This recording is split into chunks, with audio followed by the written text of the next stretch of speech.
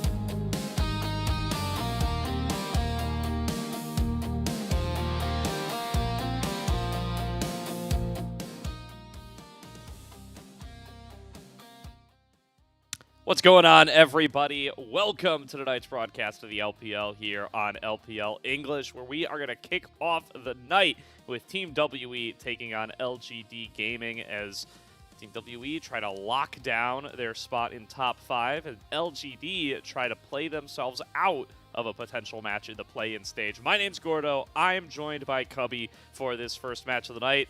Cubby, welcome aboard. How are you doing? Doing great, Gordo. It's honestly kind of fun having Team WE go up against LGD tonight, given Team WE coming off a big 2-1 versus AL last night. Kind of gets them, I would say, a little bit more momentum, but this has been a stop-and-start team that feels competitive with everyone at times, but for whatever reason, it feels like it's been more competitive with the teams higher up in the standings than the teams below them this split. So with an LGD that did take a game off BLG and has looked better the last couple weeks, could be a fun game. Good series tonight. I have a theory about that, and we'll get there within a couple of moments here, Covey. But first things first, let's check in on our standings and take a look at how exactly our teams are doing at the moment. Now, tiebreakers are done by game score first, head-to-head record second. So that's important to take into mind when you look at LGD and Thunder Talk down here in 6th and 7th.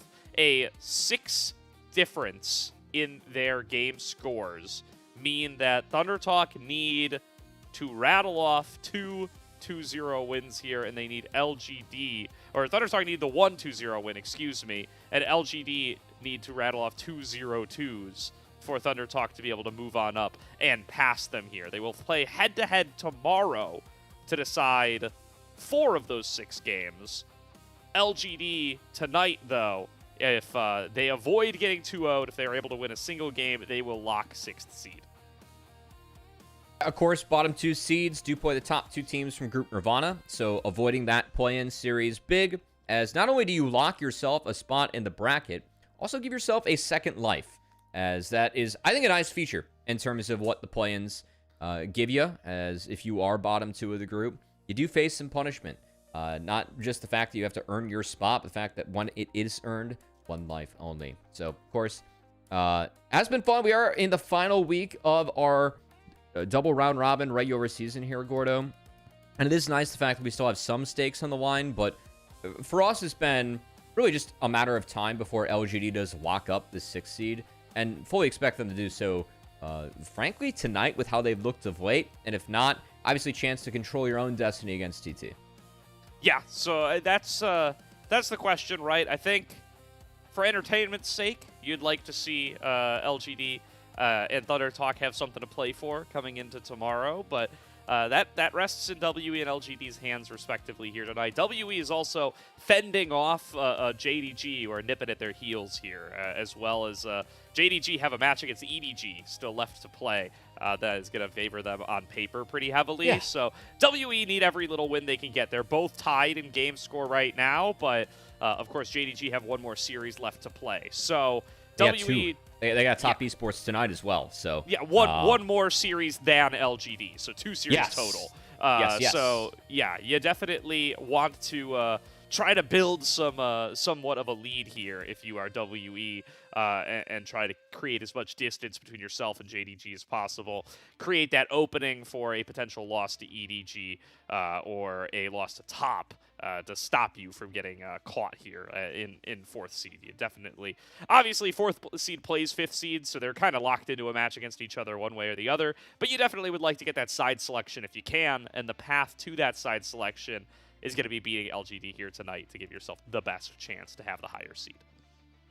We'll see if they can do so. Obviously, last outing for WE last night went quite well, so I expect a pretty competitive series, just with, again, LGD, a team that feels like it's been on the come-up, with some stakes for each teams, and WE coming off of their 2nd win against AL this regular season. Got them both times they went up against each other. It has been a fun one, Gordo, and we're going to have to see if... I think Hung and Tongyuan have been playing quite well for LGD, can match up well into Monkey and Karis, who, I mean, this team has ran through Monkey really since the inception of Monkey over here in the LPL and the inception of this WE lineup. So, curious to see if who gets the best of who tonight. Yeah, definitely. So WE, you know him, you love him. It's Cube, Monkey, Karis, About, and Arha. Looking to see if this team can, fulfill the promises made in that terrific Split 2 run and come out with a solid finish to their season here and potentially extend that season just a little bit further. Now, here's my theory about WE, Cubby. We were talking earlier, and you referenced at the start, they're kind of hot and cold. Sometimes they're winning against top teams. Sometimes they're losing against bottom teams. Feels really hard to place a spot here. And here's the theory that I'm going to present here. WE are perfectly balanced, as all things should be. All right, Cubby. WE, and I will pull back the curtain here a little bit and admit to having had this graphic made prior to last night's match against AL. But I can fit AL into this model, all right? 1-1 records against the vast majority of the teams in the LPL, the vast majority being 4 of the 8 in this group, and of course they can't play against themselves. That is more than half. TT, EDG, JDG, Top Esports, 1-1 records against all of those teams. Now they do, as of last night, have a 2-0 head-to-head over AL, but this is balanced out by an 0-2 against BLG. So if we keep all of these things in mind, the balanced result would be a loss to LGD here tonight. So we're going to have this theory put to the test. If that happens, then they stay completely even across the board. They have 5 teams they went 1-1 with, 1-2-0, 1-0-2. I think what I appreciate about this is also, it's mostly 1-1s, but I think some of the randomness of teams, like, I think WE has really reached the point for us this split where we look at this team, it's like, you know what? We should not be splitting against TT and EDG. We feel like this is a team that is better than those teams, and probably should be 2-0 in series score. But also, we look at a lot of other teams in the league like, hey, you know what? Top Esports, you probably are a better team than Team WE. But the fact that Team WE can split versus them and AL, this is a team that I feel like the way they play, just it being so focused around Monkey and some of his early plans, it is a unique team. And that can be a risky style for themselves. It can also be a style that really takes an opponent off guard.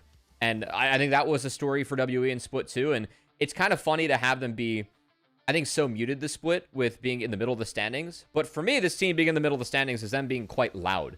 That Split 2 playoffs are closer to the actual form of this team than what we saw in the regular season where they really struggled. So hoping we get more of that fun WE that can potentially, ruin some hopes and dreams on the road to Worlds that, of course, we have at the end of our split this year.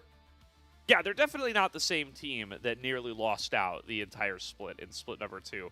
Are they the same team that defeated BLG in the upper bracket and made a run very, very deep, nearly qualifying for MSI? That's a question that remains to be answered, and still won't be answered here tonight, but will at the very least get a little bit of a clearer picture over how they're going to look against some of the teams struggling towards the bottom of the standings here, like LGD, who are, of course, still trying to lock in their spot in top 6, 1 game win away. Not match win, game win away from doing just that here tonight.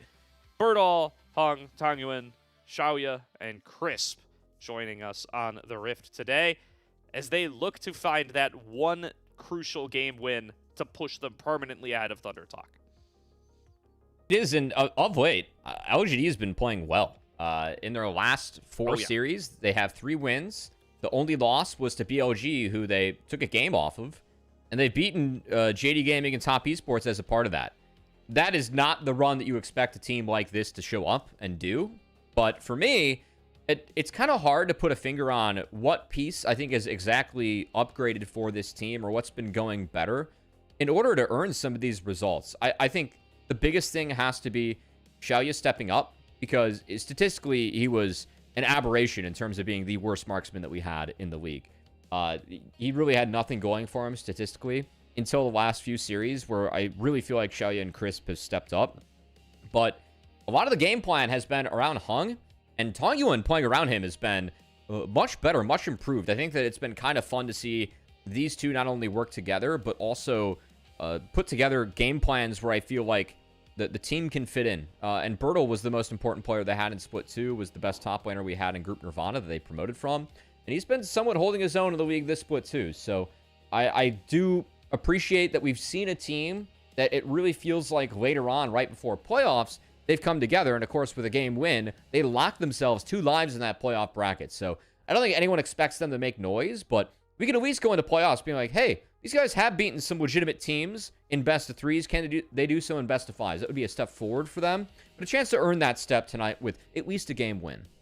Yeah, I think the shift in their strategy and their play style with the introduction of Birdall into this team in Split 2 is really starting to mature as we get to Split number 3 here, and we look at exactly how much they've been able to improve here. Obviously, starting off back in Split 1, not having a great playoff experience there, and now being able to grow on up, make their way on into a solid little run there into top 6 for Split 2, and of course qualifying for this group Ascend, being able to take down another heavy hitter here from the Ascend group is not to be scoffed at. It is what's allowed them this opportunity in the first place. That's the biggest thing for me with LGD on this graphic, is that Split 2, they were in Group Nirvana. So the fact that you go from Group Nirvana to Group Ascend and earning that spot where you were guaranteed Group Ascend, we think, moving forward in the Split 1 of next year, even though we don't know the exact plans. Better placement can give you better hopes for at least what next year might look like for this organization. So I think we have seen positives of late, and it's been kind of fun to see at least those positives mirrored by WE, who since the end of Split 2, we were looking at them as a team like, oh man, Monkey's going to be in Group Nirvana, and if that does happen, then hopefully he ends up getting a team in Group Ascend, right? That's kind of how we were talking about it before those play-ins got played. They end up going on the best run that we saw, I think, globally. If they would have made it into the MSI, that would have been the best playoff run we would have had globally. It's definitely up there, the fact that they took 3rd and the fashion that they did it in forcing BLG to go through the entire lower bracket as they took them down in the first round. So I think that WE for us has proven that, again, they're closer to the team that is that form, but haven't been consistent enough where we start talking about them in the upper echelon of teams, even if they are going to likely beat out the placement of JD Gaming coming out to try and get that 4th seed over them, as they are the expected top 4 organization that we have here in the LPL.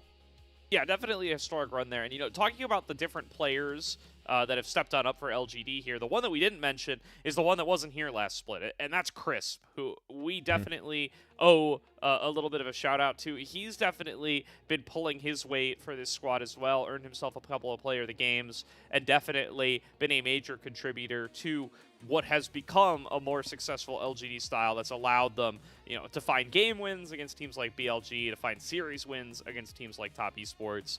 You got to give Crisp some shout-outs there. A reminder, you can still go and cast your all-star ballots. We will combine all of the community ballots into one vote for our final LPL English all-star teams. That's your opportunity to make your voice known for Crisp or anybody else who you might support over the course of their split and think are deserving of some accolades.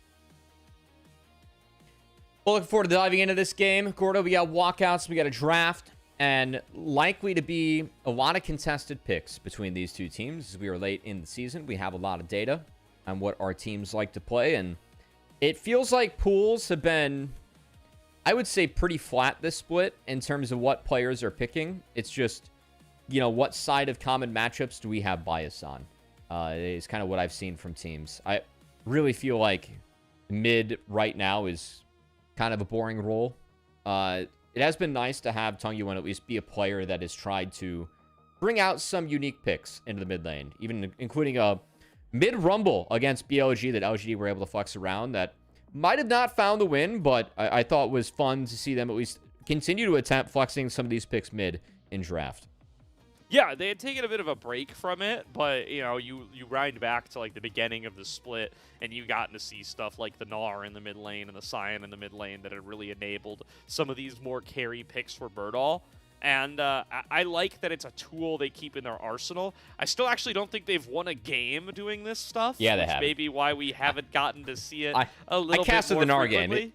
It was not good. The Gnar game was not good. We were like, why is Birdall not playing this Gnar? And it felt like they signed up for like a worse scenario than what it should have been.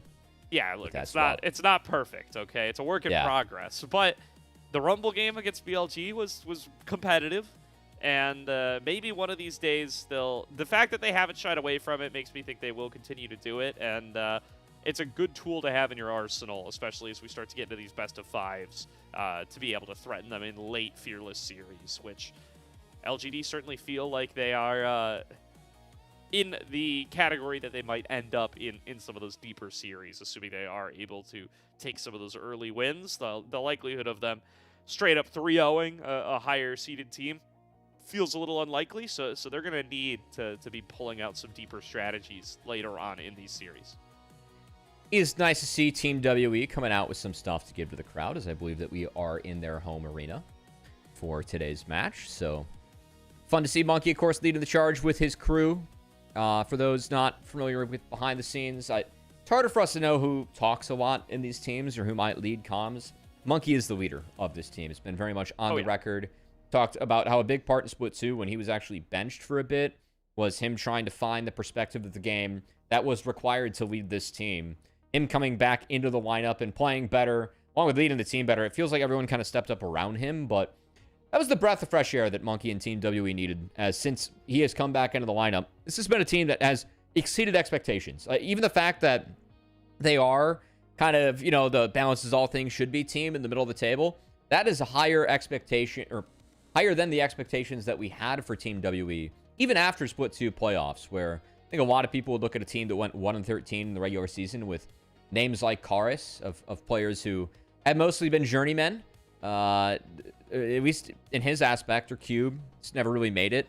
But Monkey and I think the young bot lane About and Erha has been a nice improvement for the team. I think that another big piece of kind of putting the things together here for WE is Ben Erha down there as a young support that I feel like was slighted by some of the other organizations here in the LPL that has found a nice home here in Team WE. Yeah, and what's funny, I mean, the craziest part about that run, right, is third place is third place, baby. Like, that makes you a spot at Worlds in the summer split if you're able to repeat it. It's in a league with this many teams, it is nothing to scoff at. So you're almost not even going to be able to give that Karis and Cube never made it tag in the future, right? We're going to be talking about these players splits down the line and being like, regardless of what happens from here on out, we're at least going to be able to say, remember when they finished third? That one split? Like, there's a lot of guys in this league who you cannot say that about, and who are like, yeah, they've been playing for 4, 5, 6 years, and you know, their top finish is maybe 6th here and there. Cube and Karis break out of that mold here with that run in WE in the second split, and that's going to follow them through the rest of their careers, regardless of where this WE team ends up. They do, of course, know now that they're capable of a finish like that, though, so it would be a disappointment to fall much shorter in this third split of the year.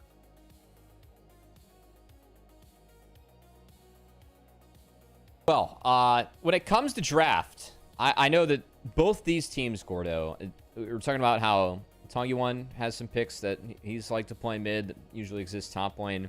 Monkey has his pool.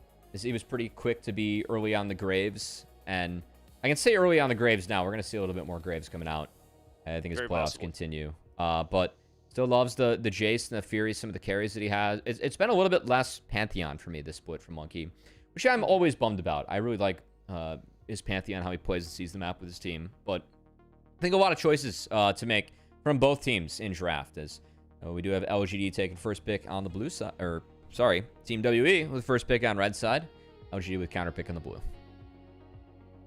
Yeah, keeping our eyes on where exactly that counter pick is going to be utilized for LGD. Want to see what Birdall goes for here. I think Birdall into Cube going to be a major matchup to watch in this series because of how much LGD has relied on Birdall as a carry. Do we have Vi? And which version of Cube we're going to end up seeing. Because we've definitely had matches where Cube is invisible or worse. But we've also had matchups where he has been a major carry in his own right. He's had some really good Jace games.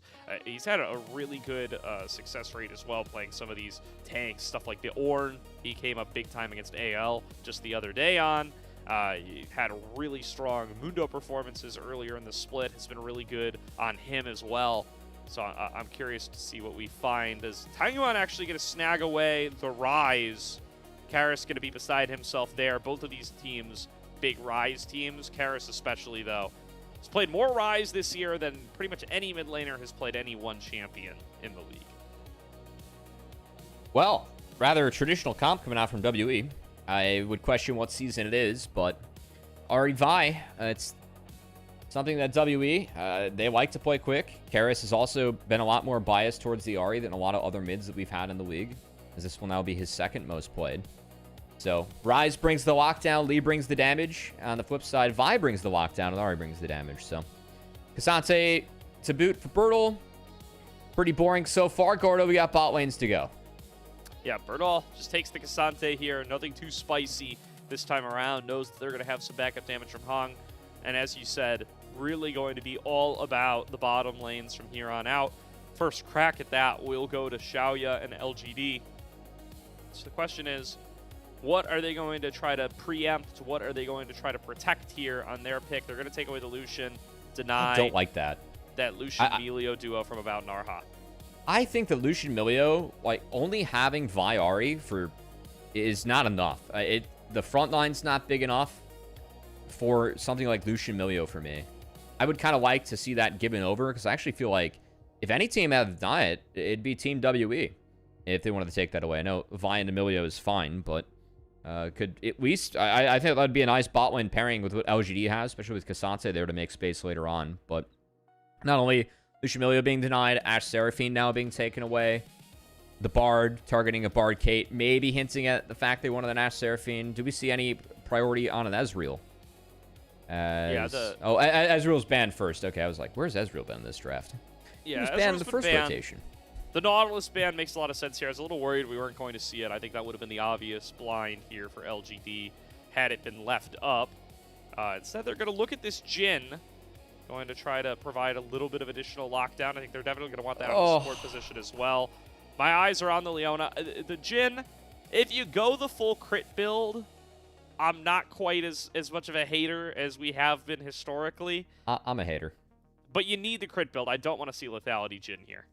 I like Jhin in games where you can reestablish range dominance. So, because his kit uniquely brings a lot of range to the table. I just don't think that's useful in this game. You're going to be attacked so heavily by Viari Rumble.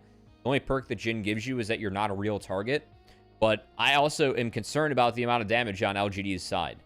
I don't know if they're going to bring enough damage to the table. Meanwhile, Team WE, they have plenty of damage on their end. If anything, for me, it's just about, can they have enough winning early to go impact or get Viari moving? Jhin plus Rel into Yunara Lulu early on should be something that I think Lee Rise can play into. As Lee Rise, for me, I have a little bit of bias towards in terms of getting priority through mid. So, and with that in mind, I think Rel moves around that more easily. Rumble will have push early, but Cassante scales into it. Just curious about what Monkey and Team WE's plan is to activate Karis and activate this Viari. As I think that if left alone, I prefer Rise a little bit to get the push with the Lee Sin to help. And do think it's going to be important to get Viari moving on the map and go attack this bot lane. But I'm worried about the damage for LGD later on. I don't know if they brought enough damage. So we'll have to see if that Jhin does go crit, indeed. Yeah, conversely, right? That's not happening. Yeah, conversely. He's not going crit. Let's see, give it a chance. But yeah, conversely for LGD, definitely feels like they want to have Hung rolling early on this Lee Sin, right? Make sure that you're able to have impact at the start. Make sure that you're able to perhaps get this Rise rolling and that you're able to get some gold to the Lee Sin himself so that he's going to be able to bring up and supplement your damage a little bit where maybe the Rise Jhin might lack it as a baseline.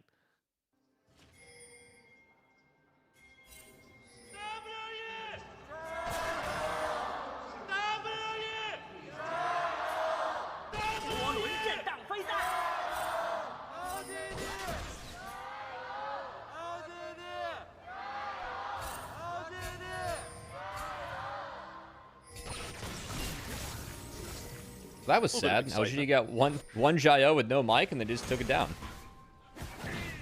Hey, you know, at least we got a little bit of something there. There's been... They got a home field advantage. Yeah.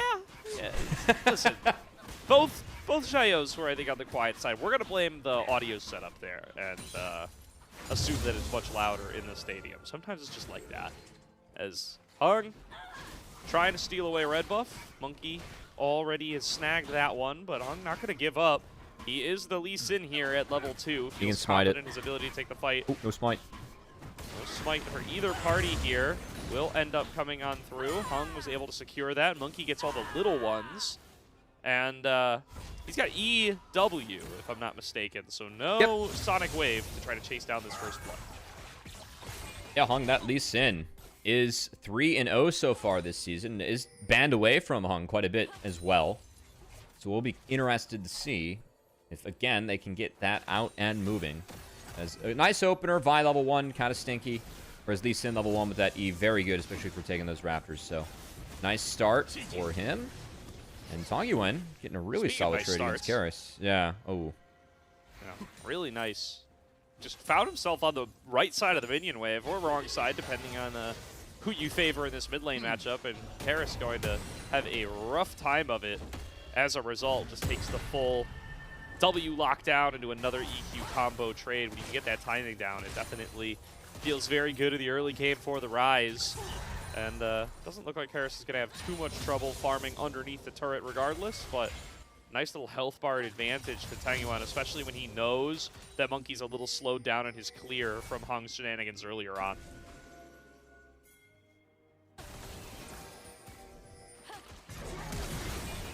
Oh, Crisp. Flash engage coming in from Crisp. Trying to get onto a Bout who has to use his own flash. They do still keep chasing him down. Not going to be able to connect the Sonic Wave, so Hung's not going to be able to get involved. But he's here. Now going to have the scoop back in onto Arha. Arha has no mana, no health, has to flash. Sonic Wave just barely misses. And Hung won't be able to knock him down, but WE's bot lane on the back foot here, forced off of the play. I haven't seen the crab. I think this is awkward for me, because... yeah, now Hung's going to get the crab. Mid's had the base. I want to say that Arha was walking up because they wanted to try and find that crab. And by walking up with Monkey, they were going to hope to secure it, but obviously put himself in a really tough spot. As we did see Flash's trade in mid as well, off screen while the bot fight was going on. But this is pretty consequential for Monkey, because losing both crabs after the start he had, it's a Monkey that's very delayed now on the Vi. Yeah, really just behind the 8-ball for now is Monkey, and yeah, going to have to take a little while to hit that crucial level 6. That's going to affect the game plan around getting Kairos unlocked. And you called out earlier on, Cubby, that's what you want to see from this Ahri-Vi duo, making sure that they are able to get unlocked, that they are able to influence these other lanes nice and early.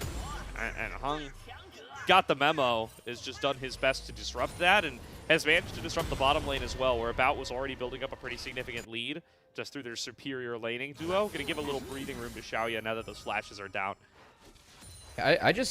I almost didn't love that call from Monkey, because again, I feel like Arha is walking off in order to assist Monkey with that crab. Whereas, I think once Lee Sin shows there, you got to give that crab and go top. Especially he was hovering the top side of the crab itself. You don't win that fight early on as Vi.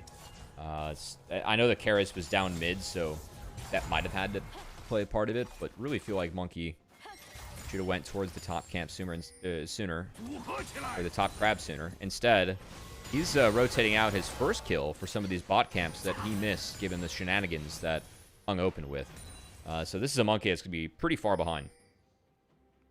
Definitely. Hung, returning to the scene of his crime earlier on, is going to be hovering around this bottom side. The Dragon is up and available for the taking. The push is currently in the favor of LGD. Hung's opening the Sundered Sky still, by the way.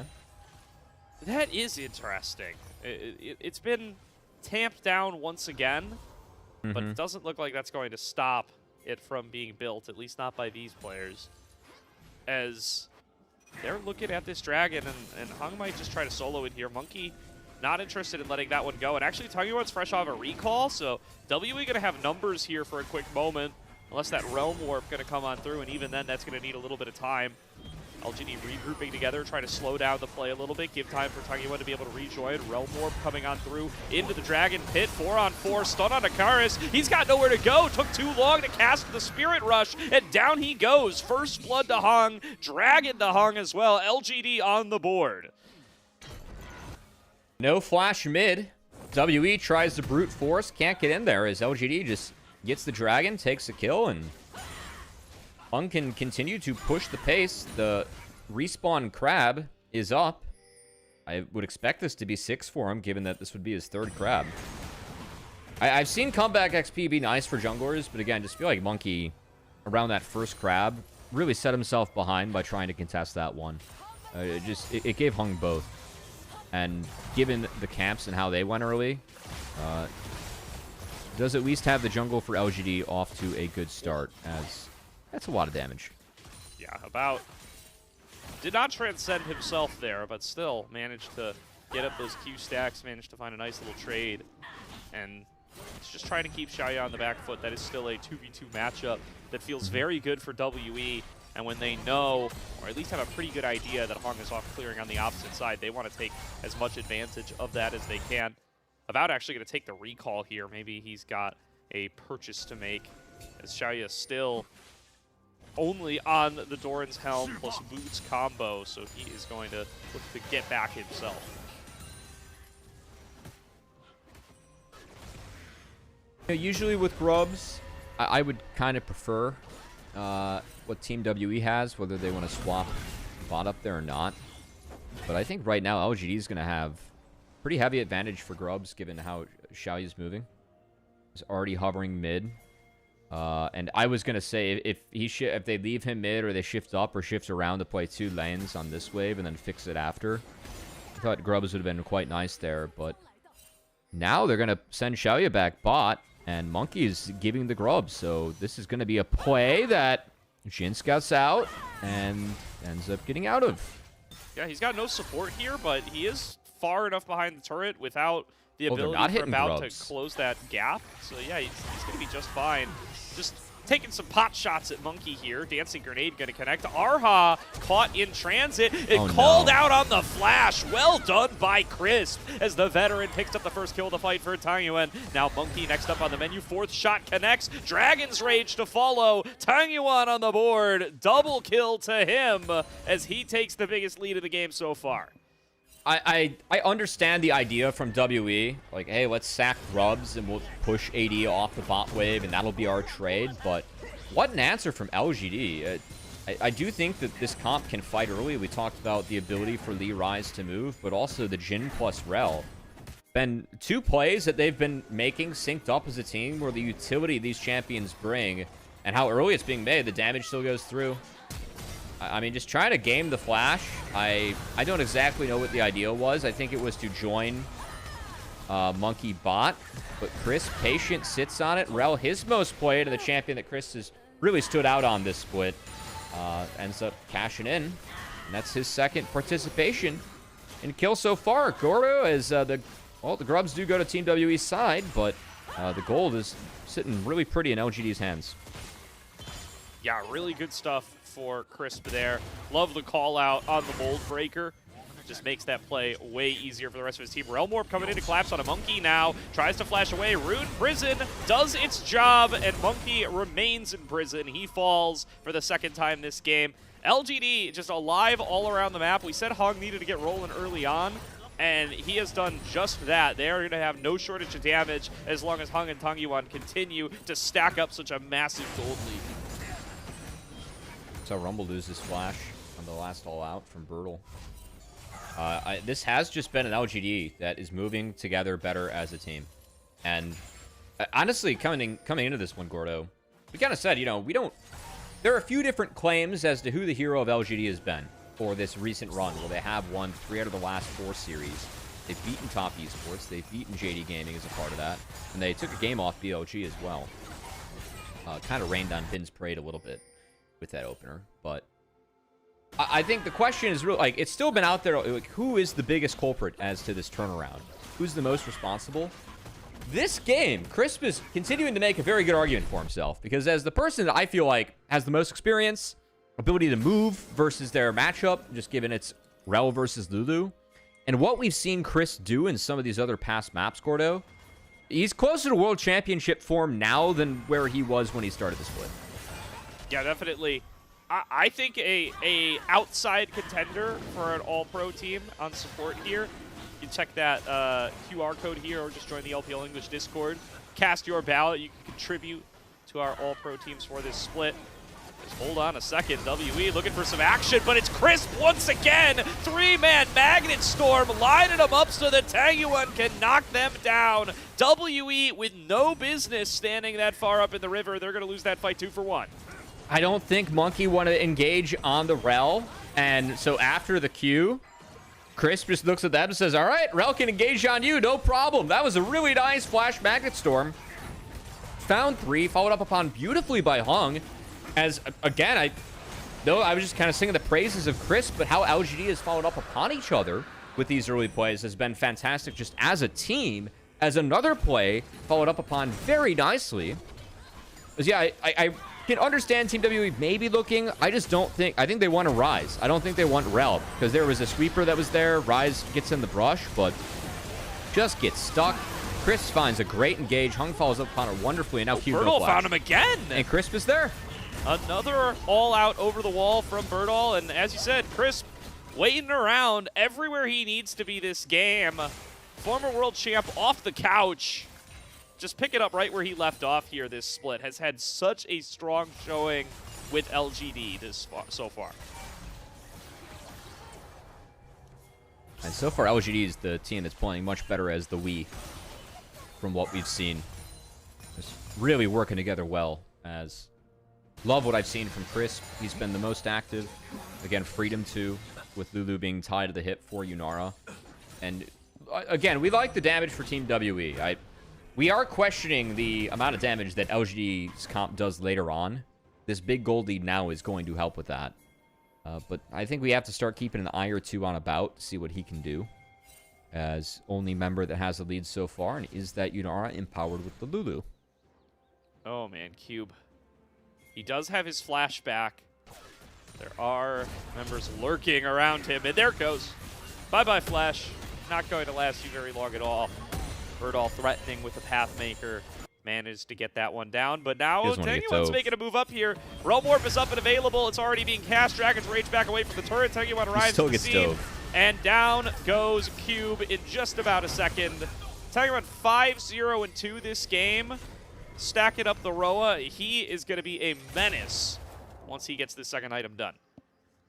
That equalizer drop, that wasn't a rage ult. Like, oh my god, I can't believe I got ganked and had the flash right when it came off cooldown. No, that was an ult because I think I'm going to get ganked again. Because Rise was coming up. Guess what? Taiyuan makes it up there. No wave, no problem. They found the 3-man. End up getting the kill. 40 seconds still Herald. It just feels like the train just keeps on rolling here, Gordo. Listen, it can be the right call, and there can still be a little bit of rage behind it. And I think that might be where Cube's at right now. He's just kind of out here on an island. He has no real defense with Karis and Monkey as far behind as they are. He doesn't have a counterplay here. He can't just not show up and give Birdall the top lane. But guys, my jungler's been getting gaps since minute 1. What can I do? Yeah, I mean, there's no lies there, Covey. No, not this game. It's been a really big game for Hung and Taiyuan. And Chris, for that matter. As, again, I looked at this game, was kind of like, you know, Vi Ahri need to get activated. It has been the mid-jungle of LGD that has been far more activated. I do think that you get moves as Rise versus Ahri in draft, and Lee, you get moves into Vi very early on. But these two have fully cashed in on that. How many rune prisons have we seen followed up by the teammates of Taiyuan just to make sure that LGD is set up for success? It has been very good team play from this stack so far. Yeah, Hung, Crisp, and Taiyuan moving as one this game. And as we crest over a 4.5K gold lead and LGD look like they're going to secure an uncontested Rift Herald, probably worth reminding everyone that just a game win here for LGD will lock them top 6, will send Thunder Talk down in 7th, and will get them out of that play-in contention, guarantee themselves a berth into the upper bracket here for the playoffs. The real story, again, is just kind of the come-up or turnaround on this team. I've seen some other folks recognizing it as well. Shout out to Molecule, following the PCS, or former analyst for those fraternity, as most people probably know him. Talking about, like, wow, LGD is actually playing decent league, and I don't expect Taiyuan to grief when I see him on the Rift anymore. It really has been that feeling. I think that there's been a lot of good stuff going on for LGD. And my gut instinct tells me that Crisp is just making life a lot easier for other people on the team. I feel like he has taken a little bit more of an engaged role versus other supports in this league. Even though it's mostly supports, just I think the impact that Chris has been high. But Kant and I'd say the level up from this mid jungle too, as Hung and Taiyuan have been having a very good split together. They certainly have. And this is a duo that just lets it really shine here. You can see they got inverted score lines of each other, 205, 502. We're about to make that number a little bit higher as Taiyuan gets another one, 206, 602. My apologies, I misspoke. They're a duo that really like to hang out.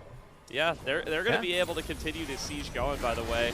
As Rift Herald drop down, this is going to be another turret in their pockets, exposing this mid lane, opening up the map, as they say, giving them the chance to move over into these enemy jungle quadrants, and they're just going to migrate right over to this dragon, get themselves on a soul point.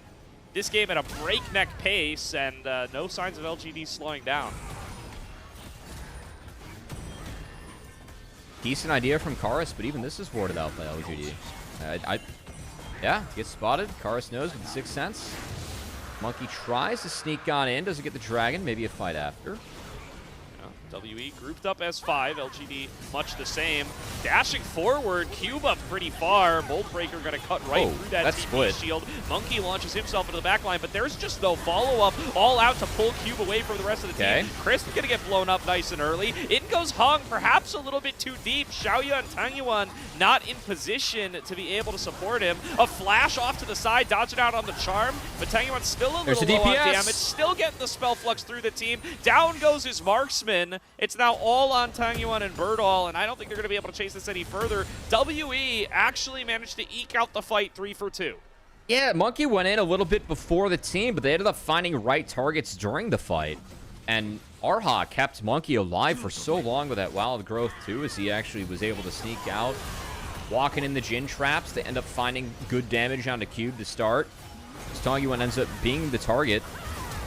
Good catch by Hung. Again, all out on Rumble. He gets taken out of the fight, but Monkey keeps things alive, and actually with that Lulu ult, him and Karis hold the line enough where about the one member of Team WE that had damage, or was ahead, I should say, he actually is able to have a really nice fight. And we were talking about the lack of damage on LGD. It felt like about out-damaged both carries here for LGD in this skirmish. Polymorph helped, but the fact that Team WE does have a lot of damage threats, again, we felt like LGD, damage is a question mark as this game moves on. They're ahead, they have carries ahead, but I don't think WE is necessarily out of it. I want to shout out Arha for that last fight. Steps up during the Dragon's Rage combo from Hung, intercepts the Sonic Wave from hitting Monkey. I think that could have been an execution on a Monkey from Hung, and that could have really changed the pace of the fight. I missed that. I thought Monkey queued it, is what I saw, like the Lee Sin going in, but good find if that's the case, Gordo, and good catch. Yeah, I believe the Q1 was intercepted by Arha, so there's never a chance to even land the execution damage. Okay. And I think, yeah, that changes the fight pretty significantly. And as you said about I mean, this guy, now 2K gold up individually, pumping out a boatload of damage. Really good stuff from him in that last team fight, and now he's a real legitimate damage threat. He was just looking for, you know, one nice injection of gold, and now he's got it. So if they can play front to back appropriately, they have a real shot to be able to, you know, kite around this rise and still find fight wins. They were able to play around the rise there, and of course Cassante not in the fight, the front line too. But that fight, like I really wanted to sing the praises of LGD. That fight does make me concerned that this comp might run out of damage.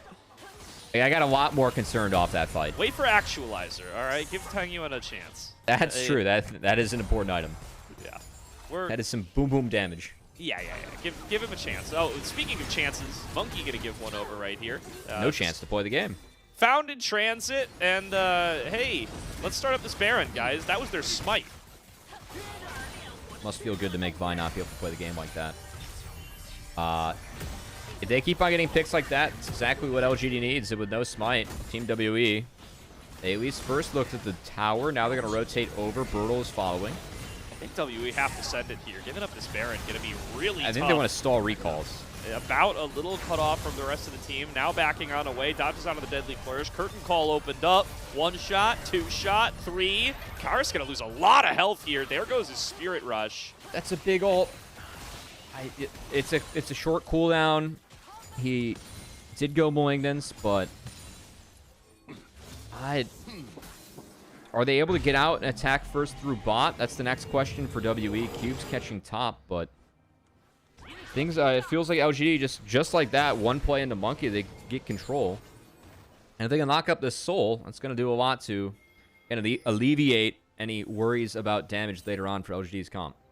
Yeah, 30 seconds to go on that Soul. LGD already planting their flag around the enemy bottom jungle quadrant. They're just going to look to wipe out these camps, make sure that they have full vision of everything WE is going for, and try to close this one out as cleanly as possible after a few shenanigans around that earlier fight. So far, it looks like it's going to be so tough for WE to break in. Yeah. And they're playing through bot wave because that is their only option. And Cube even stuck around. To at least get one plate. I wonder if that was an item for Cube, as he's really far behind the pace. Well, TP in from Cube, gets that big shield. Wants to be able to find some pathway onto some priority targets. Xiaoya and Tangyuan crucially separate from each other this time around. Oh, it's about stepping on up. Magnet Storm going to end up missing. Monkey in the back line. He's going to be the first one to fall, but it's 1-for-1 with Chris. Flash in the back line from Hong. Gets the kick onto About. That's the priority target. That's how you win the fight as LGD. And just like that, WE, no options, no damage, no opportunities left for them. 2 for 3 in the fight so far, but Arha will be hunted down, as was Karis. Ace to LGD, Dragon Soul to LGD, and this game might just be sealed right there, Covey. I think so. It was just the one hiccup for LGD, but besides that, a very good game coming out from them. Just given the damage and the turrets to go, we're still going to have a little bit of time left, but this does feel very LGD favored. Again, stakes going back to the start of this matchup, Gordo. One game win needed for LGD in order to avoid that play-in, be seeded into the main bracket, and have 2 lives in that playoff. Which, only a few steps away from accomplishing for LGD, who have put together a very solid team victory here. Yeah, I mean, they certainly look like they deserve it this game, don't they? As just super clean fighting from them here. Chris recognizes the responsibility, just splits up that fight. You trade Monkey for Crisp right up the board, and then Hung finds a great kick onto About, shutting down his opportunity to potentially pop off, kite this one out, and make something happen. I mean, they don't even need to lean back in on that gold lead for Tang Yuan. That first shot looked like it should have hit. That might have been a little elevation shenanigans. Oh, nice little guess there on the last one. As I did really like how they played that fight into About, as you were highlighting. Crisp gets the flash, and then Hung uses his own to follow it up. I do think later on you're going to have to present some Realm Warp angles or some difficulties for About, but even in spite of what was a pretty good equalizer coming out from Cube that fight, no chance for Team WE to win that one. About being coming found up through. Focus. This is going to be a Realm Warp angle, I think, from Tang Yuan. As curtain call. Once again, they're just blasted away on the Monkey. Getting a little bit of damage on through, and with everybody retreating, Tang Yuan just makes the call to move back up the top lane. Going to continue to take these turrets, take these minion waves. He's got his actualizer complete now, by the way. Nearly depth cap, too. Yeah, he's stacked. That's a big rise. That's a big rise. Yeah, 4 items about to 2 from the likes of Karis. More likely going to be 4 to 3 when the time it's actually done. Although he's recalling right now, he might have it. I don't have damage concerns anymore. I think we're good on damage here for LGD. Even with lethality Jin, I think you're right. Yeah. Oh, Birdall taking a lot here. Going to get charmed on up over the wall. Hung just going to kick Monkey out. I don't know if that was the move. Hung going to get blown up by a well-placed equalizer. Tang Yuan's just in the front line. He's fallen down. You might have. I think we both did a little bit. I don't know what Hung was going for there, but jumps over the wall, Dragon's Rages into nothing, and belch to a well-placed equalizer from Cube. WE get 2 for free, and they're about to collect some objective bounties to bring this gold pretty close again. Is this going to be a Yunara just carry? This isn't release Yunara. Yeah, this is like, this About's doing things that release Yunara did. As being able to run free, run rampant early on, and the 2 skirmishes have been the 2 victories that WE has been able to find. So, Baron up in 40. I think at this point, again, we feel like LGD has enough damage and should be big enough, but the 2 times that we felt most convinced that this game was in LGD's hands, Team WE steps up and does something about it. As, again, waves being pushed elsewhere, they understand that mid's coming back. Oh, it was the interrupt from Arha again. Arha's wild growth was quite good. It helped interrupt the Lee Sin combo. And I think that's kind of why it led to the what are you doing there, Hung. Because that wild growth canceled the Sonic Wave or the Ward Dash, and About dashing too. Couldn't get the right angle to find the Dragon's Rage kick back. Ends up being a 2-for-0 in favor of WE. Just like that. I mean, the gold is within spitting distance once again. The Mountain Soul creating a de facto lead, even though you can't see it in the gold. That extra shielding going to make a difference, but not so much of one that a well-played team fight around About cannot make up for the difference. Big crit comes through from Xiaoya. Still not that much damage, though. That's lethality Jin for you. This was a little bit more of a crit build. It really be felt a lot more. Of course, it would take a little bit longer to spike. LGD just going to keep control over mid here. They know that the Baron's not being ripped. And as long as they keep at a safe distance, they continually threaten Birdall from the side.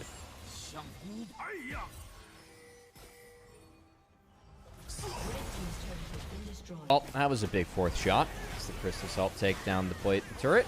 Baron at half, though, and LGD is not in the pit yet. WE already on the back foot, seem to be comfortable flipping it. Charm connects. That means that Hong can't go in. Well played by Karis. And the Baron secured by WE, but can they get out afterwards? They're out. Hurt call shots ending up short. Monkey dives back in, looking to get a fight started, but Birdall's in the way of Karis' damage. Monkey gonna be the first one to drop on down. Cube with a beautiful equalizer, sets up for a bounce, a flash on in, nearly carries the team fight, and in fact may very well have done just that. He dies at the end of the day, but he's done enough. He and Cube pump out the damage and pick up an ace onto LGD. WE wearing purple on 3 members.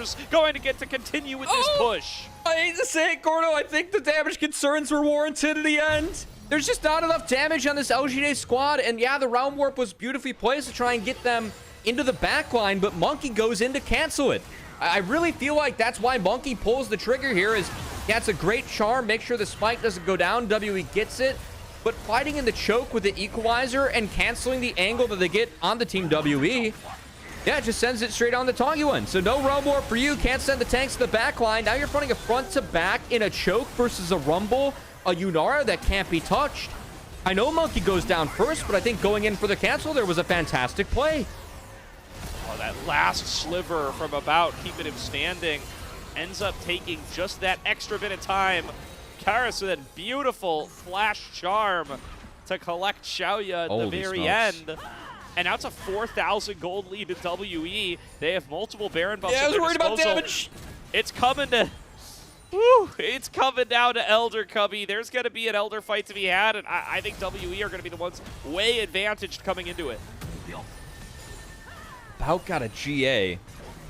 This game's really just coming down to can they find Yunara or not. Yeah. As Cube has been, I think, the silent MVP of this game. These equalizers and how he held the choke there was beautiful. Yeah. But About very loudly has been the team WE carry. They lost control over the river, but they do see LGD who's trying to hold the line here. About has no flash for this. Going to be logging down on a Tongyuan, has the equalizer on top. Tongyuan's below half HP, hasn't gotten a chance to do squat, and he'll melt down. Arm out, going to be able to stay alive and down drop every single member of LGD. WE navigate the team fight perfectly. That's a clean ace for a team that was down 6,000 gold at less than 10 minutes into the game. WE are going to slam the door shut on LGD, and they will not be locking down 6th place this game, Cubby. WE say, no way. They've got a lead to build up against JDG. They're going to take the first game of this series. LGD, your comp did no damage. It was not enough damage to get through what Team WE had. And off some good plays from Team WE. I don't want to take away from what LGD did early on in this game as a team of 5 and what WE did later on in order to get that one back. But we were concerned about the damage profile. Just not being enough damage in LGD's comp. 2 mistakes from LGD. And all of a sudden, we're looking at that game in spite of a Mountain Soul being like, wow, you cannot touch this Yunara. Yunara Lulu ended up carrying through the late game. And the damage that Rumble Yunara Lulu provides, that's where Viari can be so nice, just being shifty and finding guaranteed picks and plays in those team fights. They were able to take out Tongyuan early on. And because they were able to get Tongyuan down, I think that really enabled both About and Cube to have much more effective fights. As, again, I think About, for me, very loudly, was that Yunara carrying the back half. But Cube, as the Rumble, starting off these fights, those red carpets and how he controlled that choke in the top side was beautiful. So, curious if he ends up getting our Pog for this one, as I feel like About was the one that had the lead for the whole game and might have been able to clean up those kills. But, man, was Cube big on some of these Rumble fights. Yeah, I mean, really good stuff there. Clearly, the fans over in the LPL main broadcast are well on Cube's camp. He was running away with that vote there. And he might, you know, as much as About was front and center, he might take that player of the game at the end of the day. Some really, really nice equalizers like you called out. And, yeah, it just ended up pumping out so much damage into the relatively immobile backline for WE, and they didn't have the time to dish out the damage they needed.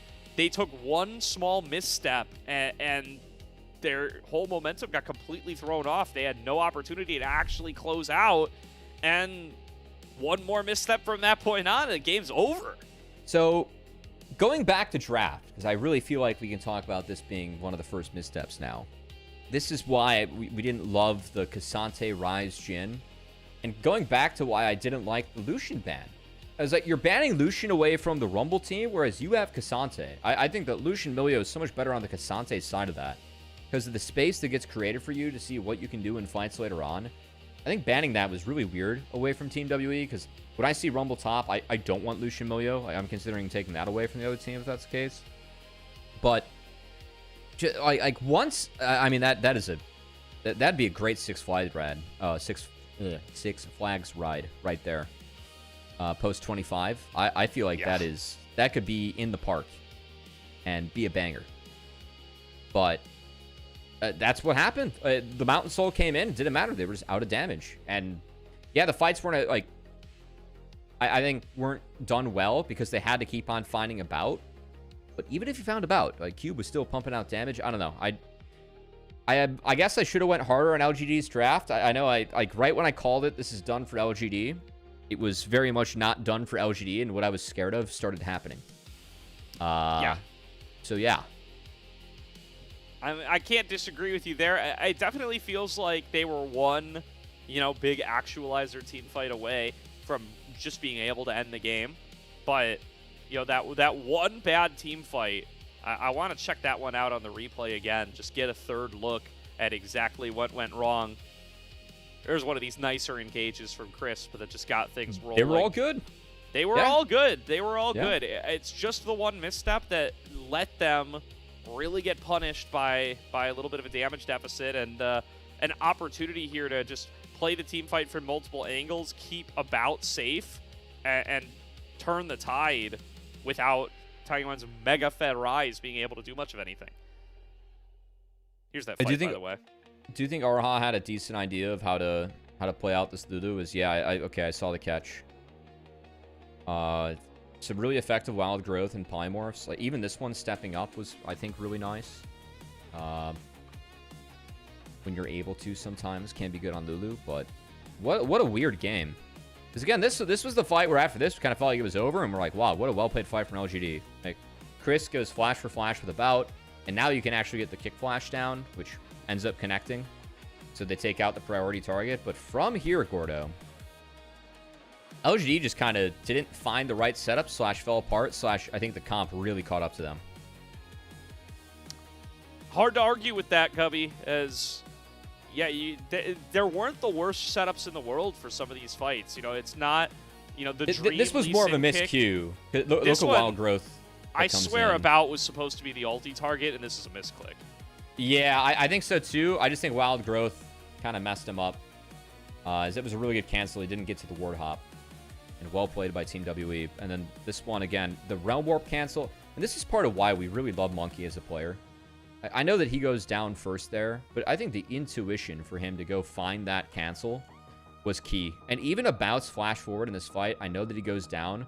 It was worth it. Like, he put down so much goddamn damage in that instance that it was worth the flash forward to actually turn this one around. And the fact that they just can't one rotation him, right? Like, you need to wait. I think Xiaoya spends his 4th shot on, like, the last 1 to 200 HP. Hung had kind of a weird kick there, too. This is all out into kick. But again, at that point, they were out of damage. Yeah. And we talked about how I think that Team WE had 4 members that could out DPS Jhin by the end there. Yeah, definitely. And yeah, I mean, it's also Cassante. You can see how fast his health disappears against that Actualizer Rise combo. Yeah. But it's not enough for a one-shot, not enough for a one combo. You got some damage from Lee Sin in there too, and I do think that Xiaoya has to blow 4th shot. He empties the clip into him. And I think you just need to be spread that damage around, or you're not, you're left with your Rise at 100 HP. Your Jhin is reloading. Fight's over. You're out of bodies. You just can't last that long. Well, that was kind of a wild game 1, Gordo. I really feel like this was going to be somewhere else. It's not a Cube Pog. I'm glad that we gave Cube the shout out now in stream. And I'm glad that we saw Cube's name just being ticked up in terms of the votes.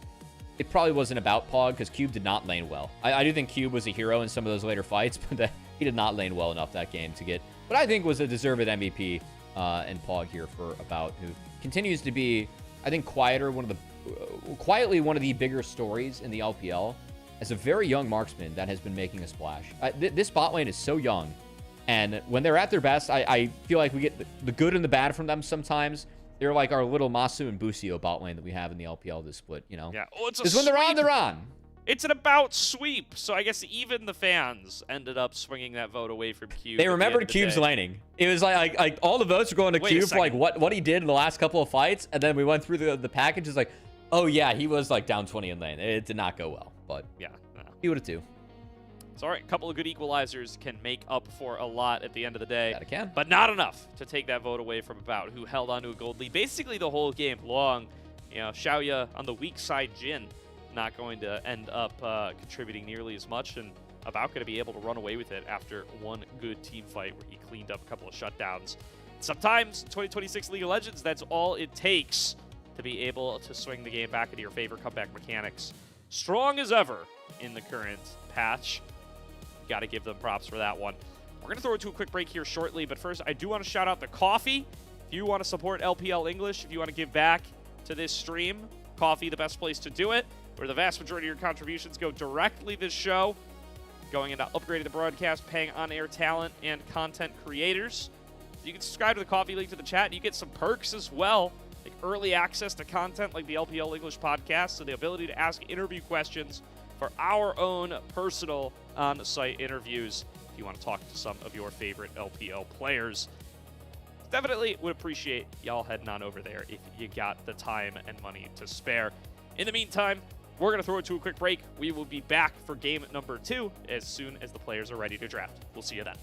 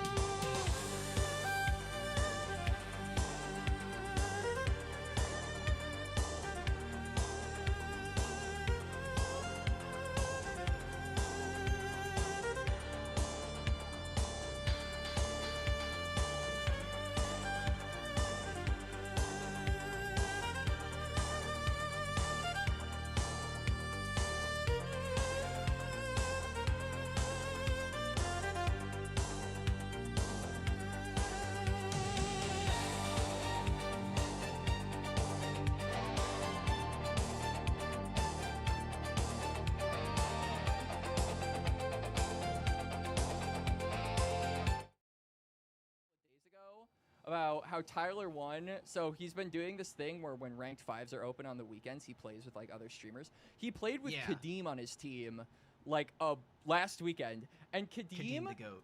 did on Riven, by the way, did 500 damage in a 30-minute game, and Tyler was like, yo, those numbers are crazy, Kadeem. And everyone was like, oh my god, this is so funny. Kadeem is like the streamer that you watch when you want to see bad gameplay. He did 300 less damage than an LPL pro player! Wait, hold up now. Kadeem has one of the sickest flashes of all time. That is true. The Camille ultimate is the Camille ult flash was sexy. It is Knight versus Tarzan. I think this has been the battle, not just this year, but even last year when we had AL as a top 2 team in the league. Tarzan versus Knight, but Tarzan's team was not as good as Knight's was, and that has, I think, been true for most of Knight's career. Usually All Pro is separated in between, you know, hey, you have our Ascend All Pro team, and here's our Nirvana All Pro team. We will have the pool of every player available in the LPL. If they have played more than 2 games in the split this year, they will be eligible for this. In my heart, I would want Zwayon to be my All-Pro top laner. However, I'm going to do something that I have not felt in a long time. My All-Pro top laner is going to be Mr. Hoya. He's been Mr. Consistent. Respectable.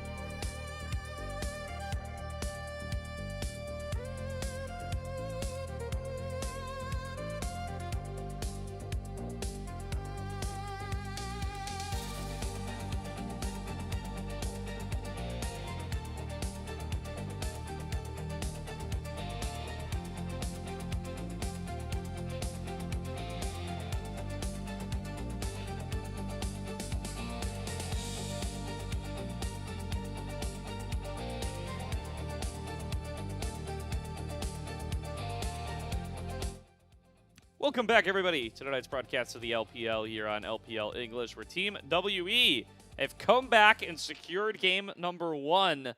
LGD still in the hunt for that elusive game win that will lock them top 6 and take Thunder Talk out of upper bracket contention. We'll see if they're going to be able to find it here, if WE will be able to close out another sweep in their long list of surprise sweeps over the course of this split. Sadly, 0 damage was drafted for LGD that last game. I thought they played a good game until it was over. And stepped up, made a couple big plays, but in spite of all the utility they had, that was a comp that didn't easily get onto Yunara. And when Yunara was allowed to operate in those fights, ended up being really big for Team WE, who did play out the fights well and ended up taking down, I think, one of the bigger gold leads and at least soul leads I've seen. Overcoming a 6k gold deficit and a mountain soul is a pretty nice way to win, but I do think it was in the cards in terms of draft. Like the analyst side of me is mad because I feel like I should have been harder on the draft than I was, and I could have made myself look really stupid into looking really smart by like saying the LGD draft has no damage and never believing in it, and then I believed in it once and then it did lose. You know that if you hadn't been giving up on the chances of the draft mattering, though, that I'm a changed man, Gordo. That I feel like 5 years come ago through, and it's a WE loss all the way. you got to understand that you've contributed to the outcome before you can, actually change your behavior. Would have been far more stubborn 5 years ago, Gordo. That's all I'll say. All right. Yeah. Well, listen. You got to... We have changed for the better, at least, hopefully, in that Listen, aspect, Mystical curse stuff is underrepresented in sports analysis. That's all I'm saying. You gotta factor in how much stuff that can't be quantified by rational means contributes to what's happening on the screen. The Billy Goat was real. Yeah. And the curse was real. It was. Yep. LGD took counter pick for this game for folks at home, so we got traditional draft with WE on the blue side. Does appear that way. So I think they want Lucian Milio early with an all-of-us ban, potentially. It's in the cards. I think it's Jarvan Lucian right banned now. away does mean that there could be there could be a tasty jungler available here. Yep. You're gonna snap up that Nocturne. I really thought that Nocturne losing 20 damage on Q would have taken him out. But as a jungler, that one of the few that doesn't build Sundered Sky, he actually got buffed up pretty nicely this patch. As the Lucian Milio will come in on the other side for LGD. See if it's Milio now or if they want to answer jungle. Lee Sin's out of the pool too, which is one of the more common answers in the Nocturne. Can test some of the early camps and have mobility against his ability to attack you. So curious to see what Hung wants to grab, as feel like I've seen some Skarner from him and just kind of signing up to lose but create space for Lucian Milio. Could be in the cards here for LGD. Yeah, Trundle's an option as well. A little bit more of a monkey pick than a Hung pick, but could see that one come through as well as a decent matchup into the Nocturne. Looking for some range into this Lucian Milio. They're going to snap up that Caitlyn, and would they dare? No, this is why we don't talk about hovers. It's going to be the Bard to go with that Caitlyn. Honestly, a fun bot lane, though. I feel like Caitlyn is not seeing quite as much play as where I'd put her in terms of priority, as it will be the second time we see the Caitlyn from about this split. And a Fury does give you a nice way to play out of the traps and Bard. So if this ends up coming in for Hung, that's all right, but we're going to need to find some utility now for LGD. Whereas WE, we'll see what they want to find for solo laners, but I feel like they have a little bit more flexibility in what they can look for. Yeah, they're gonna rip just the Nefiri here. Yeah, like you said, it's a high priority pick. It's Hung's most played this year. In fact, now recently took that title with 10 total games played, but it's a lot. It's not individually a huge counter to the Nocturne, and doesn't have the best targets in the world yet. I guess the Caitlyn is somewhat immobile, but far enough range that you can't just Hound's Pursuit that any old time. We'll see what the rest of the draft ends up looking like here. Some mid lane options getting chipped away at by WE here. LGD preferring to limit what Cube can have. And of course, with the last pick, LGD may in fact be interested in some kind of counter pick for Birdall after he perhaps wasn't able to have the Cassante game he had hoped for. Yeah, I wouldn't be... Okay, we see the Blanc taken away. It's definitely into Karis. I've only seen one LeBlanc for Karis so far this split, but is something that Karis traditionally has played quite well in the LCK. Which is quite well in the LCK is actually pretty rare for me to say in the same sentence as Karis. So we'll give him the LeBlanc games, though, here and there. Kali taken away as well. Is it a walk maybe coming in? Are we going to see some walk contests going on, Gordo? Double Assassin feels spicy for LGD into not knowing what mid and top are. Seeing some lock answers taken away. I mean, Galio's up, dude. I feel like Locke is almost unplayable into the Galio. But, hey, they're going to take it. They're going to take it. Let's find out. All right, Cars, show it to me. I don't like the Talia. Don't show me that. I mean, that's a fine counter. I'm not going to act like it's the worst thing in the world, but I would much prefer Galio. It's good with the Nocturne. Come on, man. Show it to me. If this is a Jace blind for Cube, that's fine. That doesn't preclude a Galio. I think it might be a Jace blind for Cube. That's fine. As Cube's going to get his hands on his two most played champions so far this split. And the Rumble, and now the Jace. And I think Galio stonks just went up. Show me Galio, baby. It's time. I think this is making life so tough for Tangyuan if it gets locked in. I mean, if you must. I don't even feel like there's great options for the Sylas this game. Lock is fine, I suppose. Ounce Pursuit can be kind of fun. And you do match up okay into the lock, but I Aurora. prefer this. A lot of damage now for Team WE. Not a ton of utility, as they will be reliant on Nocturne Bard for that. LGD. What's wrong with Galio, man? What did I miss something? Did we nerf him? I would not like this pick. Ugh. Well, So Renekton, for me, loses on side into both Jace and Aurora, which is why I don't like it. It does give you a way to at least get out of Nocturne, if Nocturne's coming your way. Kind of a weird draft, though. I've seen some comp against Jace, Nocturne, Aurora, Caitlyn. I've seen Neferi and Locke be good as a tandem because they bring so much damage to the table. They can just win mid 2v2s. So I think the idea for Karis is using Aurora to maybe be able to escape that a little bit. Kind of like how the Renekton needs to escape out of Nocturne, but we'll see if Hung and Tongyuan can get big enough to go assist bot. I'm kind of worried about this game overall, as I feel like there's a bit of lack of utility on each side, and whoever gets ahead first might just do some solid snowballing, because I don't really know where the crowd control comes in to turn things around. There is only Renekton has crowd control, like hard crowd control for LGD. Yeah, and you're talking about That's Hung tough. and Tongyuan getting rolling. I mean, how are they getting rolling, man? I just don't see how Lock the Fury are gonna. I apologize. Milio Q, form a hard crowd control, Gordo. You know, That's on me. That's on me. That's true. That's true. That baby knockback. How could I forget?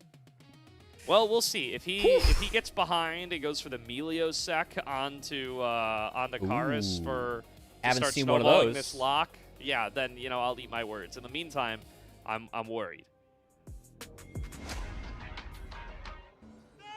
全军出击！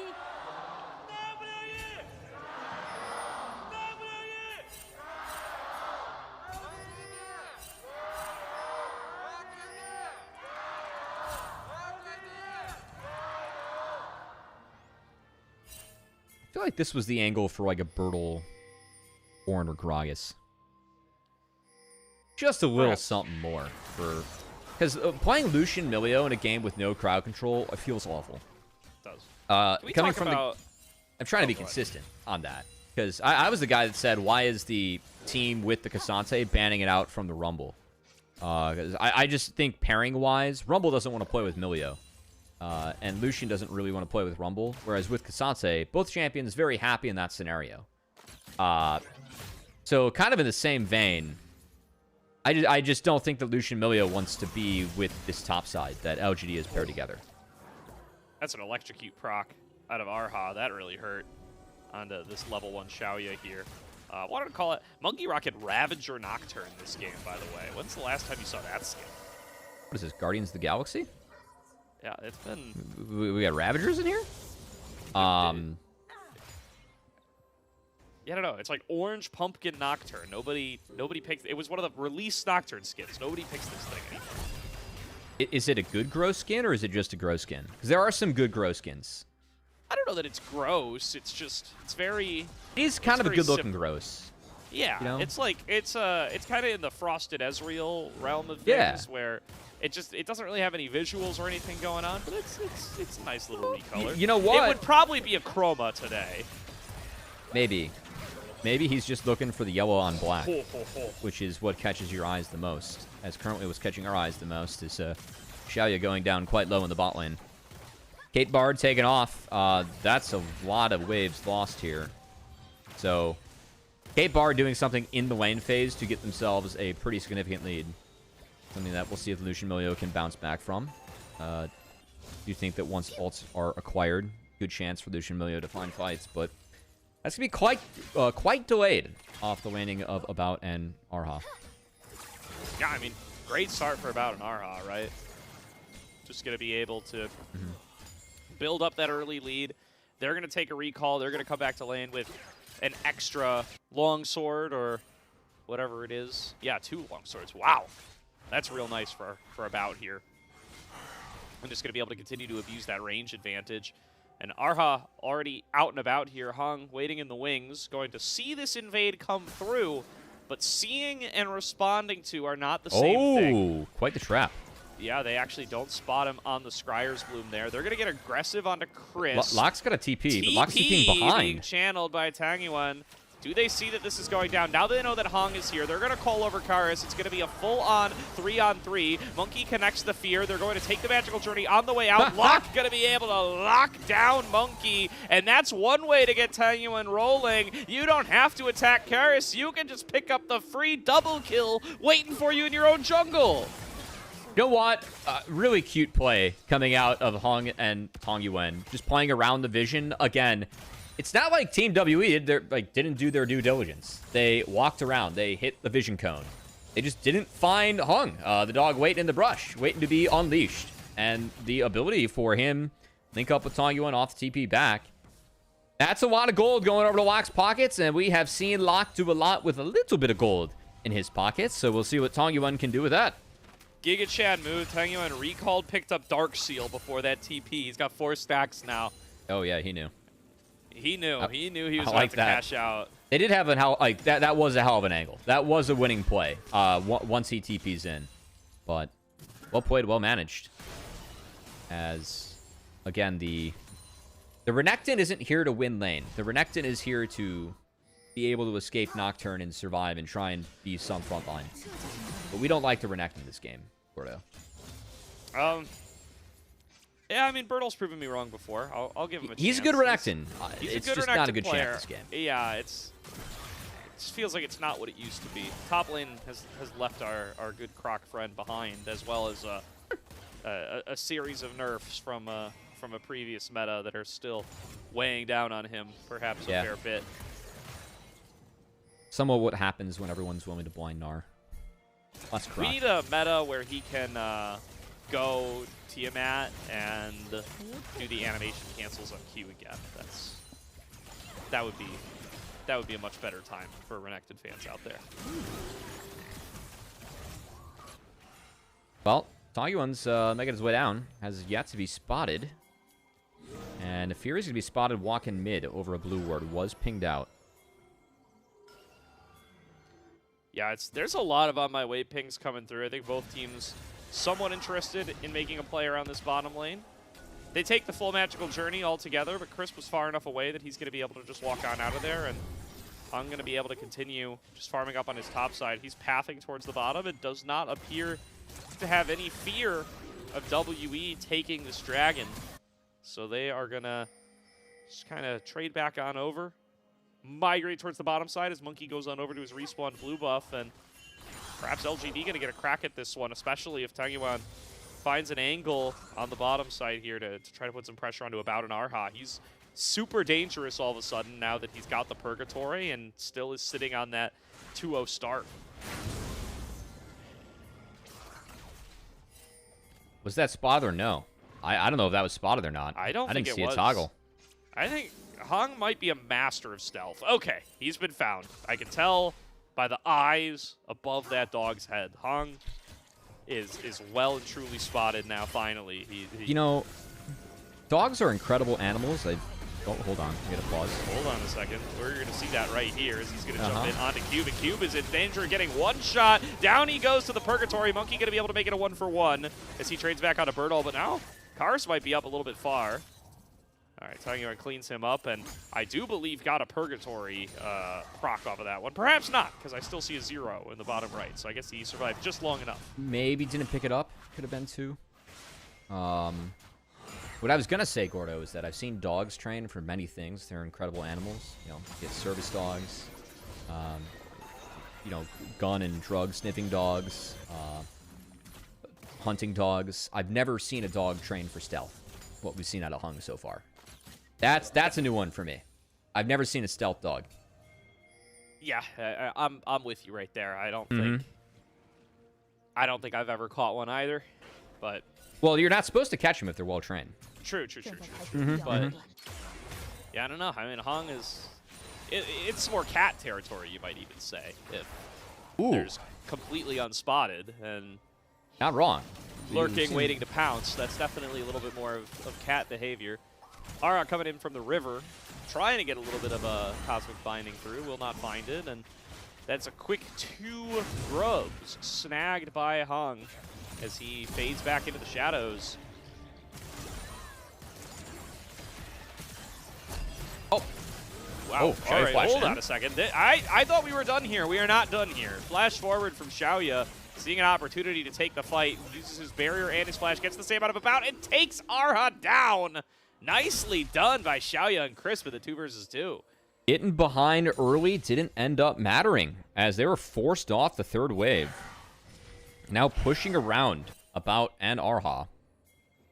And Cube might be pushed around here too. He's being flanked.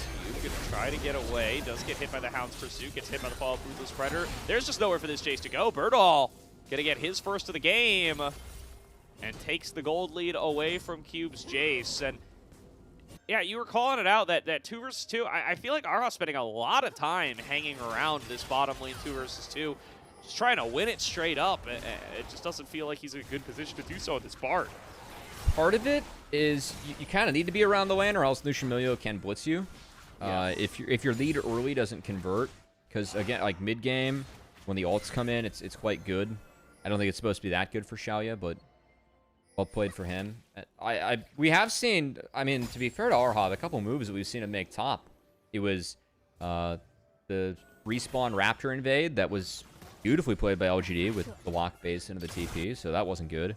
And then there, he was late to that play, as Locke and the Fury got involved top, and Locke going to be able to get uninvolved in a paranoia coming out of him mid. So I do think that a couple of the plays being dissuaded might have helped Xiaoya and Chris catch back up off screen, and then saw it on screen there with a nice kill on the Arha.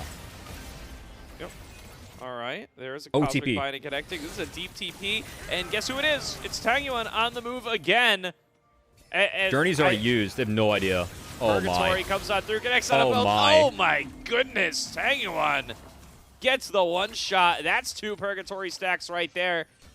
And I was not familiar with your game, Mr. Tangyuan. We were talking about how you're never going to be able to get onto Karis with Hung. No need to get onto Karis. You can just kill Arha and Monkey over and over again. Right now, it's mob boss Tangyuan. It's been 2 Purgatories and 4 Graves in there. He's batting 2 for 1. It's gonna help secure his team the first dragon. No Mountain Soul this game for LGD, as Mountain Dragon to be picked up by them here. We'll go on over. LGD find themselves now a comfortable lead here, cresting just past 11 minutes. Yeah, we're in the territory that we were scared of, where in a Fury lock are strong enough they can just brute force you down. Yes.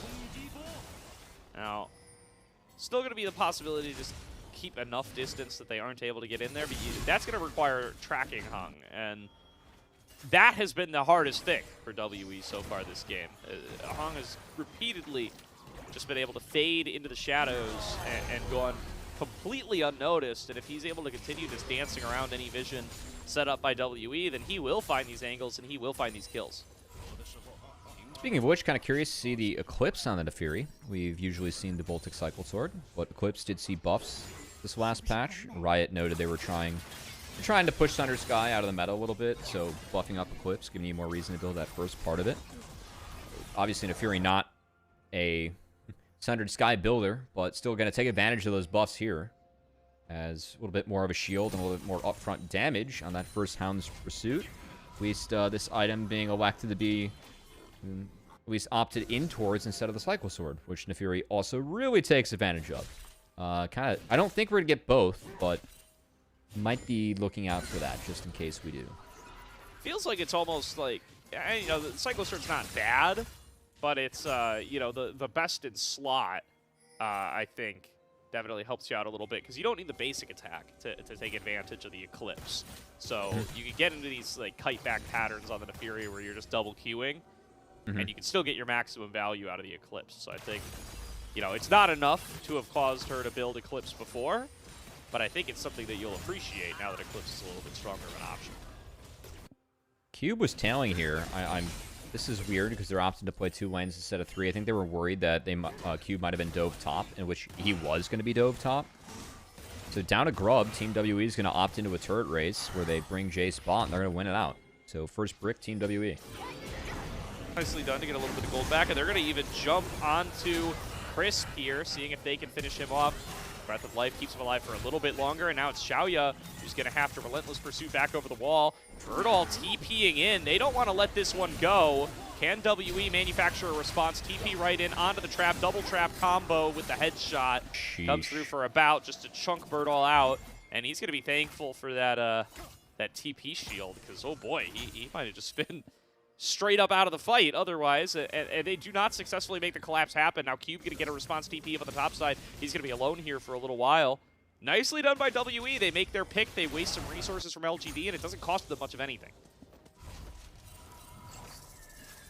Yeah, I mean, that trade went down, so because the TP from Birdall came in, the turret couldn't be traded out. That was kind of the initial player trade that happened, so... Interesting. I did actually kind of like the decision to bring Cube down.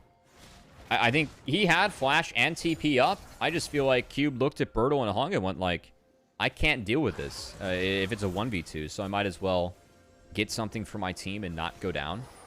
It does put him a little bit further behind Birdall, though, in this matchup. And with Stridebreaker, Cube's going to need a wee bit of help. I do like Jace in isolation in this matchup against the Renekton, but if you get ahead as the Renekton, get an item like Stridebreaker that helps you close the gap, I think we might need a little bit of help on Cube's side if he actually wants to play into the Croc and play the lanes forward as you would ideally like to as Jace. We'll see if that's where Monkey wants to take his time and his paranoias. He does have that up and available once again now, but it's a minute to go until Dragon. I think he's definitely going to want to hold on to that one for the time being, make sure he's going to be able to dive onto a priority target. There is still the question of how to deal with Tangwon, though. This guy is going to be very mobile and going to have some real one-shot potential now with that Storm Surge completed. 9 stacks at his Dark Seal as well. He can take a bout down in maybe 2 seconds flat if given an opportunity to jump onto that target. And we called out the lack of lockdown from WE. There's not a lot of ways to stop that from transpiring.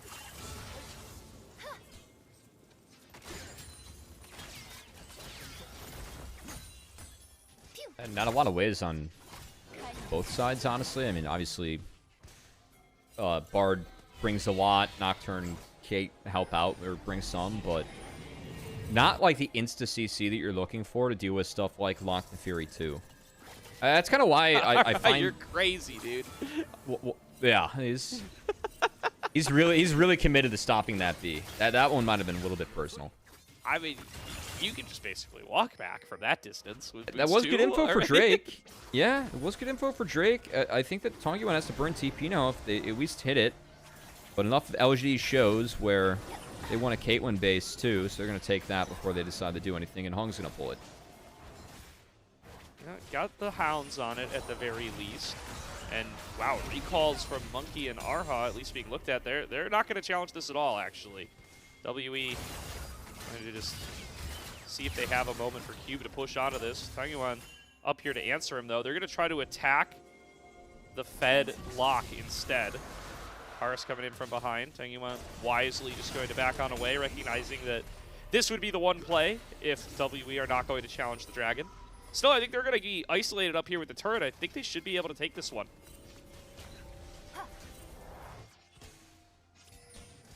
All right. Team WE, I think continue to make good map plays to bring themselves back into this. Again, I don't think that LGD have a lot of tools. Like, I just really don't believe that. Like, how do you find engages as LGD outside of a Renekton angle or port, or just sending the Fury and lock in? I think that has to be it. But with how WE's been playing, I think that they've been kind of A, preventing some of those angles, and B, Monkey's been hunting around them, which I've quite liked.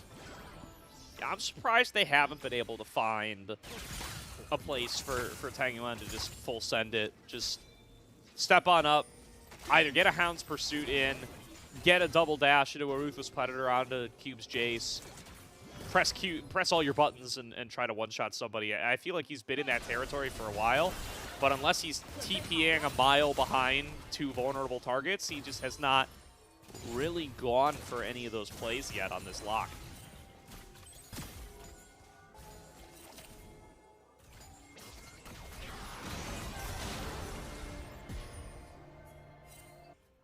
And as LGD, I'm really, again, not sure what they want or like how they can go for stuff. I think it just has to be a slam forward, but they're just not doing it. I mean, they can drop Rift, but yeah, I mean, you're dropping Rift in front of a Oh, bar. into the Good luck with wall. that. Into the wall. They might, if they can reset and get another charge, that'd be nice, but not gonna be the case. So they keep mid-outer alive, and I think that taking mid-outer for LGD, especially this game, matters. Because Nefiri and Nocturne being able to sneak into the jungle, or at least play on the sides of mid, that can create a lot of angles and a lot of pressure on Team WE. That doesn't exist right now, because I don't know where or how they can force. This is kind of why we were saying, another part of the reason we didn't love seeing Renekton here, and where Gragas or Ornn, or I mean, even just bringing back a Scion could have fit. Helping with engages. As it does feel like the vast majority of the plays that have been made this game, even though it's 7-2, have been made by Team WE, right? It was that TP play that led to the most action, and then a forced top, but the rest has been Team WE. Sure has. Yeah, I mean, we keep circling the drain on this same point, but... All right, hold on. Monkey playing pseudo ward here. Finds Birdall, and it's just fine. But I look up at the top side of the map here. It feels like it's got to be these guys just picking a target and going. And 10 minutes ago, there were targets ripe for the picking. You could have wandered into any lane and just full sent it. Now we're 20 minutes in. The traditional laning phases are a bit broken. Turrets have fallen down in the side lanes. And I think that's a lot less likely. Attack. Okay, here's one. You could go for Varus here. I don't think you want to go on Aurora. Yeah, because between worlds, you create so much space. Really good defense available for Karis with that one. Okay. We walk into the Fury. That might, or Lock, that might change things. Oh, dodges the Purgatory, but I don't know if that's enough. Hound's Pursuit coming on through. Karis barely staying alive. Gets the flash over the wall. It's going to be Xiaoya showing up to give that last little bit of damage. But now it's a Paranoia on the bottom side. They're going to attack Birdall in the same moment. They're starting Baron down to support. Birdall trying to fight this one out. Trying to trade 1-for-1. Just barely can't get it done. Monkey stays alive. It's a 1-for-1 of the cross map. But Baron is being ripped. LGD. Wow. I think they're going to get this. What a mess for WE. I mean, they took the wrong target, right? They went on the Renekton with the Nocturnal. That is the one bad target, or one of the bad targets that you can find. Birdall nearly turned it. But, I mean, Smite stuck bot. Baron's down. Karis, I think, does his best to play out of this. Maybe Arha, he didn't have Tempered Fate up yet. I was like, maybe he could have thrown an ult to help. I think it's an RFC proc.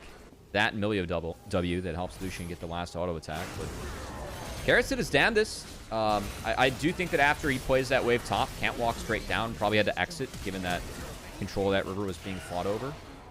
His Monkey barely lives. I mean, one tick of dominance and he goes down. That's important for the next Dragon, because Baron's on the shoulders of LGD, have an opportunity to get themselves a soul point here. Let's see how they pull the trigger, how they find the engage. I'd be curious. Because that one was Karis walking into them. Yeah, there's a solo queue lesson in there. You know, you don't have to be proactive all the time. Sometimes you just mill around for long enough, the play will come to you. And it comes to them, in fact, as Karis ends up going down. But Dragon getting ripped Here's here. the angle. WE with control. Karis coming around on the side. Big between worlds across 4 members. Xiaoya going to be the first one to fall. Birdall up next to the menu, but they were able to blow up Monkey. Doesn't seem like it matters. Tangyuan collapsing on to the Aurora. Will get that one done. Purgatory connects only onto Cube. No follow-up damage there. It's a 2-for-2. Mid laner and bot laner. Or sorry, mid laner and jungler for top laner and bot laner. WE maintaining control over the Dragon. Tangyuan stepping up a little far. Will be able to get back out though, no problem. Plenty of mobility on that lock.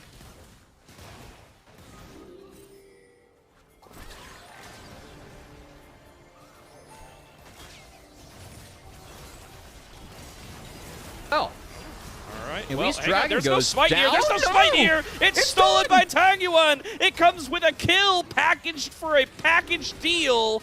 And now going to be able to claim Ara as well. Oh, there's the perfect kick on the Ultra Mega Fire Kick from Chris to pick up a second. And just like that, LGD get 2 more and Dragon. It's a bit of a goofy series tonight, Gordo, and it continues to get goofier. It continues to get a bit goofier, as it might be a giveaway 2 souls angle and see if you can win both games. I like this pull and fight from Team WE. Tongyuan is looking for the flank, which could be set up around this river wall. Doesn't find it this time around, though, as the trigger was pulled fast enough by WE to go in, take the fight. Was a big between worlds that was the big difference maker. I'd say nothing else too interesting of that one. But do like how WE at least decided which side of the fight to take it on. It did help ensure they had a numbers advantage, as Tongyuan wasn't quite able to join with his death cap second lock. They will be able to get this outer bot turret. And we're going to get a while before the next objective comes up. It really comes down to how safe WE can play. Because, as you keep saying, LGD are short for angles, and we got to see in that last fight that when they pick the right one, they can have a pretty successful team fight. They were able to keep Locke out, keep him from achieving much of his game plan, at least until he came and blew up the re-engage. I don't know how I feel about chasing Crisp there instead of just trying to finish off Hung. Perhaps just calling that it wasn't going to be possible.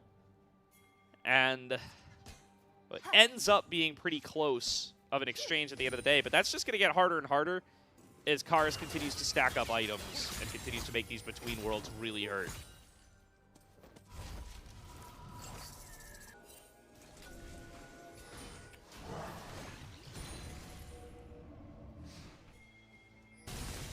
Oh, that's kind of nice. Was it W max second? Combos? Yeah, it was W max second for Tongyuan. The death cap second was what obviously that's what I can see, but also what I was focused on. That's a kind of a goofy one. My thing with death cap second has always been if you're ahead, I think it's okay, but it's not exactly efficient. Like when you finish it, it's just that once you get bonus items past the death cap, then you're stronger. Because the amp has to kick in more for it to be effective. It's not effective enough on 2 items versus some of the other options, which is why you see other options first. But once you get death cap and change, that's when things get pretty big. As looks to be a Lichbane coming in 3rd for Tongyuan this game, so a little bit of a different flavor on this Locke build. Yeah, it's interesting. They tried first patch after Locke was released to tamp down on W max, but it's like they did not fully kill it. I do think it was, at that time, it was basically UNW second no matter what in every matchup forever. Here it might have been a more deliberate call based on matchup. But, well, interesting stuff. Yeah. Maybe a counter to a Nocturne too inside lane, right? More efficient W. Get some more health back in case you're scared of being attacked. Yes. Something as well. Try and reason through the newest champion hitting the Rift. Giving the pros the best players in the world access to those tools. Always fun to see the decisions they make. And it's likely different than what you're doing at home, especially early on. And just because the win rates, or it might say that on a guide, doesn't always mean it's right. These guys try and test it out. One thing I do like this game later on, Serpent's Fang or Cube. I wouldn't usually expect to see it against only Milio, Sterax, and Nefiri with Eclipse, but it's enough to warrant a Serpent's Fang coming out of Cube. As Team WE, right before Baron starts, have quite a bit of control over this side of the map, but of course have to deal with the Soul coming in for LGD. Gotta give some respect to the warm hugs, for sure. So those can have big impact in these fights. And now that there's an objective to fight over, we're gonna get back into this Baron dance. LGD, this is where they can find some huge angles. And speaking of warm hugs right there, that's ace in the hole, just eaten by one. Well done there, but Xiaoya going to take some of the follow-up poke from Cube. And, the range here, if LGD can't find an angle to get in, they're just going to continue to get peppered by Peacemakers, by Shock Blasts. And once a health bar gets low enough, you're going to see a Paranoia in to get these fights started. So LGD continuing to try to put Tongyuan on a flank, try to find a way to get in there with this Fed lock.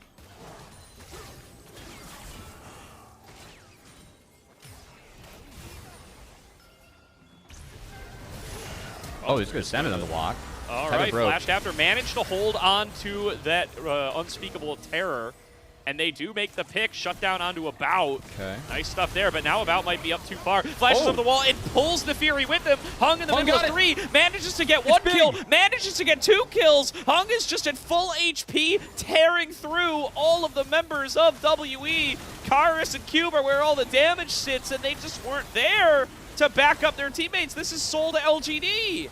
I think about the flash, even though Nefiri followed through, because usually you'd be like, okay, flash after Nefiri lands, because then you break, like you use the wall to create space.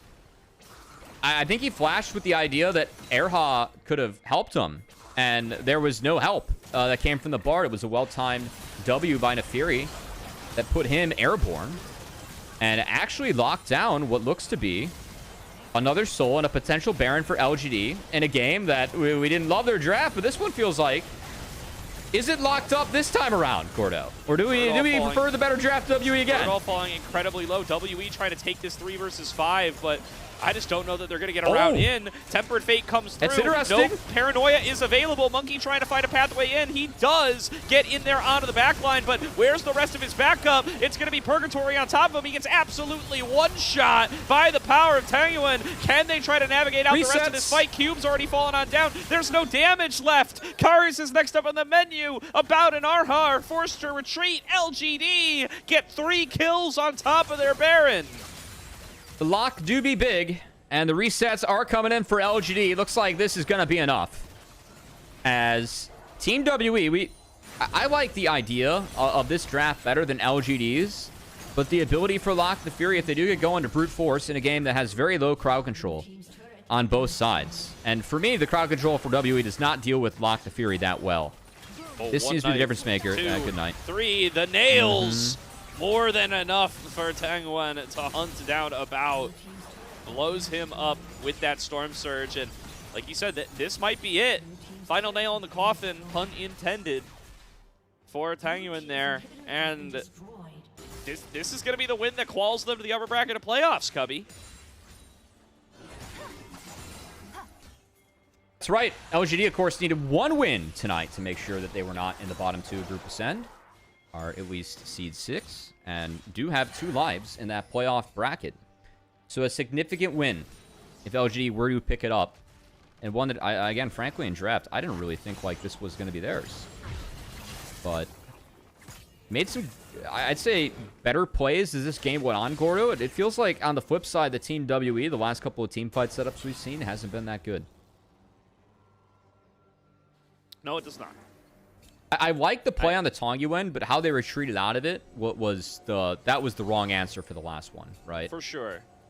And I mean, again, it's so crazy to me that on the Nefiri lock comp, LGD have been able to just kind of let WE come to them. They've been able to wait for Monkey to cast Paranoia. They've been able to wait for somebody to step into their jungle and punish over and over and over again.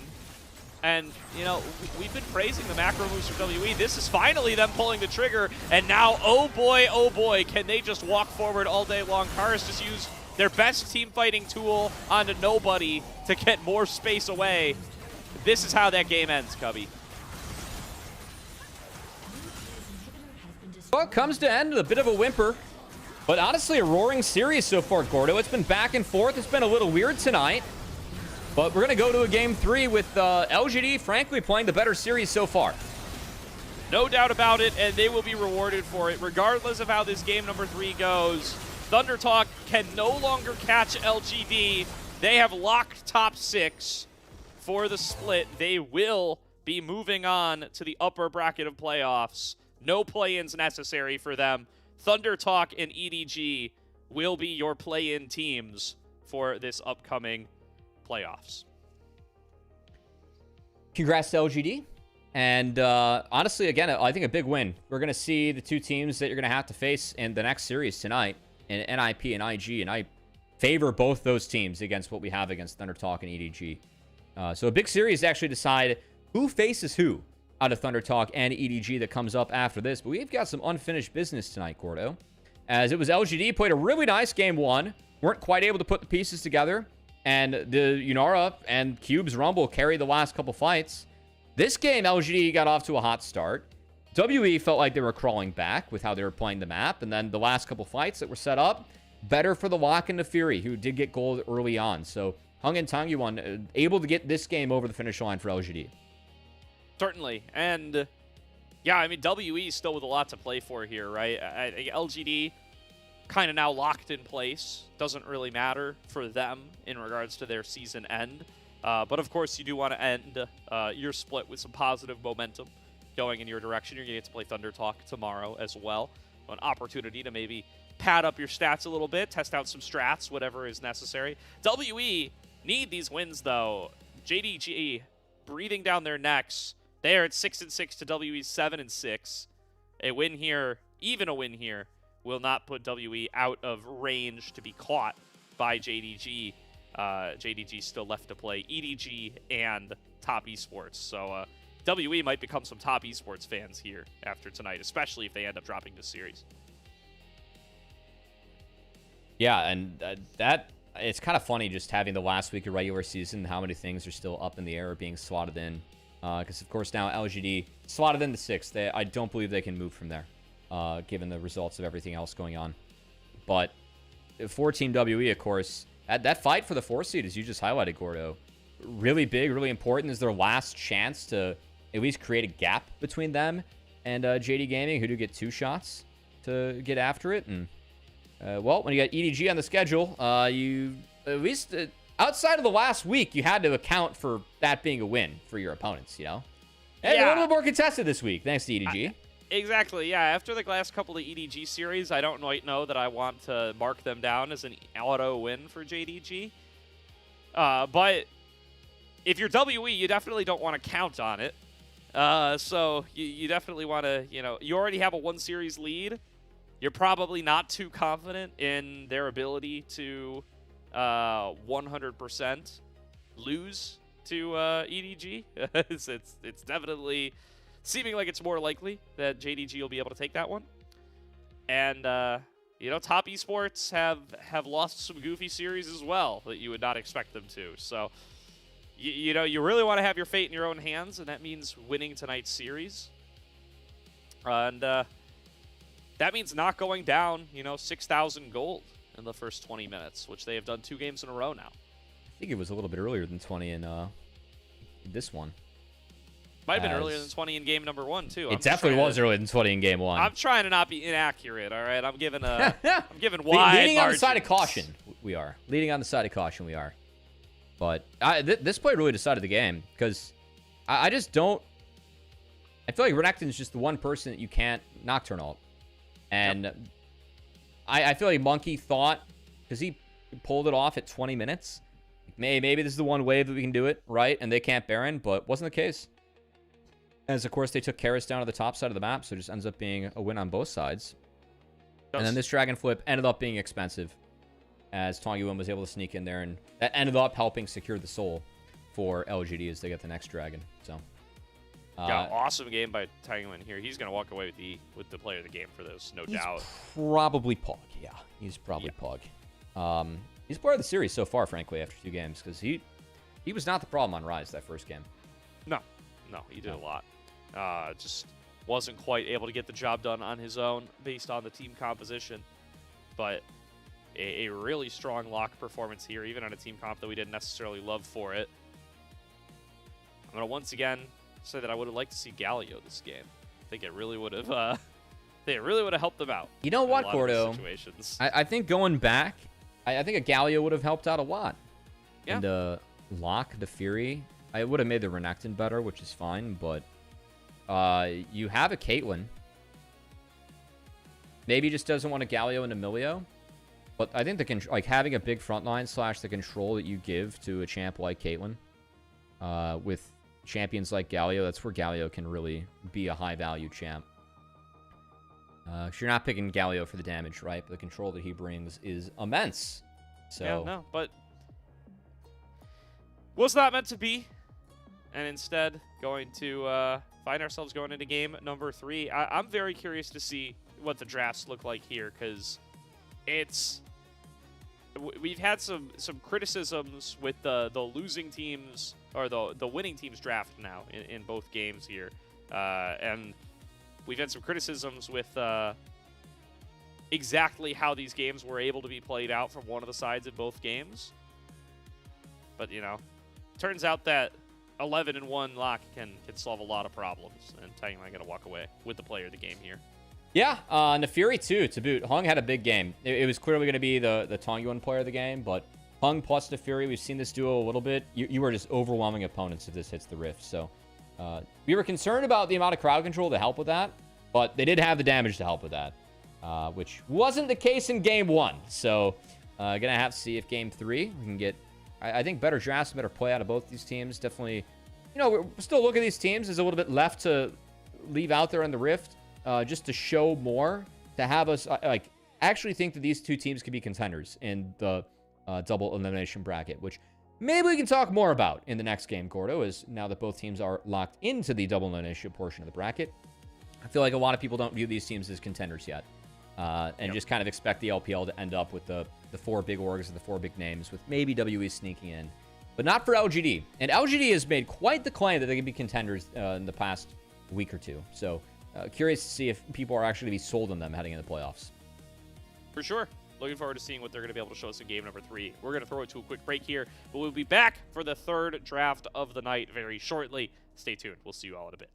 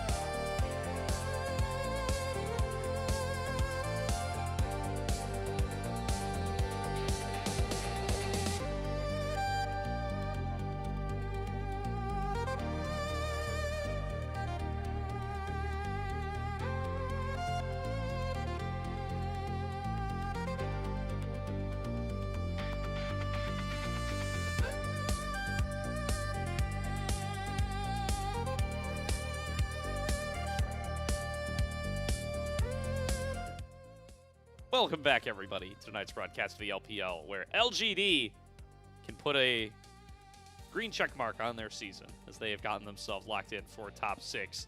But now, looking to see if they can close out this series up against WE, who need every last win they can get to stave off JDG to get themselves that side selection for their first playoff match coming up in just about a week.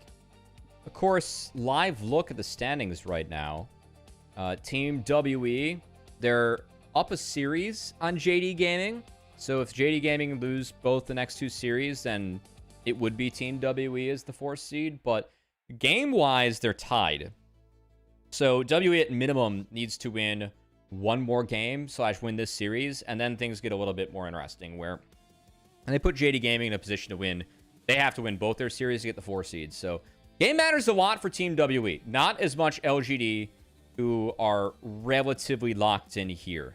They do have 1 more series they play at the end of the week, so they could backdoor 5th technically from JD Gaming, but unlikely, as JD Gaming play EDG as part of the last couple teams they have to play, and LGD cannot eclipse JD Gaming in game score. So very unlikely that we see LGD anywhere outside that 6th seed, which, of course, slotting into is a big deal because it does lock you in 2 lives in the playoffs. So congrats to them. As you said, Gordo, check mark next to securing playoffs. And honestly, a big win for them on their season. I don't think anyone thought that LGD would be in the position that they're in, making playoffs here at the start of the split, or thought it would be close. I feel like most people thought it would not be LGD between them, Thunder Talk, and EDG. So, yeah, no, we knew it was going to be one of the former Nirvana teams that was going to make it here, at least one, and it was one.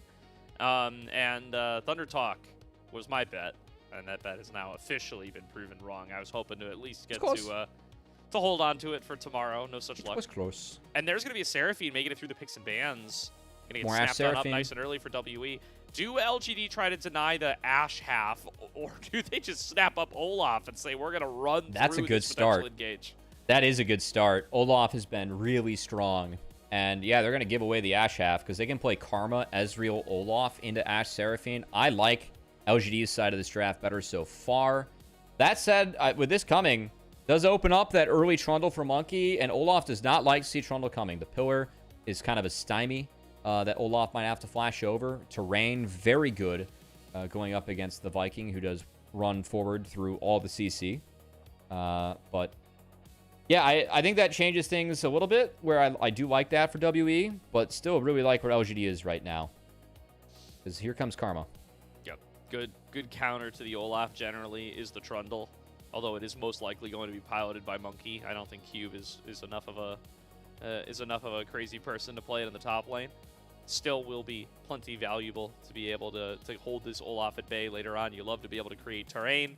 You love to be able to staff a little bit of AD. It's going to certainly help you out in your ability to counter out what the Viking is going to be doing. There goes the Karma, comes through for Crisp, as expected. Going to have that range of the bottom lane to try to tussle with the Seraphine Ashe, and can in fact win lanes up against it. They are able to connect that poke consistently. We'll say we've mostly seen the Olaf top. Would be remiss if we didn't mention that it could be flexed. Last pick is up for LGD, True. so I really think they're going to blind a mid. We expect that Olaf to be top. It's mostly being seen top, but the guy on the other side of the rift has flexed the jungle quite a bit in Monkey throughout the last couple years, so would not be surprised to see that. I'm a little bit surprised to see a TF being banned, given that you have an Olaf in the game. Because that's another champion that you just absolutely munch as Olaf. They don't want to put all their eggs in the Birdall basket, especially if he may end up subjugated in some of these fights. Instead, we're going to see some Assassins banned away from Taiyuan. He has earned the right to some Assassin bans here after a very explosive locked performance in game number 2. Want to try to limit which one of those he's going to have access to. And meanwhile, it's just going to be some basic lockdown stuff. Wow, they really are they're just banning away stun bots like they didn't pick Olaf, huh? I guess they're worried about the game being played too fast, maybe around the Olaf. Maybe. But I'm with you. It's kind of interesting that they remove stun bots, given Olaf exists. Answers in the Trundle. Kiana taken away. I think Wukong, probably one of the better champions up for Hong if that's going to be the case. But would not be surprised / do believe we're going to see a blind mid here just to preserve that Olaf flex. Looking at a jungle selection here for Hong.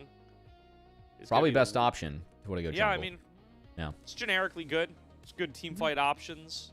Does have a little bit of mobility with the clone to be able to get out of the way of some of these engage options. Lets you absorb Enchanted Crystallero as well.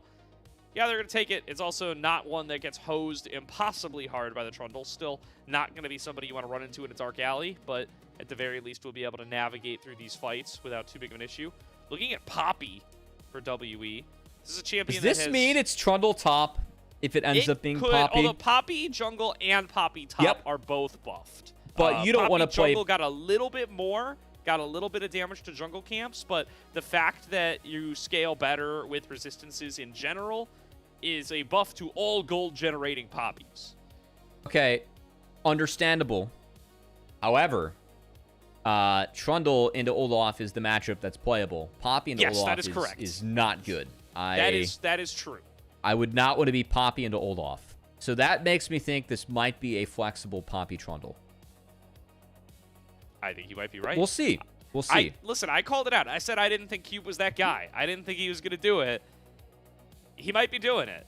Victor for the final pick into the Syndra. And the most boring mid ever. All right. Well, it's the Hong Cube really has Rumble. to make plays. It's the Cube Trundle top, baby. It's time to troll. It is. So look, I think this might be one of the most caveman v caveman matchups that exist in League of Legends. Trundle, level 1, Olaf has Qs. Trundle, though, with the QE, is pretty pog. And Pillar can help you kind of control whether you want to fight or not. But Trundle is just a massive stat check. So this is something where you're trying to keep the Olaf down and trying to keep Olaf out of some fights. And also something that Ashe Seraphine does empower quite a bit. And your ability to play off pillars with Poppy, by the way, is diabolical. So we are creating terrain for Poppy now that can create Cinder Stuns, can be followed up by Poppy wallbangs. Really curious to see if Team WE can kind of utilize this to the max. On the flip side, like the Ezreal Karma lane for LGD, they should have push early and prio. Victor scales nicely, outranges Cinder a little bit, needs to land scatters to create stuff. And probably easier for Wukong to create things this match after he gets some farm in. Poppy will move early and Wukong will be a little bit stronger later. But interesting draft, honestly, from each side, Gordo. Part of me likes the flavor that we see out of Team WE, but curious to see if it might be too much flavor. That is the question. I want to see just how good they are at these Poppy Trundle combos. Those are a unique draft power that we don't see. Oh, Bertle took Ghost. That's bold.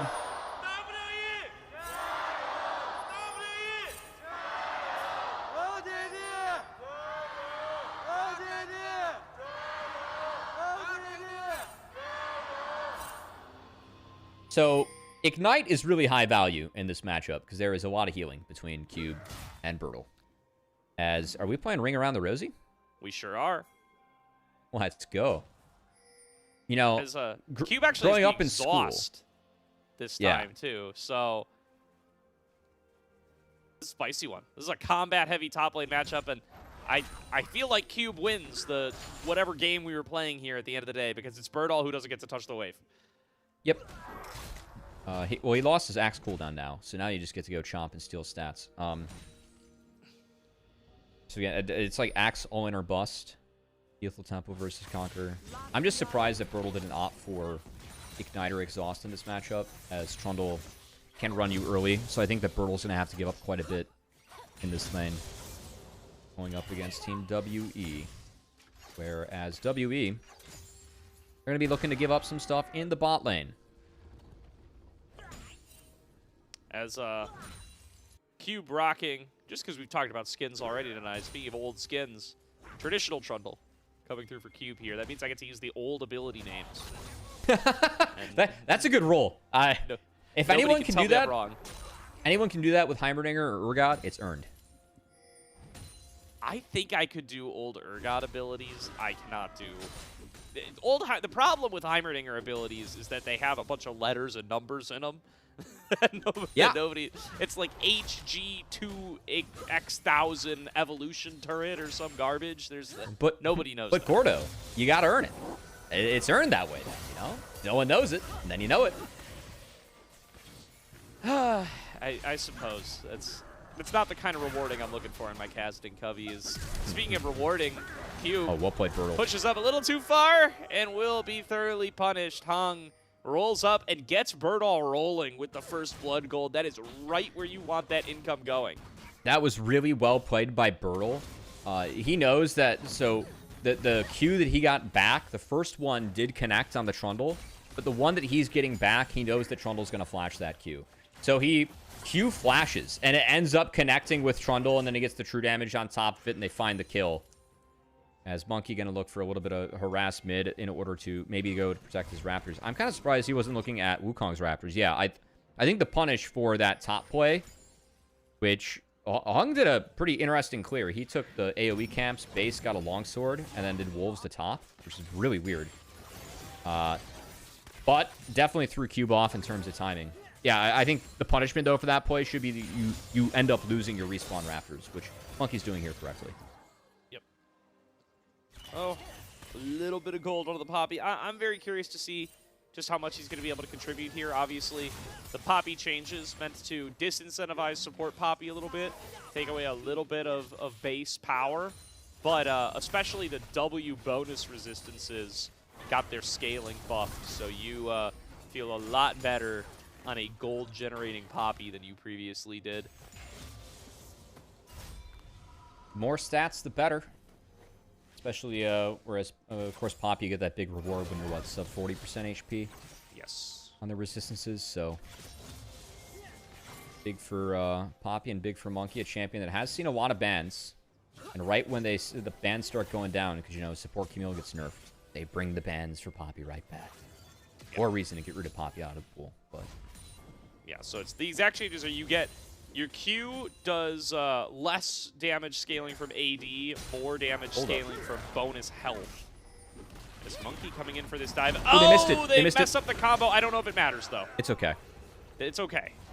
But That... let's clean that up for the rest of the game, boys. A little close. I did at least take him out of tower range. I thought that because Cube caught 2 tower shots before, it was maybe going to be a little bit goofy. Do we W it away? We do. Just cinder things. Nice.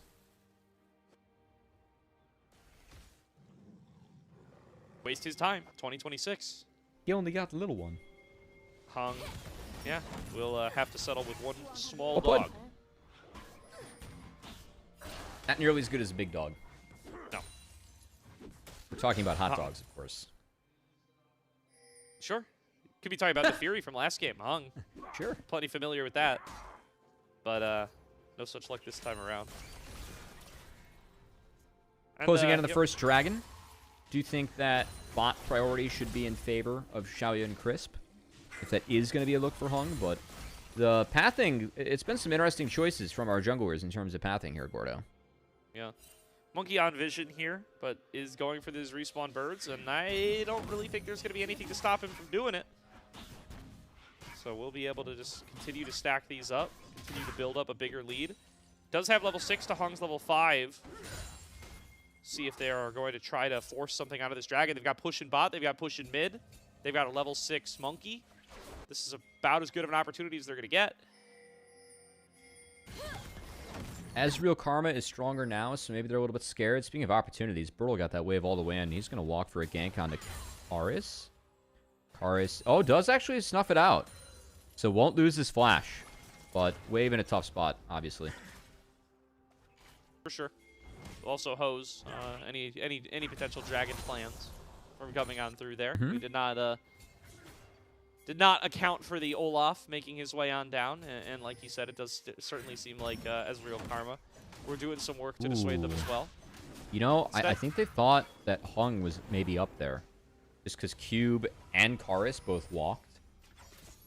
Regardless, Monkey's going to get access to his whole top side, but it was kind of interesting to see them play defense there when no one was there. That tells me that they didn't have complete info, or don't have complete info on what LGD's up to. But it's kind of interesting, because obviously that first gank from Hung was nice for Birdle. This is a winning matchup for Trundle. And also, it's a very volatile and caveman-y top lane, so getting involved is good. But Monkey's gotten quite a bit out of it. I think 2 Raptor spawns being up on Wukong like this is not expected in this jungle matchup. For sure. I do love the old Trundle VO here, even in Chinese. It's a lot of fun. Let's see come out through. I wonder if he tells the same dumb jokes that traditional Trundle does in English. Either way, he is at risk of getting collapsed on by Hung once again.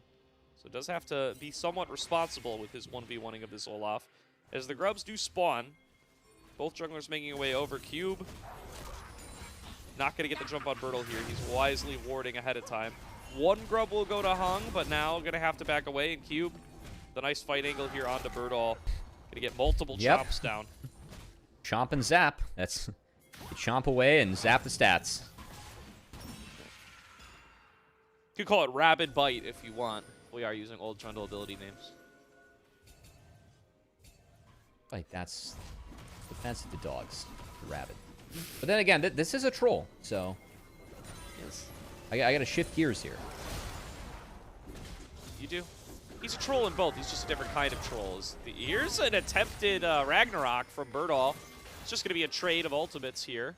As Xiaoya winning out on a 1v1 on the bottom side has a 1-level lead there, but Karis on his way down to make it an unfair fight. Xiaoya, did he get away from the alcove? Yes, he did. He's home free. Yeah, of course, Subjugate being dropped after Olaf's R is kind of what it looked like to me. But the nice part, Olaf does get bonus resistances with a passive to his ult, so more stuff for Trundle to yoink out, and part of, again, why we see Trundle played in this matchup. And Cube is, despite going down to the jungle love from Hung, Cube's hanging in there. He's up now in this matchup. He Got does more get love bonus back. AD when he's ulting, which is more Yeah. AD to get sapped away by the That chomp. too. So That it too. is a little bit of a damned if you do, damned if you don't. It's yet another reason that the Trundle matchup is very good here. Really appreciates being able to punish auto attackers like that, especially if they don't have other tools available. Speaking of punishment, Hung stealing away the Krugs, looking for a potential dive here. Cube still does not have access to Subjugate. He does have Exhaust, and he will ward out Hung here.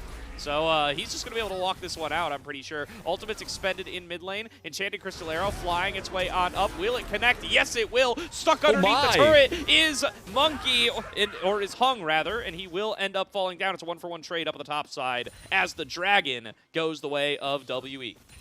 Monkey gets the dragon, and what an arrow coming out from about. I mean, the camera pan did us a lot of justice there. It nearly threatened 3 people of LGD. Did help turn around the dive. Still, wave does go down, but Cube at least got something. Bunt out. Oh, Monkey trying for the Poppy Insect. And actually, they're going to be able to line up for a nice encore regardless. Monkey going to be able to claim that kill onto Xiaoya, and WE continue to win out on this extended play. Big for Ashe Seraphine, too, because what Ashe Seraphine's all about is augmenting your top side to be even stronger once they start scaling up. Just the utility that they bring off of the heals, the slows, and the roots that then come out, too, from the Seraphine. And this top, I mean, Trundle really benefits off Seraphine. Poppy can really benefit off of it, and we'll see if Karis can make use of it. As we're going to get a replay, I have a feeling, of this ECA from downtown. Yes, sir. Yep. We thought it was looking at mid for a second there, Gordo, but just found the clone. Yeah. I mean, didn't have the Subjugate up here. Didn't matter. Connected onto the perfect target who had already taken the turret aggro. And, you know, really smart placement behind the tower there. I think that was absolutely the intended target from about. I think so, too. He wanted to catch Hung trying to break tower aggro. It is the exact right outcome. Yeah, I don't know if Bertle had a Ragnarok or not. Didn't check that, but obviously not a target you want. Do want to talk about the shifts we have going on right now. Ezreal shifted top, but was left alone, and Trundle does not want to go into Ezreal. So we have Trundle and Ashe bot right now. As Monkey getting some help to get out of here. And oh! Okay, gets both flashes and goes down. All right. Falls on down. Did go Sundered Sky first. Again, That's not good. no, felt like both the Sundered Sky changes and the Poppy changes were meant to make you stop doing this. Well, not that. I mostly meant the death. That's Sky also is, bad. That's also bad. Sky being built, you know, I think it's okay on Poppy, honestly. It does allow you to get some fights off early, even though I do agree with you on the changes. But, yeah, that death, 2 flashes down for the upcoming Dragon, but kind of weird to die when LGD is the team that's playing 3 waves. Because you had the top laner and the AD bot lane for Team WE with no one top. So with more numbers on that side of the map, Monkey still gets caught out and dies like that. That's not ideal. He giveth and he taketh away. A little bit. Is gonna have to proceed monkeyless for a little bit longer, our WE, but they don't lose too much else for their troubles.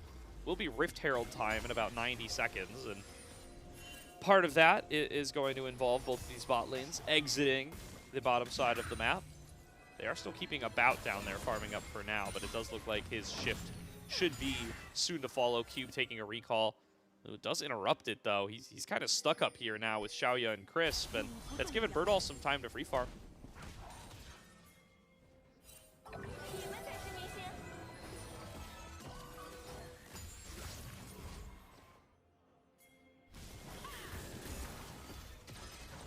I find it interesting how WE are really grouping with and around this Trundle and kind of avoiding the Olaf side, but I think the fight's coming to them. They're down numbers now. The flanking Karma might end up paying off for him here. Arha going to be the first target, Yeah. and Arha just going to get blown up easy peasy. The teleporting Olaf is the most dangerous, and Birdall going to be able to run down all 3 members. Huge play by LGD will pick them Good up play. 3 across the board. I just don't know what the plan for Team WE is. Again, I really feel like Trundle can still be into the Olaf, or could have been.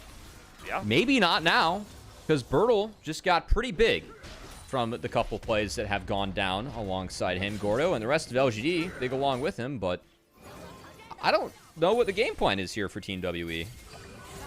Yeah, I mean, they end up assigning Monkey to the bottom lane. Just really weird and awkward. I don't know why they don't want to put Trundle into Olaf. I know that part of it is Olaf is trying to not find the Trundle, but that's still the last lane that LGD picked. So Team WE is responding by kind of picking this play up as a team, and I feel like it's just the wrong response. He was channeling it for a bit. I think it got interrupted by one of Xiaoya or Crisp, but you know, you just take the recall a couple seconds later. I guess they just felt like their tempo was all messed up at that point, and oh boy was it, because LGD get a huge play, and now they get another one. Picking off Karis underneath the tower. Cube going to be able to pick up a tower on the split push to try to equalize. They're going to get a nice charge in from this Herald as well, but now look at this Olaf. He's Ragnarocking and rolling through the team, and there's nobody in a position to stop this guy. Just going to continue to hit whoever is in front of him. Melts through Arha's Seraphine, forces the Ghost out of a bout, and walks away without having sacrificed much. But here's an all-in topside. Xiaoya getting chased down. Shields, heals, everything you could ask for to keep an Ezreal standing. Cube will be taken out. Almost had him, but Xiaoya had his support in his back pocket and also hung there to help as LGD wins across the map. Cube did take that top outer turret, but LGD gets everything else as bot outer falls in their favor. They went out on the fights. 3.5k gold lead for them. And we're kind of left here, Gordo, just kind of... I can see some of the vision for Team WE for how they can play out this game and some of the drafts, but the one thing you can't do is put Ashe Seraphine into this Olaf. And Birdall, off the Herald charge, ended up creating a lot of issues there for Team WE, because he was fed before that fight, and the fed Olaf helping himself even more here, Gordo. Yeah, the 1.3k individual difference here, going to put him on a second item before too long. Maybe for this Fate window, when he's only up Phage, it's not the worst thing in the world to continue to lane into the... for the Trundle to continue to lane into the Olaf, but once he gets a second item done, that's going to be a big problem for your ability to actually, you know, do your side laning like you've drawn it up. And By the way, Birdall is ignoring you once again. You're not getting that one-on-one. WE pulling the trigger onto Crisp. Not a bad start, but here comes Hong looking for a big cyclone. Lands it onto 2, forces a flash out of about it. Here comes Birdall. Picks up 1. Tangyuan actually gets both of the kills there. And it is a quick 2-for-1 picked on up and a TP to respond to Cube. You're going to have to head for the hills. I mean, he's down a level to Tangyuan. Well, the hills are waiting for him. Birdall blast cones him right back into Tangyuan's waiting arms. And LGD will make it 3 in the extended play. Olaf did get an assist on that. That's kind of nice. I didn't know if he'd get one or not for that blast cone, because that definitely solidified the kill. Yeah, I mean, things are... I don't think that we've seen Monkey making the plays with his team that he needs to make. And it's not just a Monkey thing. I just feel like direction-wise for Team WE, that's been where things are missing. Is that hurt? That's not the first time that's happened this game. Monkey just a little off position with his charges. And if you're not heroic charging somebody into the wall with your flash heroic charge, you are not doing much at all. WE forced off the play once again. Down Monkey's flash. Down quite a bit of health bars, and soon to be down a mid-outer turret.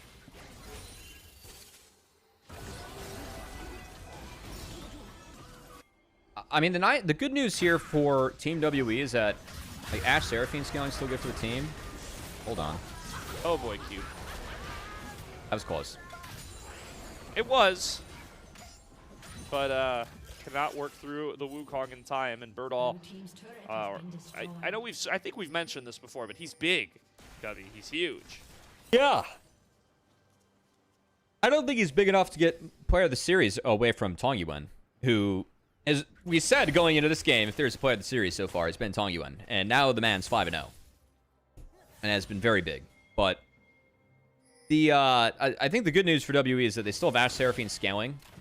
Olaf is meant to break this, but the idea is that like between a Subjugate, between Trundle Pillars, between Keeper's Verdict from Poppy, maybe you can create fights where it's not a fair fight, which I do think that WE can really. I think they still have the potential to do. Just how they walked around the map earlier, I didn't really understand. And I think that they really set themselves behind from at least reaching the rest of their potential of what they want to do in this game. Which really is just try and let Ashe Seraphine scale a wee bit and then utilize them to play with numbers. And it feels like Team WE's kind of hit the reset button on that, but yeah, seeing Trundle grouped and not Syndra, I feel like had to pick between the two. Syndra offers so much more in the stack. I think Trundle uniquely does this game, given how he can play off Poppy, Ashe Syndra, but just weird. I really don't expect... when I see a top lane Trundle, I kind of expect to see a pretty dedicated split pusher. Yeah, I mean, the fact that he's fallen so far behind the Olaf is an issue. I wonder if through Strider... Okay, well, this is a Spirit Visage. Yep. Huh? Well, it's Spectre's Cowl, but... Yeah, I mean, looking for Magic Resist kind of seems to indicate to me like he's going to keep trying to group and keep trying to team fight. I would think you're just fully itemizing for the one-on-one with Olaf. Maybe he's just totally given up on that. Does kind of find a bit of a one-on-one with Olaf here, who just pops the Ragnarok, and again, is able to just walk on out with the Ghost. He's actually walking back in to try to continue to take this fight with Cube. Nice punt out from Monkey. Too little, too late, as the team is getting melted by a massive Arcane Storm from Tangyuan. It is a 4-for-0 team fight. LGD can just do no wrong. Birdall's in, out again, and suffers no consequences for it. Oh, base got canceled, bot. Birdall canceled the base. I saw the Ezreal ult. Birdall canceled. They can chase Karis now. Yep. He's going to TP out. Yeah. Okay. Yeah, they can't stop him. Well played. And a great engage from Hung, as that's likely going to pick them up the Baron. But that snap engage, re-engage from Hung was massive. And with no Karis there to kind of hold the line with the scatters, it ended up just being a really big Wukong combo coming out from Hung and Tangyuan. As, yeah, I mean, the trade's kind of won here by Cube, but the re-engage, watch this Mikhails from Crisp. So spot on. Right on that, Hung able to go in, and Tangyuan actually got abilities off the turn. Arcane Storm gets rolling, and Xiaoya picks up Cube on the back half after Subjugate times out. with no Karis TP to be had. It was up. Karis just didn't come. And they already kind of had those turrets on that side. Thanks to Trundle. And once again, I mean, this was the point we were making before the fight broke out. I don't understand the grouping Trundle. It's kind of weird. If you're going to group it, like, don't you want scatters to play off of? For sure. Yeah. I think how WWE walks around the map in this even one then, was a little weird. Yeah, like, surely you want to be pairing with the Poppy to make, like, to build your own engages, right? That too. Well, Santa Cristolero came out, landed onto Tangyuan, and they still can't proceed forward. That's a bad sign, Cubby. That's probably the #1 target to land an Enchanted Cristolero on. They need more levels on Ashe Seraphine, and I think they're going to be run out of time pretty soon. The levels have not been good. Tangyuan and Bertle are up heavily on their opponents, as Tangyuan has got 3 levels on Cube. Or, sorry, Tangyuan's got a level on Cube, but Bertle's got 3 levels on Karis. That's... Yes, sir. I don't know.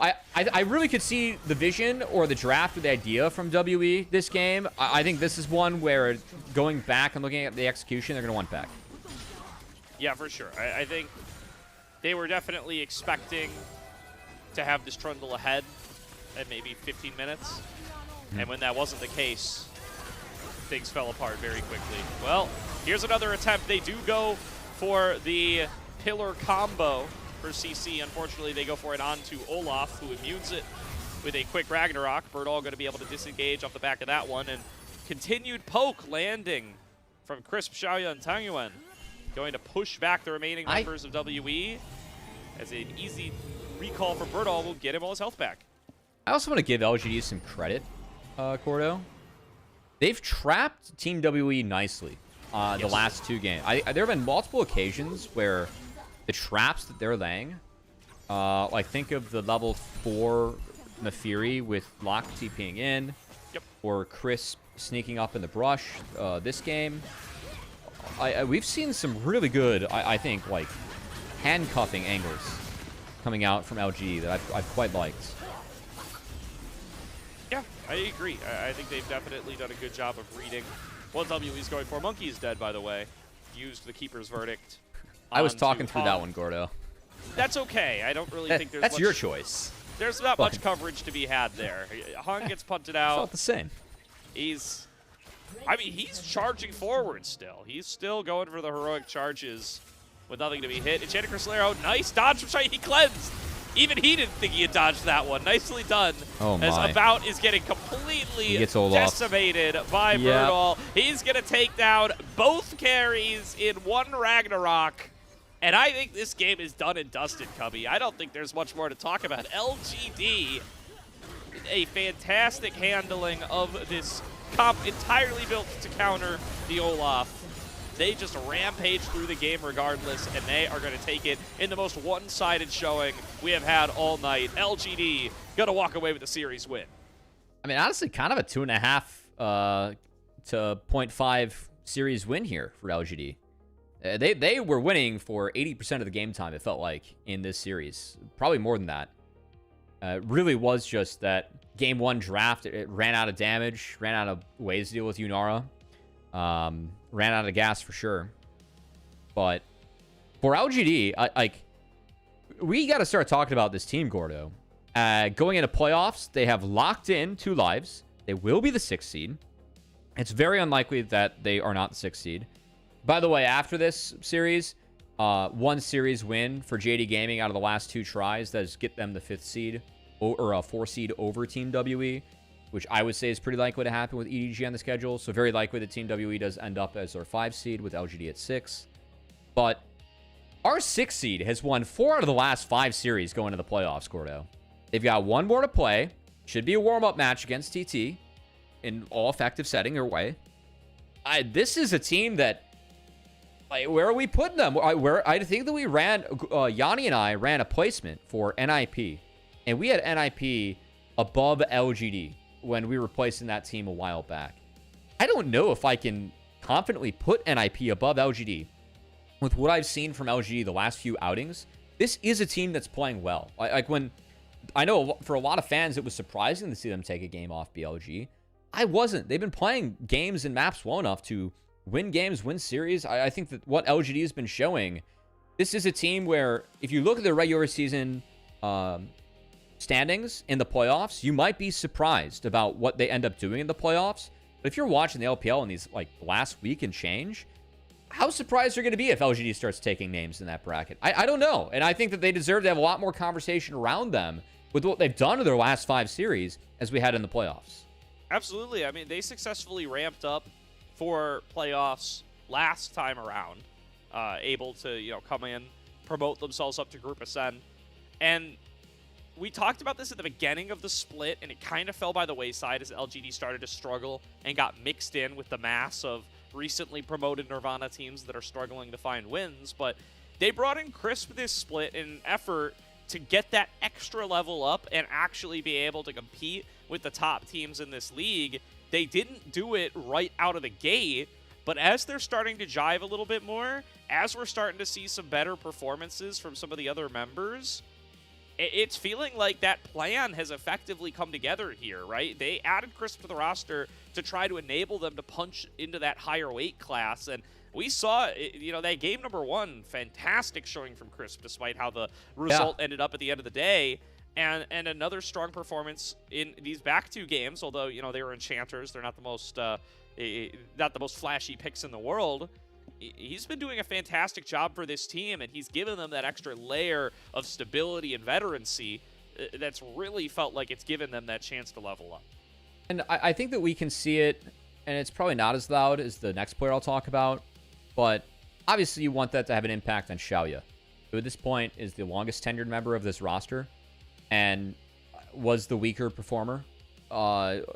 Statistically was bottom of the barrel marksman that we had in the LPL, not just Group Ascend. Before they started going on this run, he was. So I think that kind of fans can see him at least being better, but the player that's being really loud about how good he's playing right now is Tong Yuan. Tong Yuan's been on a tear now. And he just absolutely ripped into Karis, which frankly, historically with Karis, I kind of expect players to rip into Karis, but that hasn't been the case in the last year here for the LPL. He's been a lot better this last year. What can Tong Yuan do in playoffs? Can this guy, he was taking series up against, was competitive against Hongq, took a game off. No, I thought played well against BLG, which I think is why a lot of people are talking about him right now. Yeah, but it's the Tong Yuan that was promised, man. This guy was supposed to be really the inheritor to Xiaohu, Mm-hmm. and wasn't on RNG, to say the least. But far from it. Changing scenes, changing scenarios, starting to see where that promise was, and starting to really make good on it on stage. Really good stuff from Tong Yuan. And, there's stuff to get excited about across the board here from LGD. You can talk about Xiaoya's bottom of the barrel stats going back up to a little bit closer to average, but I think the other 4 members are kind of firing on all cylinders here. They're performing about as well as we've seen from them. For me, I think Bertle's been good for the year. He was the best top laner in Group Nirvana. So, again, I don't think Bertle's been like the person that's making LGD a more competitive team. Hung's been good all split for me. I think that Hung has not been talked about enough this split, but some of his bias towards playing stuff like Skarner, I'm pretty high on that champion right now. He's definitely showed bias towards it, and I think that we've seen some really good stuff out of he just got his first Sin loss. He's been activating maps on the Fury well, and the Kiana play has been good. It's different, but it's been good. But yeah, I think that Xiaoya and Tong Yuan, just how they've leveled up, and Crisp himself too, because Crisp off the couch versus now is a lot closer to Worlds form than what we saw when he was off the couch. We talked about that one earlier, but yeah, for me, Bertle and Hong were players that I felt like were somewhat performing, especially Bertle. I think the rest have really elevated their play, and that is bringing more good stuff out of everyone. Because with Crisp's addition, I know that Xiaoya's benefited, but it really does feel like Tong Yuan's been the biggest benefactor with how good he's been playing, honestly, in the last couple of weeks. I mean, this guy's just been on fire. Certainly. Yeah. And you know what? Now, looking over to WE, here's what I think people are getting wrong, right? Everybody's talking about WE against bottom teams versus WE against top teams, and this inversion here. Just loop back to the start of the night, Cubby. That's not it at all.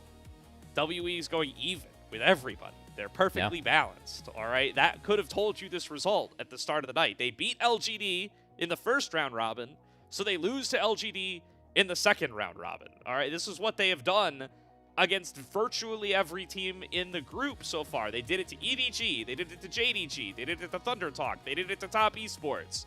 Bottom teams and top teams alike, they go 1-1. The exceptions being our top 2 teams, BLG and AL. The former they get 2-0'd by, and the latter they 2-0. It's all even. It's all across the board. WE end the split 7-7. That is pretty wild to think about. And again, it is character growth for this team, given that this is a team that was 1-13 last split. And I think a team that, despite what they did in playoffs, a lot of people still don't believe in. I think WE is going to go into this just very accurately ranked and going about it in a very WE way, which is we've proven that we can compete against anyone in this group and anyone can compete against us. And sometimes it depends on what kind of game WE brings to the Rift. They've been a little bit colder of late. I'd say I felt that way, and then they just beat AL last night, so there's that too. But yeah, we really put LGD. You know, we could Circle of Suck this one to really put LGD up there. Who's beaten BLG recently? Who they lose to? Construct their own circle of suck. You could build a circle and you could just put WE in every other spot. Yeah. Yeah. They're doing the most good for the Circle of Sucks. They are. They definitely. The best branding. They're the most highest visibility team in the Circle of Sucks. Yeah, you could make a real strong argument for WE if you're willing to just cut out a bunch of games. if you just and on both sides of the spectrum. Yeah, exactly. Yeah. If you just choose to ignore half the games, you can really transform what your thoughts on this team are. You can convince anybody of anything as long as you're only showing them a specific subset of WE VODs. That's funny.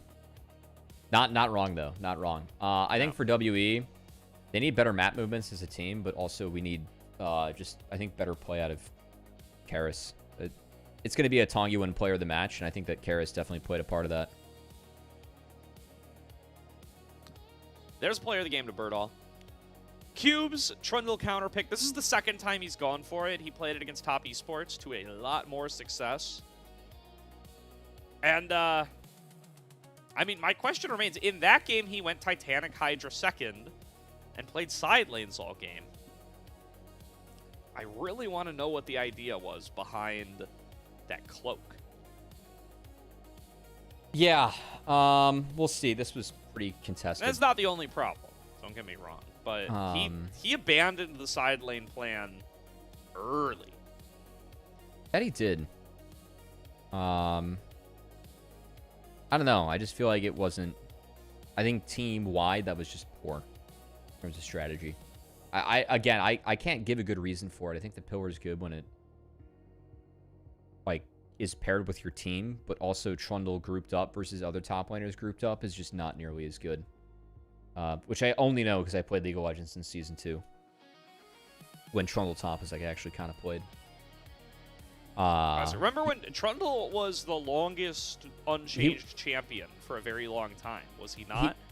Yeah, but also he was the answer so when they first reworked Poppy, he was the answer into top Poppy. And Poppy, when they first reworked her, was uber broken. And this would have been season probably. Well, let's see. Team Fusion was still playing the BS Poppy. Telling you what player of the match.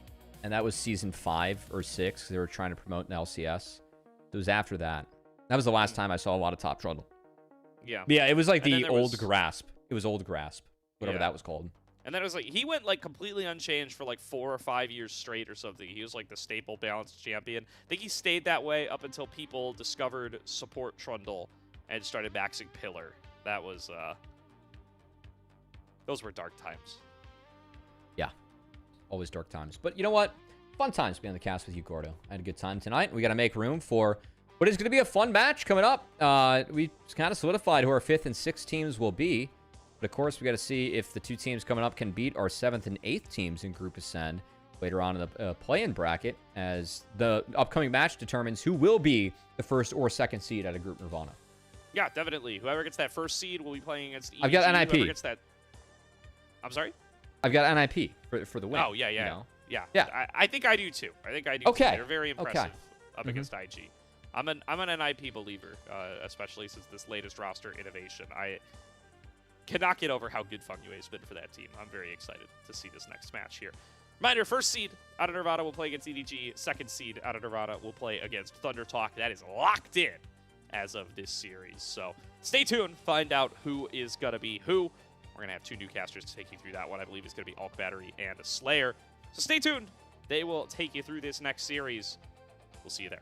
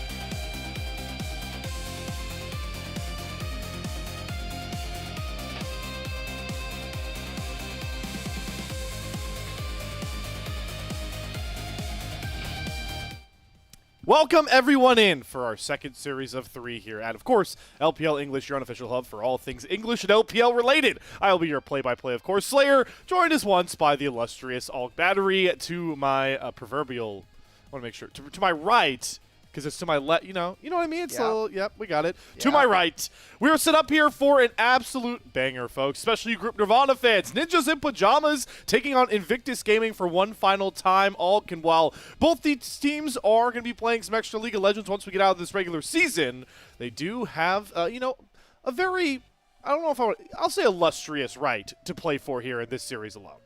I mean, look, it'll be a lot of fun. I think that we have number 1 and number 2, and if Invictus Gaming do win this series, no matter if it's a 2-1 or a 2-0, highly likely we're playing a tiebreaker right after the regular season ends. So we're actually going to probably have an extra day of LPL to be playing before play-ins. So you talk about extra League of Legends, I think we're going to have a lot of it going forward if certain conditions are met. I'm sure the LPL English scheduling team is very much so on the NIP side for this one, knowing that. Let's get into, of course, the Ninjas in Pajamas lineup that we can take a look at, because, folks, if you haven't been paying attention to this on an NIP team, dare I say, one of the more fun rosters to watch. Obviously, you could argue Team WE fun for a different reason. You saw it in the last series with the roller coaster they are. But this NIP team is fun, Alk, in my mind, for just how well so many of these guys have really stepped up, rounded into a different level of form for this very important Split 3. And we were scared because we came into this split with, hey, we got rid of Awesome and Dro. What is going to happen to these guys?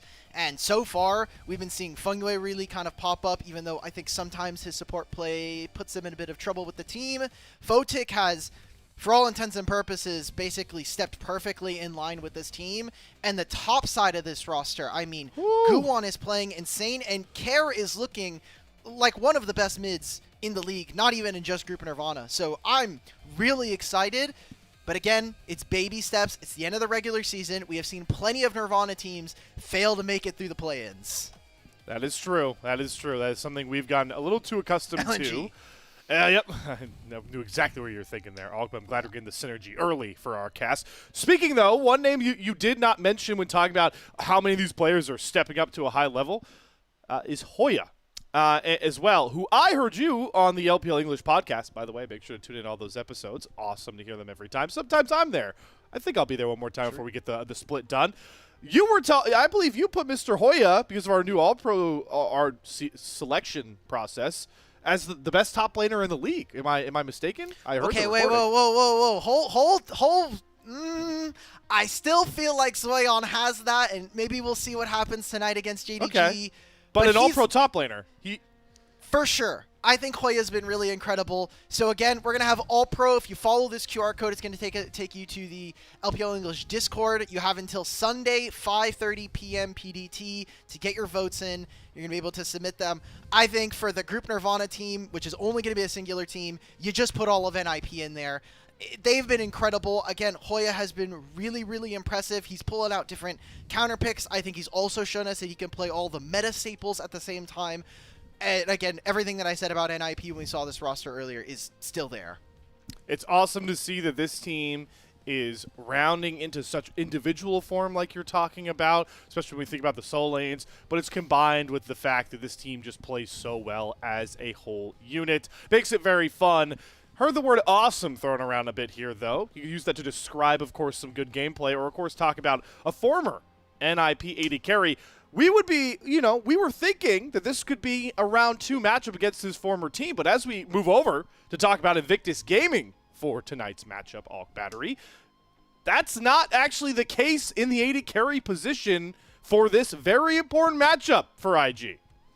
Yeah, Jachi's been starting. He played the last series. If I remember correctly, he also got player of the series in that last series as well. So I'm quite surprised that we are getting this here. To me, Jachi had a very middling split number 2. You could maybe chalk that up to the fact that they had a rotating door in mid and Breathe wasn't able to accomplish very much. So to me, it is quite a shock to see him starting over Awesome. But if this team decides, hey, we kind of need to make a last-minute resurgence, we don't want to have to go through rebuilding the team around Awesome joining, just slot in Jachi and see what he can do. We'll have to see. It is obviously such a an interesting thing to think about as well with the timing, of course, right? There's definitely a league in the LPL that we always think about, has a lot of roster changes, those mini off-seasons, really can sometimes feel like full-on off-seasons for other leagues with how many switches we see. But fact of the matter is, there are two important final series of the regular split. IG decided to make this choice, as well with Awesome, I think, still playing pretty well, pretty up to par on this team before. We'll have to see how it figures out for this matchup. But of course, we can start looking a bit further ahead. This is the final week of the regular season, especially for these Nirvana teams. And there is some lofty goals for both of these squads. Thinking about NIP, obviously how well they've played. But IG, again, I feel like 2025 Slayer repeating this, but this is still the Shy coming back like a rookie squad. They've got the lofty goals to try to get to finals. You can just see how long the road is ahead for them. It was honestly quite surprising to see Invictus Gaming make Worlds last year. I know that they were looking hot in Split 3, but it had been a number of years since Rookie returned to the world stage, and then we saw what happened in play-ins. But to make it to just the regional finals, there's got to be a lot of things that are going their way with the form that LGD are coming in with the fact that EDG are somehow picking up series wins at the end of the season. Really, a lot of things could happen, and making top 8 just means making it into play-ins. So very, very worrisome. Obviously, it's a lot easier for Invictus Gaming. They just need to win a single series if they make it to playoffs. For NIP, they need to win a couple of them back-to-back, and when you're starting in the lower bracket, that is where things start to get very, very scary, because you're going to be going up against anywhere between maybe the 1st and 2nd seed, or we start to see like 4th through 5th, and that, I think, gets very scary for them. Yeah, and that leading point you made there is really hanging with me there, especially knowing what we just saw from LGD. I guess, anything's possible with the LGD we just saw in that opening series, but hey, listen, they've definitely shown that they can, break that condition you're talking about of that 3-horse race, being the land below 7th and 8th. One of those names, though, of course, mentioned was Edward Gaming, and we kind of alluded to it a little bit here about the tiebreaker stuff if IG can win with this series. But, folks, the biggest prize of this series alone is the winner is pretty likely to end up facing an Edward Gaming team that has been marred by suboptimal play this split, to put it lightly. Yeah, and thanks to LGD winning against WE, now we know that the loser of this series is going to play Thunder Talk. So now we have both of our play-ins matches ready to go. Obviously, we still have a couple of days before play-in starts, but we're kind of, again, forecasting into the future. And every time we've gotten excited about play-ins, every time that we said, hey, the last team in Group Ascend, that should be the first prize for like an overperforming Nirvana team, we've seen mixed success for whether that is actually a boon or something that's a little bit scary or maybe a curse there. So a lot of things could happen, and I know that the official LPL broadcast did actually give us the proper ones. I've been a little bit all over the place because sometimes game differential stuff doesn't actually tie in and numbers and stuff. So if Invictus Gaming win 2-0, they get first seed. If they go 2-1, we're guaranteed a tiebreaker, which means day after tomorrow, likely we're going to be playing back on the stage. Probably is going to be a remote game as well, so we might see some different wacky things going on here. Yeah, just a situation that it feels weird because tiebreakers, in essence, you can think of as kind of fun. Thinking, oh boy, we get an extra series. It feels like you get a little opener, an appetizer to any sort of postseason action. But you're talking about the remote play, the scheduling around it.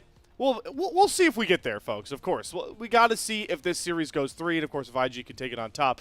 But as we get set up to bring our teams out soon for the walkouts, I do find play-ins conversations interesting, Dimitri, right? Because you talk about how we always it always seems like we have teams overperforming Nirvana, and then they've made it to play-ins and looked flat. But then, of course, like, Split 2's play-ins tournament is like the biggest outlier in play-ins history. So going into Split 3 play-ins, I don't even know what to feel or what to think, knowing all the history we've had so far.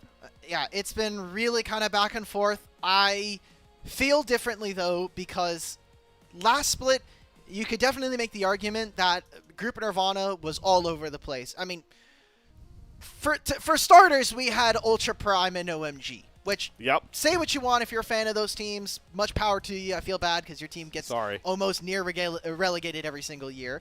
But those were not very good teams, and those are 2 or 4 of your double round robin wins. Not really inspiring a ton of confidence.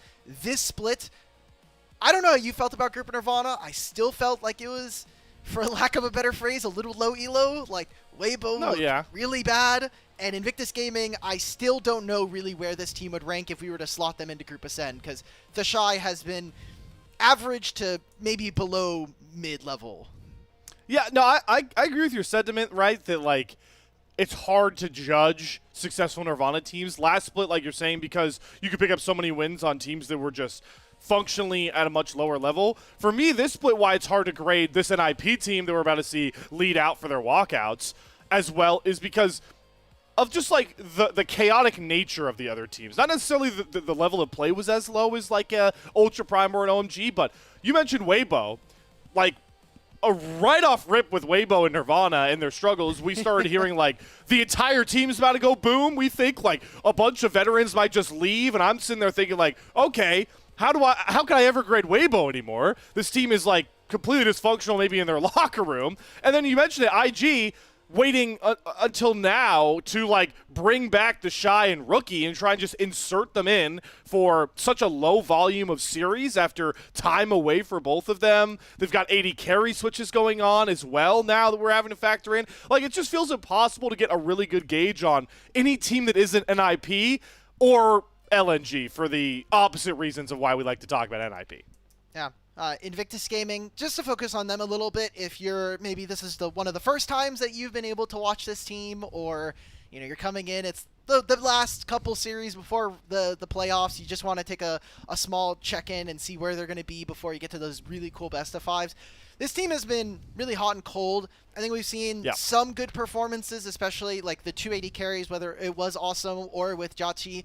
I think both of them have performed rather admirably, but again, competition, what you're playing against, is going to be a little bit lower.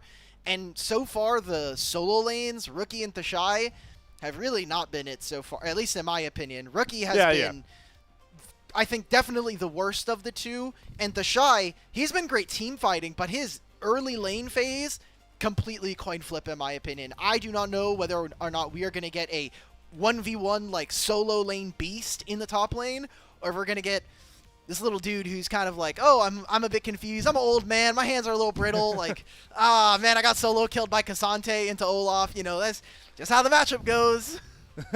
I just love that imagery, too, thinking about our matchup today, right? Because the Shy, you know, the old man's like, all right, going into a lane. It's old Hoya. I remember Hoya. This used to be a cakewalk.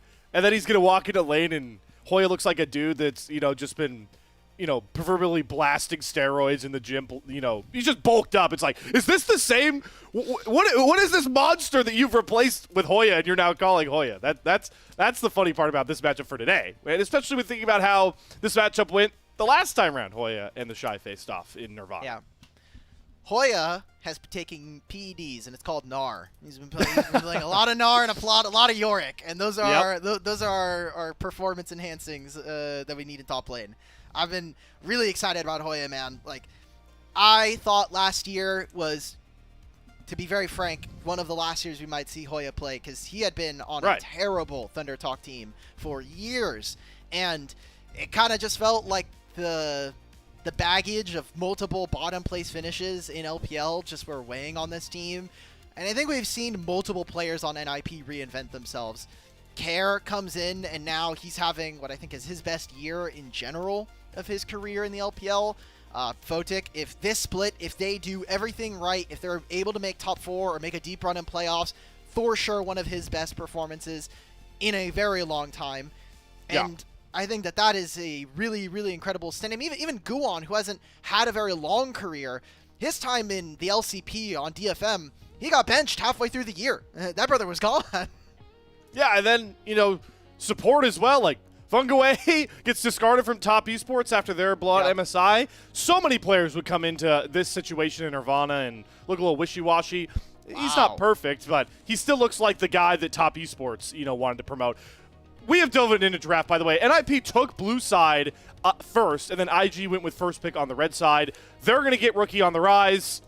Classic. Rookie on the rise. Yeah, mid lane right now kind of just feels like it's Cassiopeia and then everybody else is kind of hanging out. We are on 26-16, which I think so far we haven't seen a ton of like the Runon's AD carries. I know Ashe was already very prevalent before this patch, and now with that we're starting to see that kind of get evolved. Yunara Lulu Here we go. is, again, just the pairing that we've seen most often, but I'm surprised to see this. I still think that there's, again, still things like the Ashe Seraphine you can go for. You can play the Lucian Melio if that's going to be the case. But Invictus Gaming are saying, we want to prioritize a decent matchup for a rookie and what is likely to be a Neferi, because this is literally the best pairing that we have seen, at least what pros to have seemed to have agreed upon. Do you have any sort of reservations or hesitancy about picking a Fury into a Lulu? Like, does that have any fear? Maybe that's a little bit alleviated knowing that we now have an Olaf and an Neferi. So Lulu does not have enough to deal with both of those running at his back line. So maybe point is a little averted by this point. Yeah, I mean, but still, I think the point that you're trying to make there is really good. Like, hey, it's tough to try to all in as Neferi, who has her ultimate to try to dive onto someone, and it's like polymorph. All right, well, okay, Neferi presses W. It's like, all right, so what are we going to do afterwards? Well, Lulu's going to wild growth. And I was like, okay, so what else are we doing here? It's going to be really tough. This is a Nivea, and technically, this is a flex. Yeah, Hoya has been playing some Anivia. Even if he hasn't played any Anivia this split, he is by and far away the top laner who has played the most Anivia top here in the LPL. And into Olaf is a very, very good matchup. It just means that Olaf never gets a solo kill her, and Olaf really doesn't get to do much in team fights when you just get walled off. Yeah, and even outside of just the Olaf and the lane matchup, if it is top lane, regardless where this Anivia is going, you always should be a fan of an Anivia lock-in when she's virtually outranging everybody in front of her. So far, Yes. right, like Ryze, Olaf, Neferi, even Neferi's going to struggle to try and jump through Anivia. Ryze is going to struggle to get close enough to throw these combos down. So regardless who's piloting the Anivia for NIP, big fan of this pickup into their draft already. We're zooming through the second phase of bans. NIP just trying to safeguard any matchups that could cause them trouble with this Yunara Lulu early on. I like the twofold bans. Lucian gets rid of Lucian Melio, and then you're just like Nautilus is an easy dredge line into an early loss in laning. So just protecting this scaling bottom lane is always a good idea. I think when you see what NIP have gone for, it's very clear that this is just going to be a team that wants to team fight. You have Yunara Lulu. If you hit 3 and 4 items, most fights are going to kind of be a cakewalk.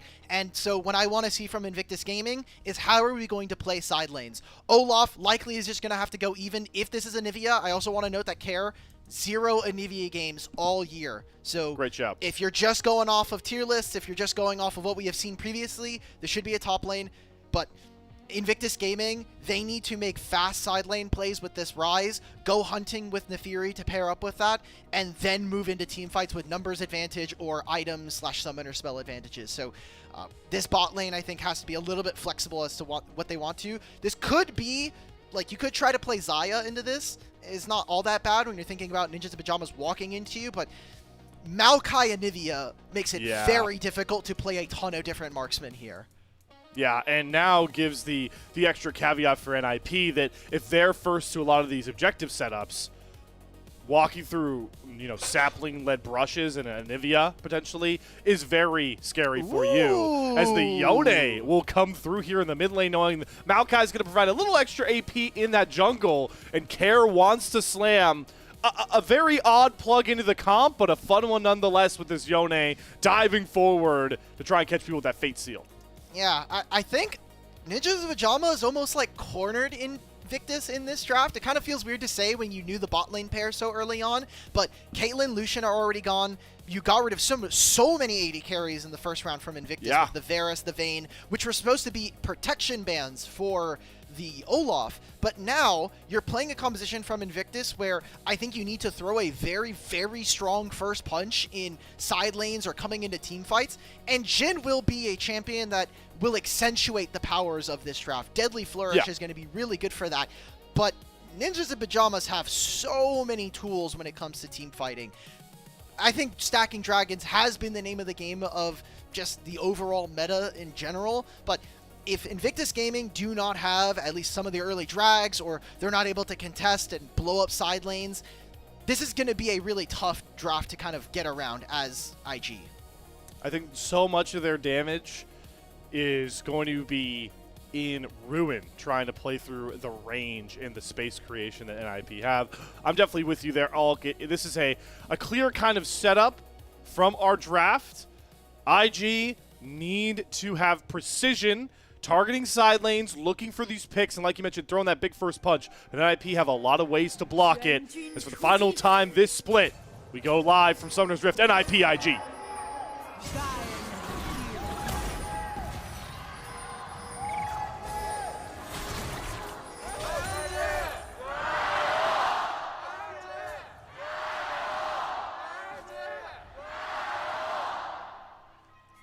Always a nice reminder that no matter where IG are at, Nirvana, you know, maybe not favored in this series, the fandom that this org brings is unwavering. And love to hear that for this big matchup against NIP, as the Gyos definitely lean towards the Invictus Gaming side.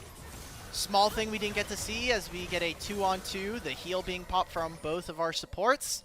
Hoya actually held on to his skill point at level 1, because if Olaf is in that brush and he runs him down, you just gotta have a wall. Or you can have your stun, but wall is likely better and a little more consistent. You can still miss the Q. If you miss wall versus Olaf level 1, I can't help you at that point, Hoya. That one's a full-on your fault. And he's also gone for Electrocute, so wouldn't be surprised that we see a lot of damage, maybe even some early attention, but likely won't be with the junglers, because they're both pathing towards the bottom lane. Yeah, left to your own devices are going to be the Shy and Hoya into this one.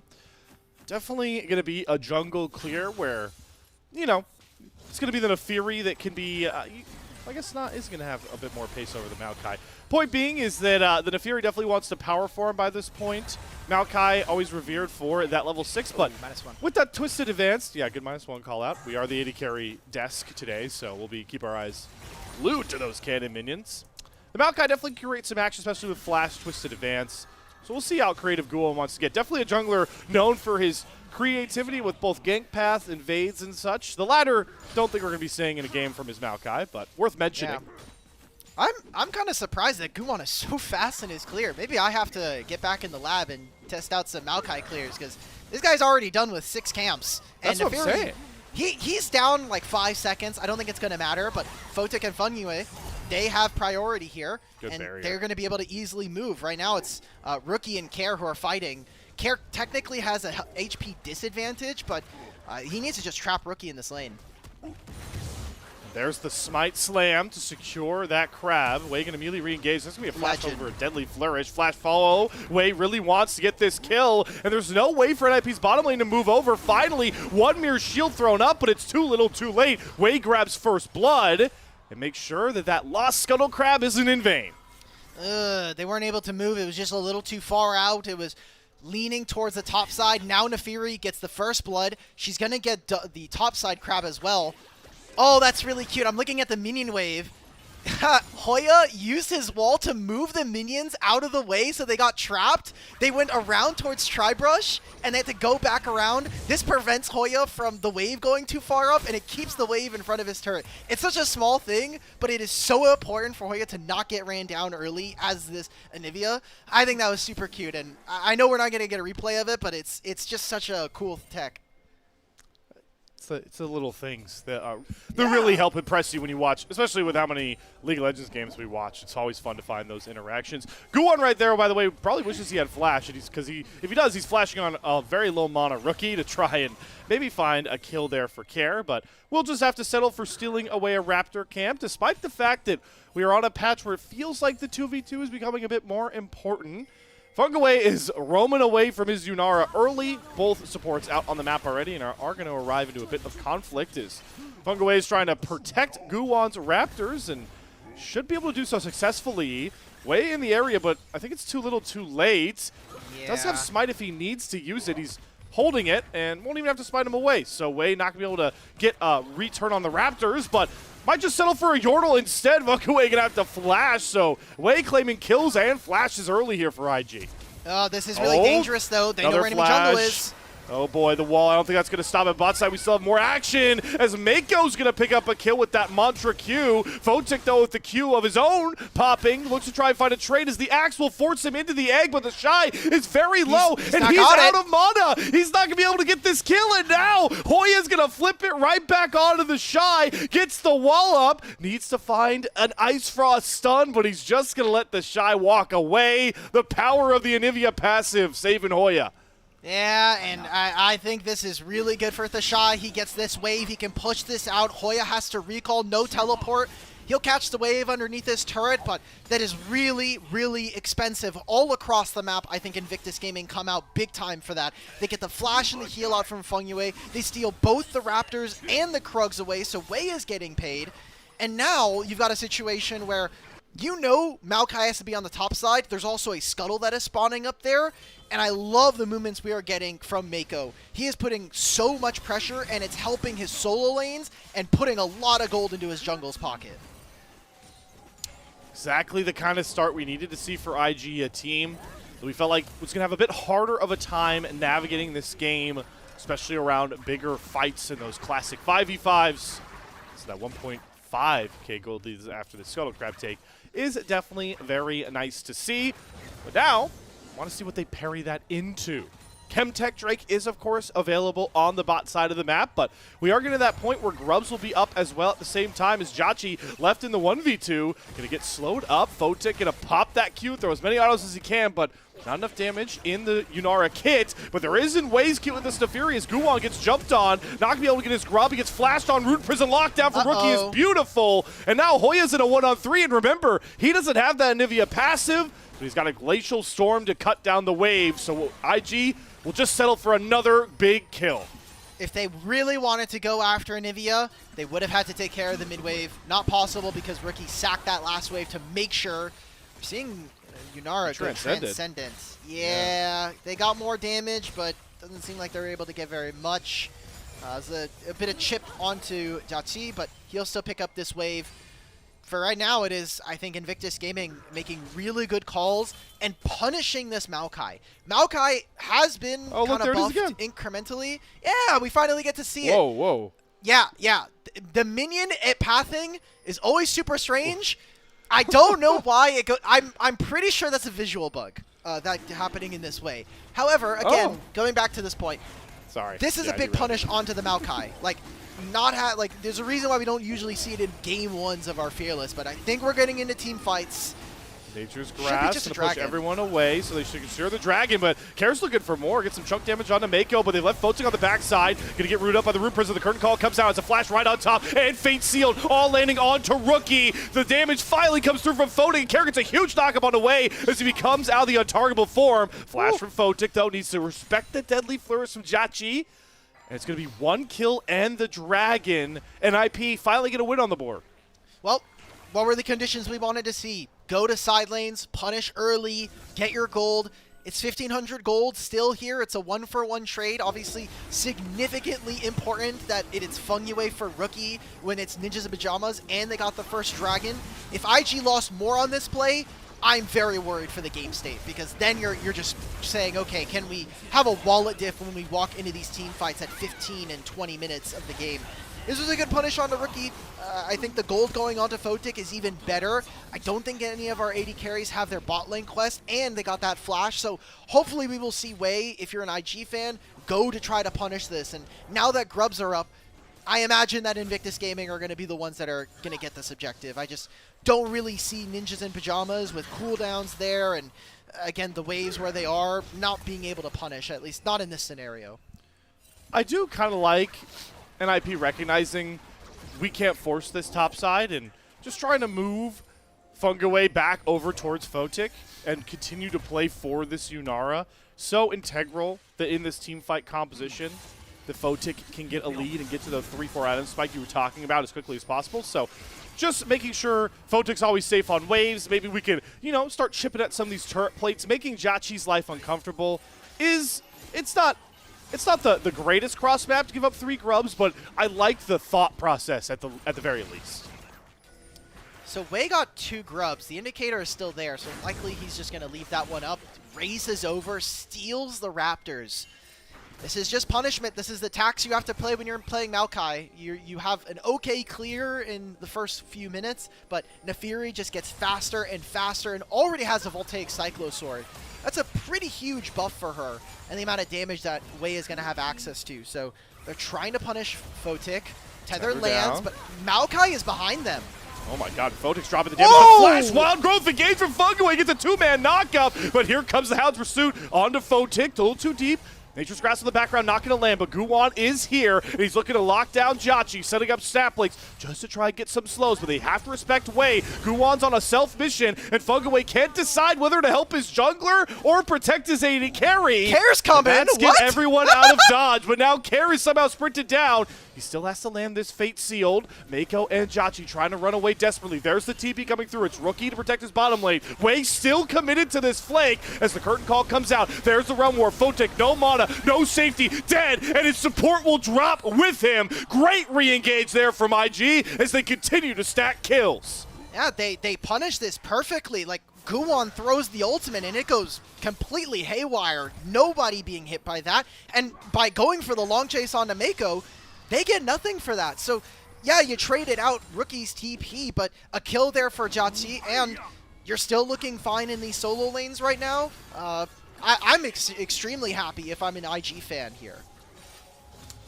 Just stacking more and more gold. Nearly at 3,000 by this point. Not going to be able to... Still no one really looking at that last grub, but for IG, if we're talking about, you know, advancing their game state, but also, I think, slowing down a potential win con that NIP, the grasping at straws with at this point, is, of course, the Hextech Drake in about a minute's time. You talked about it when we were in draft, a common strategy we've seen from all these teams, Drake stacking, so IG should be on it to try and stop that as soon as possible, and maybe that's why they're looking towards this bot side with the Dragon about a minute out. No Deadly Flourish going to land. Photic does have Transcendence. Yeah. His flash is nearly off cooldown, but Guwon needs to be very careful. This is not his jungle anymore, and Rookie is making sure to hammer that point through. Flash away from the Deadly Flourish, but the Hound's Pursuit from Wei still follows. It's a Blast Cone to save Guwon, but with him out and looking to reset, this Dragon should be all but a certainty for IG. I like the look there from Invictus. You're taking more camps. Guess what? We're stealing your Raptors again, brother. Guwon, you don't get to have this. Wei is a full leveled up in jungle. This is really huge. This is, again, just more combat power, and she still has all of her top side to do. Not only including the fact that if Guwon's not going to take the Void Grub, I will, right? If I'm Wei, I was like, hey, you know, like I'll just go for it. Guwon, he's playing for his team, but he is so far behind at this point. Even Wei is getting closer to the fully upgraded Smite. It was a very big investment for them to do that. No flash on Guwon. Dragon number 2 is started, but IG are pinned underneath their bot lane turret. Oh boy, they're getting surrounded. They're trapped all against this Dragon. They need to at least secure this is the win, and they will with the Nature's Grass. But here's the curtain call to start stacking slows, and Wei wants in. Rookie gonna get turned on. Great flash though away from the Fate Sealed. Kara still looking to chase here as Wei does get buffered by the knockup from that Wild Growth. Photic flashing forward. They're gonna find Rookie and set their sights onto Mako. Another dash forward from Photic as he started to stack these autos and put down IG. Jachi gonna have to flash a fat wall to survive, and all of a sudden, NIP have showed up to this game one, and with Hoya's passive, he doesn't care about your turret. Jachi drops into the egg form, but there's no scrambling going on here. That is a beautiful fight. That's 2,000 gold going into Ninjas in Pajamas.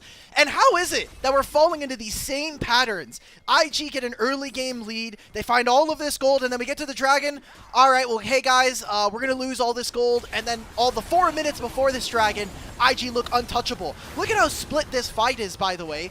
Eventually, we're going to see Olaf teleport into this, but he's in Super Narnia. Where is the TP? He's TPing into Raptors! He's gonna do no damage by the time this fight is over. Wei is out, Rookie has to flash, and there's just no damage at this point. Also, I just want to note, Jachi has gone for the Hubris on Jhin, which is great for stacking, but the upfront damage that this item has is just not there. So this is a really good play, and this is exactly the strategy we see from Ninjas in Pajamas. Play to your draft and play to what the strengths of it is, which is all about these 5-on-5 team fights and playing around these objectives. And now, two of their biggest performers for those 5-on-5 Drafts are ahead in gold.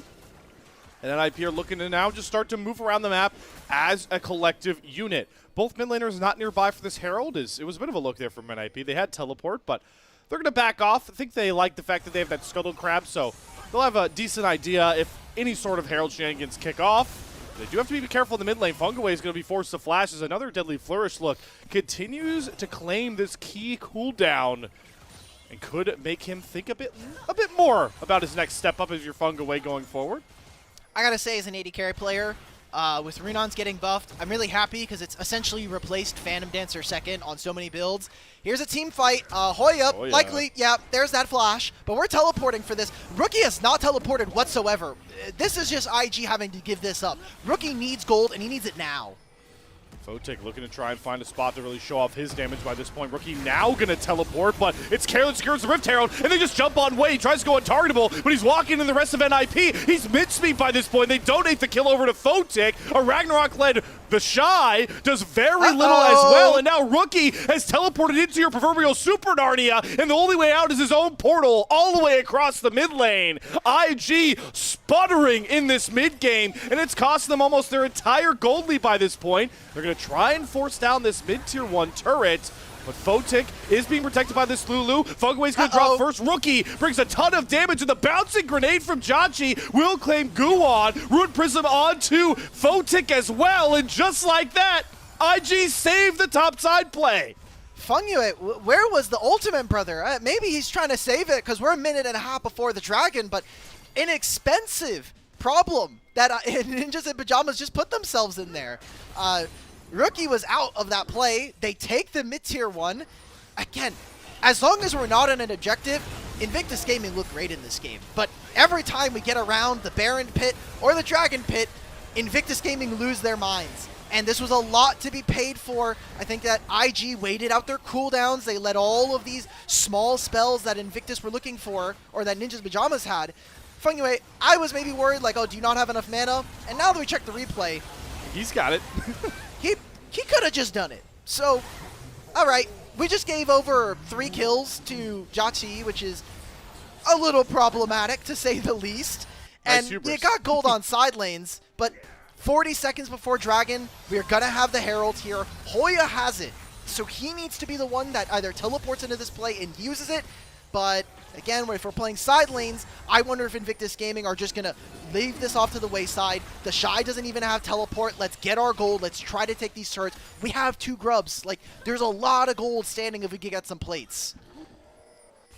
A lot of gold they can pick up, but I just get nervous delaying answering Drakes until it's now or never. And with an Infernal Soul in this game, that is a huge pickup that NIP could use to find a victory. But like you mentioned, they're still very much so down in the gold department, and now they've been pushed off their mid lane position. Wave crashing into the tier 2 turret in the name of IG. There's the Herald play from Hoya.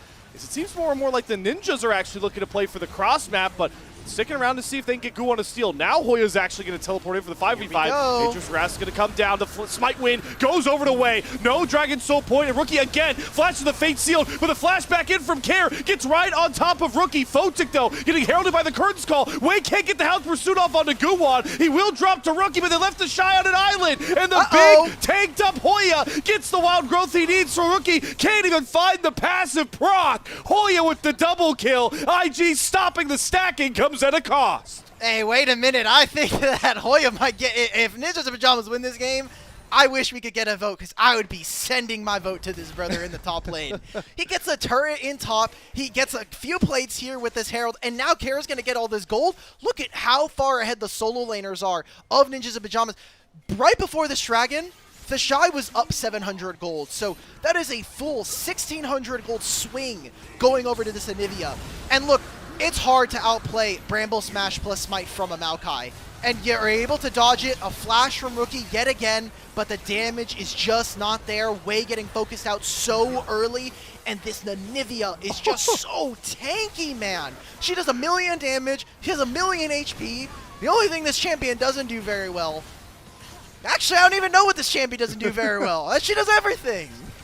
By the way, the only reason IG got a kill there was that Rookie whiffs his Q left of Hoya. It goes over the wall and it clips a blind 1 HP Guwon. I thought that was hilarious. Fate Seal, though, still whiffing as well here from Care, but doesn't seem like he really cares a lot with the damage he has. Here's the re-engage, though, with the tether still landing, and he's blown up by Jachi. First kill found. Ragnarok pop for the Shy. IG going forward, throwing caution to the wind, but the Glacial Storm will stun them in their tracks. Photic, though, can't get to low HP members, and Rookie dumps his entire damage package in. Photic could have to go 1v5 here, but he can't get close enough to push the damage needed. Rookie picks up the multi-kill. IG keep all 5 up and take 4 from NIP. Oh, Hoya, as soon as I give you the amazing caster glaze, you just send it a little too much there. The wall stops Photic from being able to deal damage, and that's a one-team fight into the Baron here for Invictus. Care basically, this looks like a Zoe outplay, where she lands none of the spells and almost kills you in every position there. Care ends up getting taken down, and this is a really tough choke to play.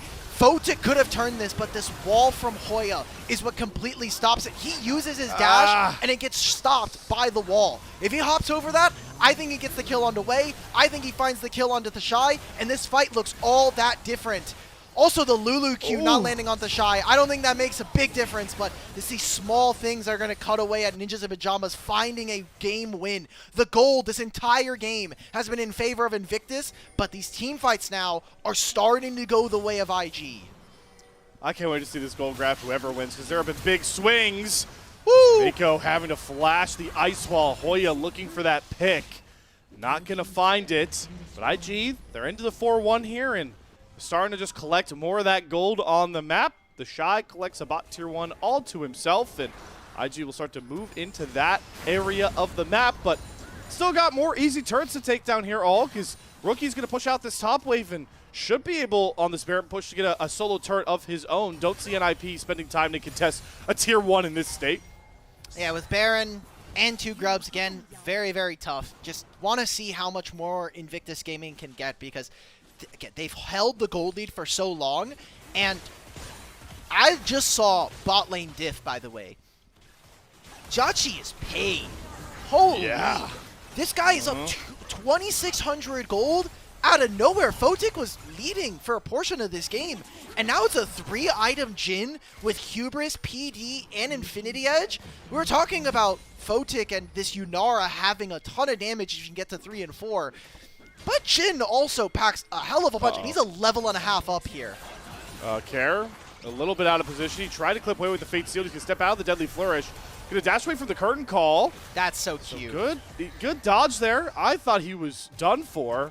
Yeah, I think Rookie teleported, and it got canceled by Hoya. Yeah, good shout. Yeah, that's awesome.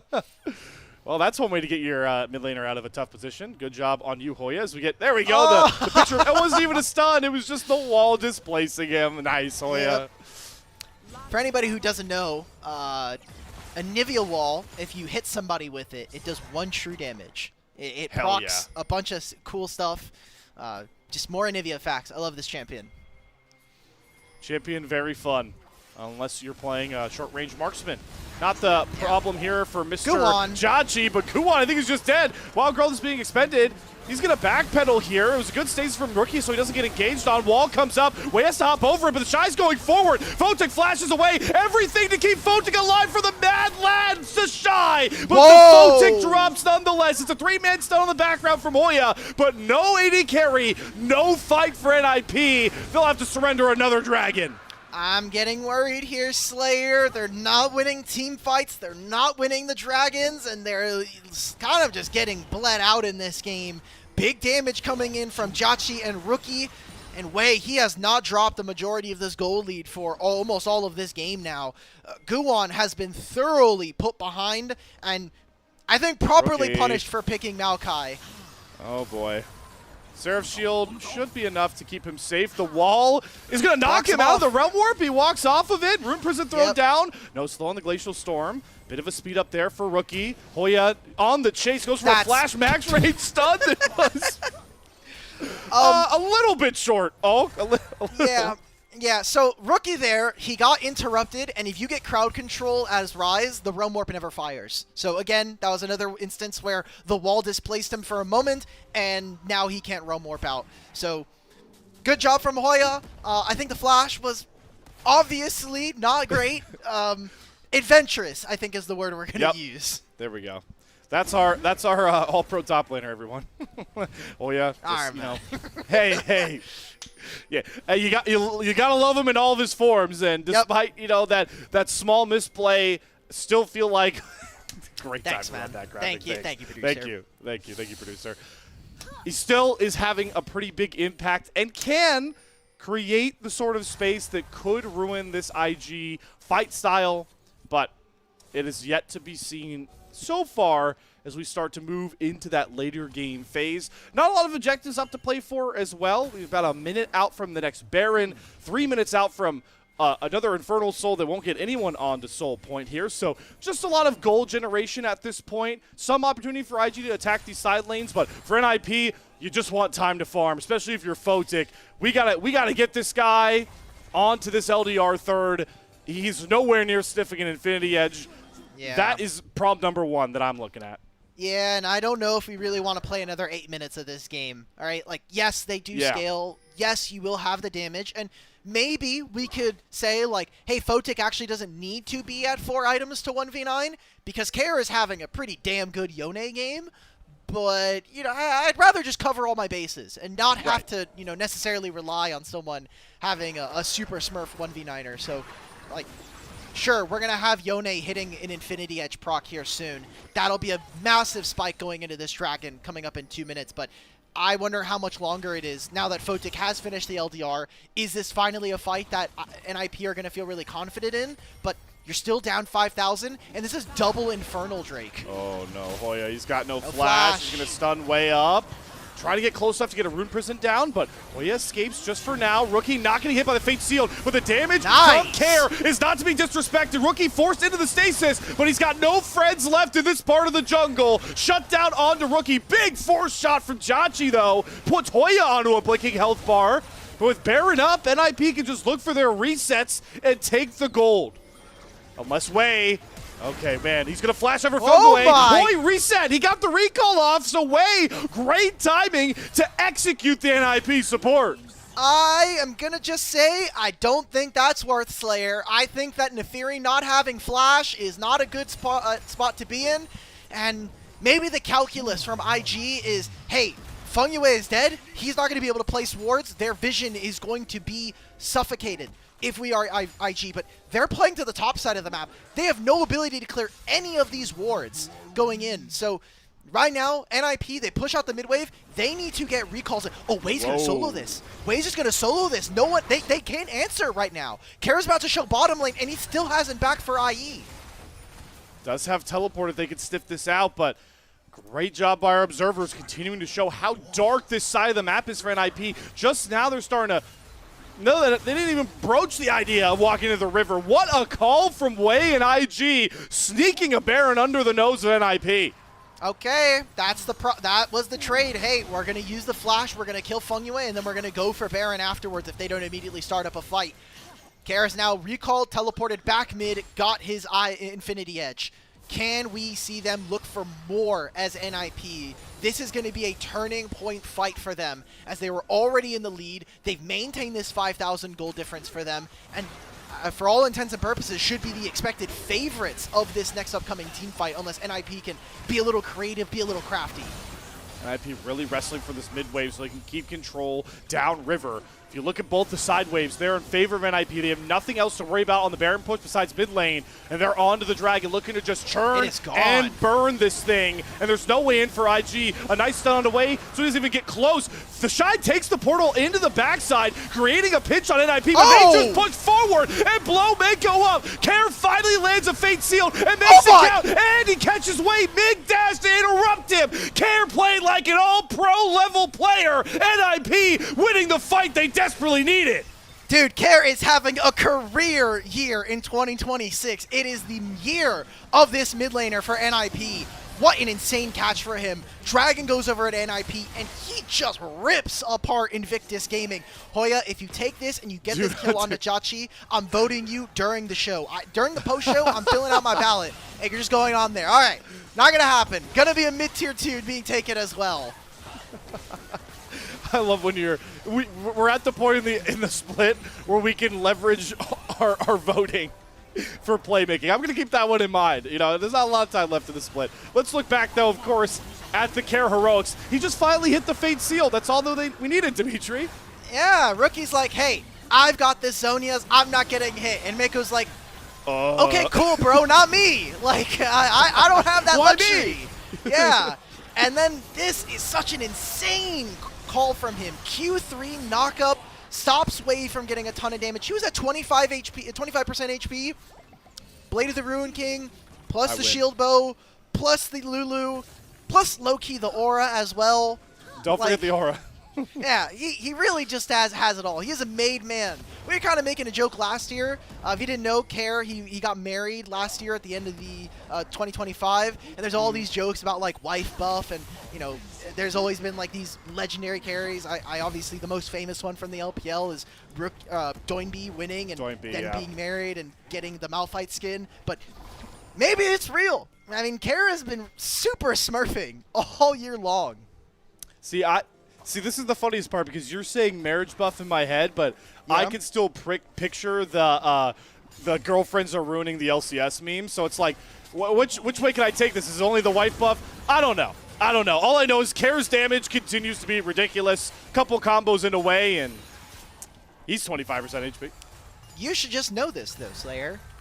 Girlfriends are not wives. Some girlfriends are wives, but not all wives are, you know, we have to workshop that one. You know where I'm going with it. I know where you're going with it, but that creates such a precarious situation. So it's like a scale angle. If you get a girlfriend, it's like, I'm sacking my skill level now because it's girlfriend, but I'm scaling for the wife buff. That's a very perilous situation to be in. You've given me time to think about this dumb metaphor. Yep, okay. All wives are girlfriends, but not all girlfriends are wives. Yeah, all right. So you found the rectangle v square.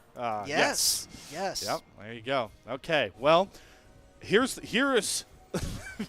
Let's just get back to the game. I was trying to carry the metaphor over, like all Infernal Souls equal. I don't know. Infernal Souls up in about 2 minutes. Baron is synced at the same time as this. So again, we're in kind of a bit of a lull state where it's very easy for NIP to clean up their side wave, especially with Hoya having passive, having Zhonya's flash back up.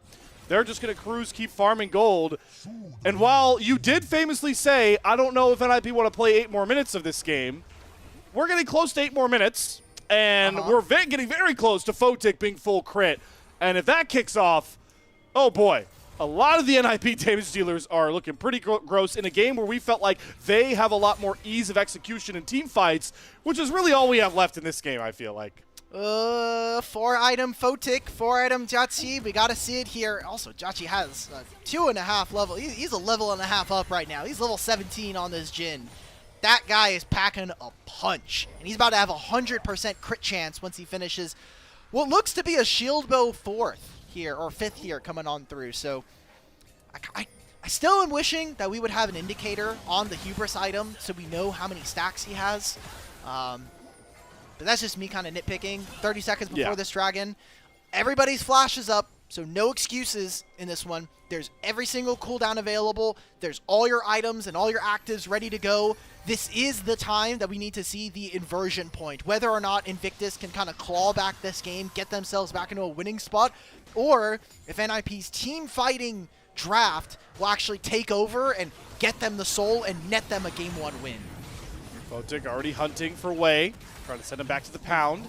But they once again need to be cognizant of the pincer maneuver. IG's you can't walk up here. To snap down onto them. Hoya walking up, getting the double stun down. Easy first chunk damage. Photic gonna transcend dash forward. He wants to call game right now, but he split the Shy away from his team. The Shy wanted to go all for these kills, but IG just simply couldn't follow their top laner. Curtain call shots are going to hit Hoya, but they're just clipping these health bars. Nobody can get past the ice wall to save the IG solo lanes, and that's going to get NIP the biggest prize, Infernal Soul. And the Baron right after that is just a huge punish coming in from Hoya. When you are playing any immobile champion into Anivia, you have to be able to attack her from multiple different angles. So 3 of you guys sitting in Tribrush, walking together, the fight is already lost at that point. Hoya with a massive Arctic wall to completely shut out any potential for Invictus Gaming to play another one. So it's like, hey, I hope you have another one of those E's ready to go, because if you're not going to jump over mine, you're going to have to use your flash. Baron going over, and now we're going to be able to see how NIP push this one out. Just, yeah, wall into double Q. This is literally fundamental Anivia gameplay, and she doesn't have to have the most damage. The utility is enough. I'm watching the Shy. I'm also watching Rookie, who is just way too late. If he is here maybe 5 seconds before when Olaf arrives, I think there's maybe a more realistic conversation to have, but he comes in too late. And now we're going back to live. Photic, just 1v9 him, brother. Oh my god, Photic. Oh my god, that Arc of Ruin was disgusting from Photic. The Wild Growth comes through. It's the Shy onto the back line. Does set up a good forward shot there from Jachi, but here comes Hoya right back up. And Care is putting the cherry on top this comeback. Flashes on the last 2 IG members. Photic may have dropped, but it's going to win NIP the game 1 comeback style. And Oak, you got to keep this in mind now for your next cast. Top Esports JDG. Game 1 gold leads are not safe tonight. Oh boy, it has been dangerous. Invictus Gaming held a gold lead for practically the entire game, but all of this team fighting, this draft magnificently orchestrated by NIP. I don't know, man. That was just a true beauty to watch. A beauty to watch. Something that's seemingly uttered in every one of these NIP series. And again, if you're someone that is joining late to watch Nirvana action for the end of the season and stuff, you've just been presented in full view why NIP have been so awesome to watch this year, despite whatever odds are thrown at them in the game. They just find a way, man. In between all of the fights, and that was the pattern that we saw. As long as there wasn't an objective fight, IG were winning. They would play the Grubs, which weren't contested. The Herald, which didn't end up going to NIP, but it felt like the fight was kind of even. The first 2 Dragons felt like they were good, even if NIP did win them. But as soon as we got to those fights, IG just could not play to the right part of their game. So many different aspects of this. Care having an incredible Yone, putting so much pressure onto this Rise. This top lane matchup. It is so tough, and Hoya just navigated the lane, and then the team fights expertly. It felt beautiful to watch. It was sensational to watch, and again, to hammer the point home for why NIP is a team that's easy to gravitate towards. It's NIP finding these wins with these just unique ways that just only their roster can really function with these draft strategies. Of course, the main point in this game is Hoya with the Anivia top, right? Something that you're not going to see a lot of people pull out. We're going to talk about as, one of 2 people I think that should end up as the player of the game in this game. It's just so cool to see. And again, Photic, 40k damage, does what he needs to do on this Yunara. Every fight, I think the guy was putting out basically the full amount of damage he could put out, even in that one fight where he leaves like 3 people 1 HP. We talked about it's like a Hoya wall, kind of screwed him over. I've just been so impressed by Photic as the split as a whole, and now that I'm getting my first look at NIP, I want to apologize to Photic. There is recordings of me on LPL English podcast talking about this guy in some very, very not fun light. What a turnaround in this split alone on this team. I did not see this coming from a mile away. Yeah, gets to take revenge against Rookie, former teammate of his. Yep. They navigated the fights really, really well. I said it at the end of draft. I felt like NIP kind of cornered Invictus Gaming and forced them to really win early. And Wei was trying. Wei was doing everything I think that he needed to. He got that kill onto Guwon. They put this Maokai behind, but it wasn't enough. And they also just, I think, didn't execute properly on their own win condition. NIP just had their number. I know that damage percentage is really nice, and we saw the damage from Photic, but this has to be a Care or Hoya MVP in my mind. I agree. Both of them had massive impact. Care for his actual like mechanical prowess on the Yone and doing all these cool fancy tricks on it, or Hoya, who, while it was maybe not the fanciest champion, it's just so good, man. Like, this Nivea top is just so damn OP in this draft. You did a great job illustrating that point about the value of the Anivia constantly across this one.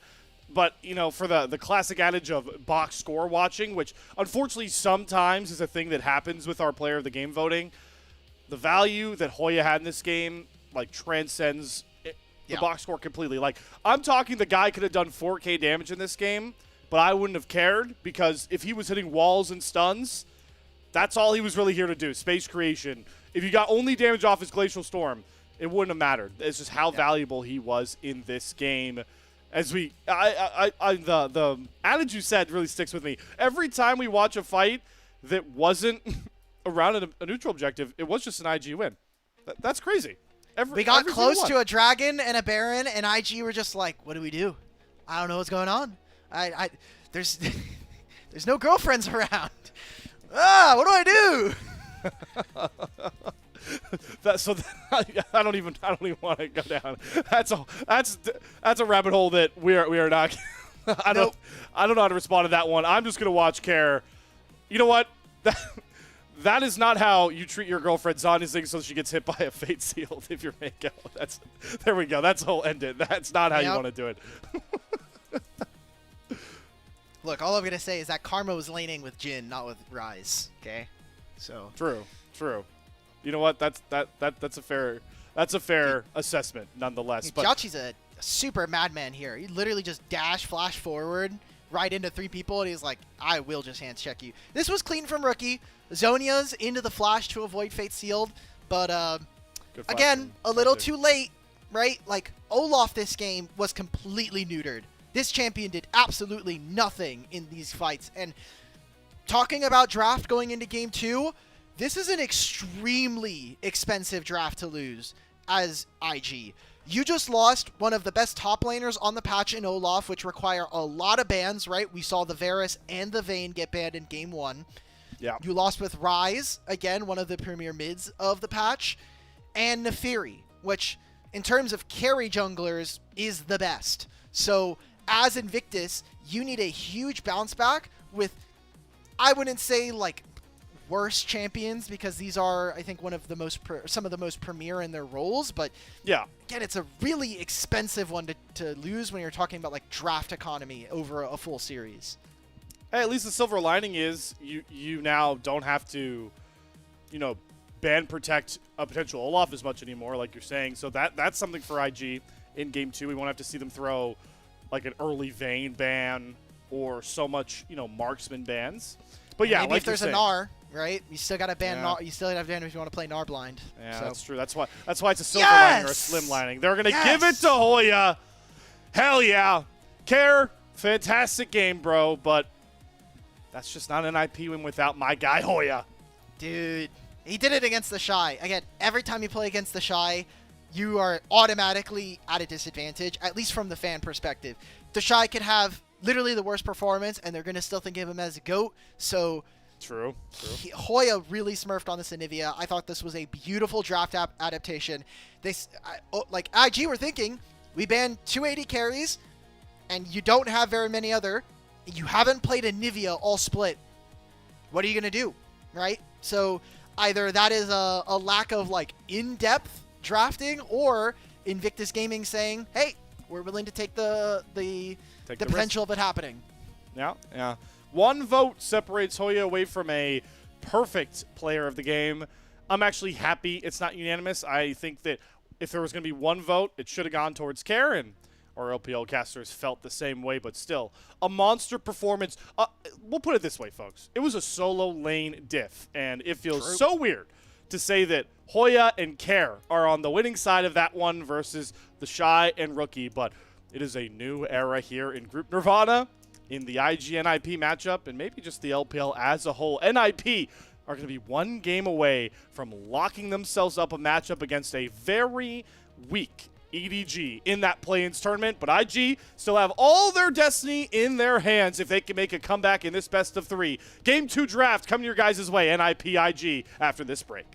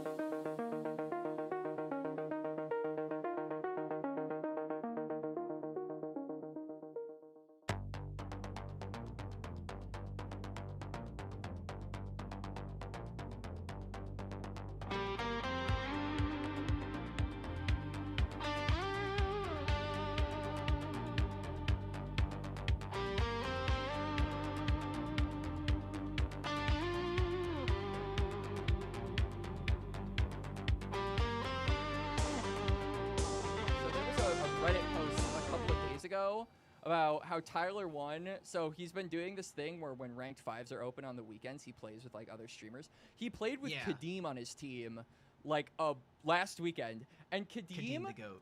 did on Riven, by the way, did 500 damage in a 30-minute game. And Tyler was like, yo, those numbers are crazy, Kadeem. And everyone was like, oh my god, this is so funny. Kadeem is like the streamer that you watch when you want to see bad gameplay. He did 300 less damage than Results. an LPL pro player! Wait, hold up now.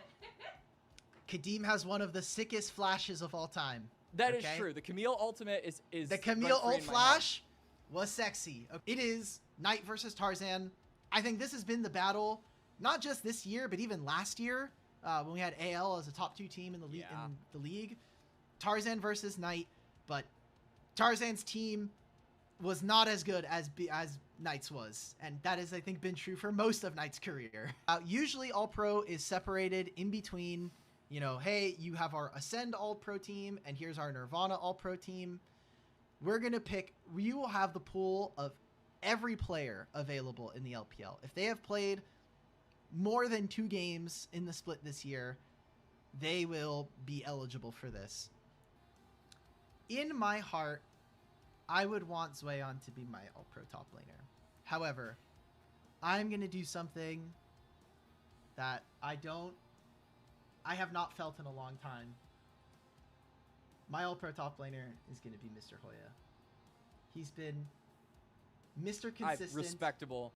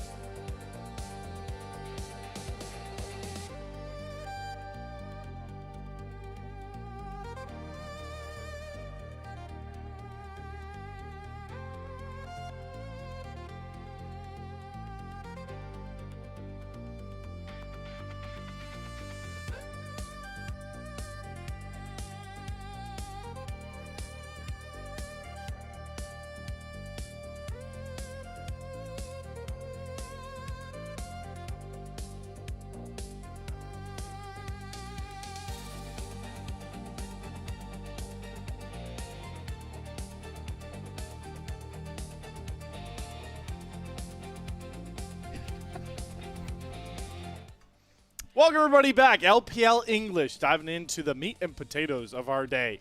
Game 2, Series 2 on tap here. NIP, one more game win, locks them as the #1 seed out of Nirvana, setting them up for a date with EDG and sending Invictus Gaming into a more formidable Thunder talk.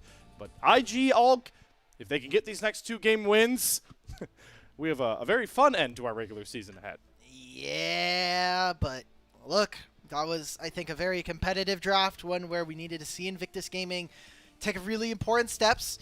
But when it came down to it, one of the solo laners of IG just did not perform. Again, Thashai was in a bit of a counter matchup, wasn't able to have the impact that Olaf usually has both in team fights and in the lane. We got to see that countered by a player of the game going over to Hoya on his Anivia. So I wonder how Invictus Gaming are going to bounce back. Also thought it was incredibly interesting, the right of first selection. NIP had choice, and they chose blue side, which very few teams in Split 3. Split 2, we actually saw a lot of teams start to do this. AL was one of these teams. Invictus Gaming was one of these teams that actually were choosing blue side over first pick. And ever since MSI, or once that tournament ended, all of our teams have just gone back to first pick, first pick, first pick, first pick every time. Every time. And, you know, I think the Shy definitely deserves some criticism, but I really do just feel like it was the solo lanes. Because I know Rookie looks a bit better, but I kind of multiple times, you were talking about, he was just late to too many of these plays, right? Teleporting like way behind, Realm Warps were late. So we need Rookie and the Shy, these 2 pillars of the LPL, to lock in for this game 2 a bit more to get IG into this game 3. We're into our second draft, of course, which to me is looking back to our standard draft. So we're getting a B1 here for NIP. IG want those counter picks likely for those solo lanes. A lot of mid laners starting to get taken away by Invictus Gaming. Orianna plus Cassio, those are kind of just been standard when it comes to first pick, and depending on who's going to be going for that. If you're a counter pick, you kind of got to get rid of them. Jarvan Wei, Jarvan and Nocturne for Wei, I think is peculiar. Taking a look at some other junglers that we've been gotten, I was thinking maybe we'd want to get rid of Vi, but probably is just going to be the first pick coming on through for Guwon. I would love to see him go towards the Lee Sin. This guy is a mechanical nightmare on that champion for enemy teams. That's always fun. Always just a pro to shout out the Lee Sin. But yeah, I'm with you there, Alk. I think jungle is going to be their pick. Vi, Lee Sin, Xin Zhao, if you want to go towards their Pantheon. All are very up and available, as Varus was going to be the last ban. Remember, folks, we're going to keep talking about the flexibility of NIP. That was a flex ban, if we want to get real specific. Looks like it's just going to be a straight Seraphine lock. So what is this telling you? Jachi, we can't pick Ashe Lulu because sometimes if you want to break up the Ashe Seraphine, you just take Ashe Lulu, but Lulu was taken away in Fearless thanks to game number 1. So are you going to go for Ashe and like Alistar or Ashe plus something else? Ashe Melio sounds really weak. We'll end up seeing. But IG have 2 picks, right? So they can pick jungle plus AD carry. They can go jungle plus mid, which I think is completely fine. Maybe Rookie just wants to get a game of Ahri. Maybe with some of where some of the mid laners are, and if there's a Seraphine, maybe you just go for something like Locke. But it is pretty early, and obviously there's still a ton of options still left. Be interesting to see if they go like a Locke route, because I feel like that kind of has them playing a similar sort of mid-game motivated style, again, into a team for NIP that likely to get Ashe Seraphine through. They're going to look to play scale and team fight once more. There is still a lot of mid-game power here for IG. They're going to take the Ezreal that's plug-and-play with a lot of supports, and the Vi as well for that single target lockdown. Expected to see the Ashe. Do we see the jungle answer? No, it's the lock taken away blind from Care. The guy's feeling himself, all right? Yeah. I think this is a good gambit here because now IG, either you're going to commit to taking the Bard for support, which seems like that's going to be their option, and now Ninjas Pajamas can just get rid of all the bad matchups that you don't want to play against. Yeah. So Galio, if you're thinking about one of those, you can also get rid of, taking a look at what we've been seeing from Rookie that might be a little bit problematic, a Swain.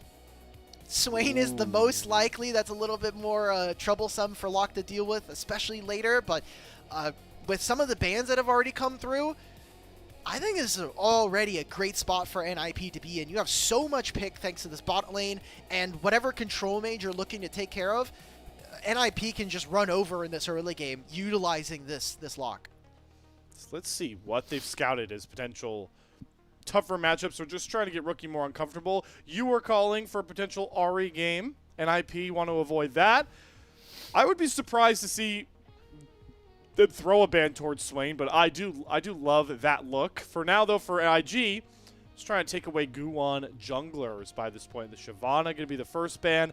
I think Xin Zhao might be a worthy ban. I think about the Crescent Guard on top of Ashe Seraphine is very valuable, but they'll go for the Pantheon instead. Pantheon. He hasn't played Pantheon this split, which I think is quite interesting. Now, I'm thinking about Guwon. He's played the most Trundle this split. He has 4 games on it. You could go for Skarner, which is a little less enticing. Xin Zhao, like you had mentioned, is definitely an option here. Right now, Invictus Gaming, their draft is very generalist. It does a lot of different things okay, but it doesn't do particularly one thing that well. So I'm kind of waiting to see what we're kind of going to be able to opt into, because Bard lets you play so many different styles around the map, and Vi kind of lets you have Engage, but is a bit dissynergistic with the Bard. So it's going to be a Sylas mid angle. This matchup is pretty tough, especially if Locke decides to go Ignite mid, so you kind of got to have your P's and Q's, and Rookie hasn't necessarily been the best mid laner here in the split. But the big value is, of course, going to be the fact that, Encore and now Keeper's Verdict and an Ashe Arrow, there's some valuable ults to take away here. Do love the Poppy, though, coming out here from Guwon. You're already seeing a Vi, Sylas, just stopping them in their place, punishing those dash-based champions.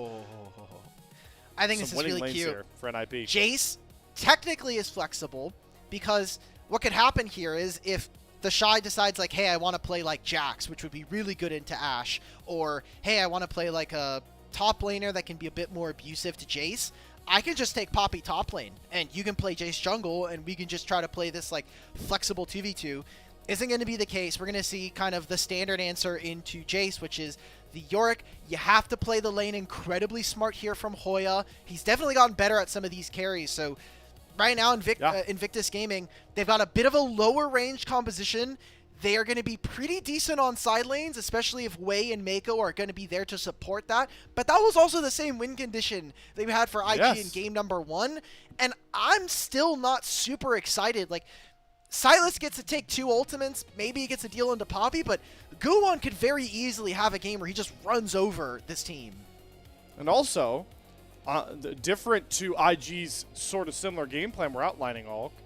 This game, man, the reliable damage, my lord. We're playing Yorick, we're playing Melee Sylas, we're playing an Ezreal, a Vi. Like, if we're not charging into mid game and coming up with a huge lead that we can lean into side lane and control the map that way, this game gets rough really fast. Again, it feels like to me that this game, like a win for IG feels a lot more narrow than the options for NIP. To be fair to Invictus, they at least have tools to be able to play that are more consistent than an Ashe ultimate or a Seraphine ultimate. So I could very quickly see them just start to rip off fights and potentially take a game win here. It's very important if they want to get first seed going into play-ins.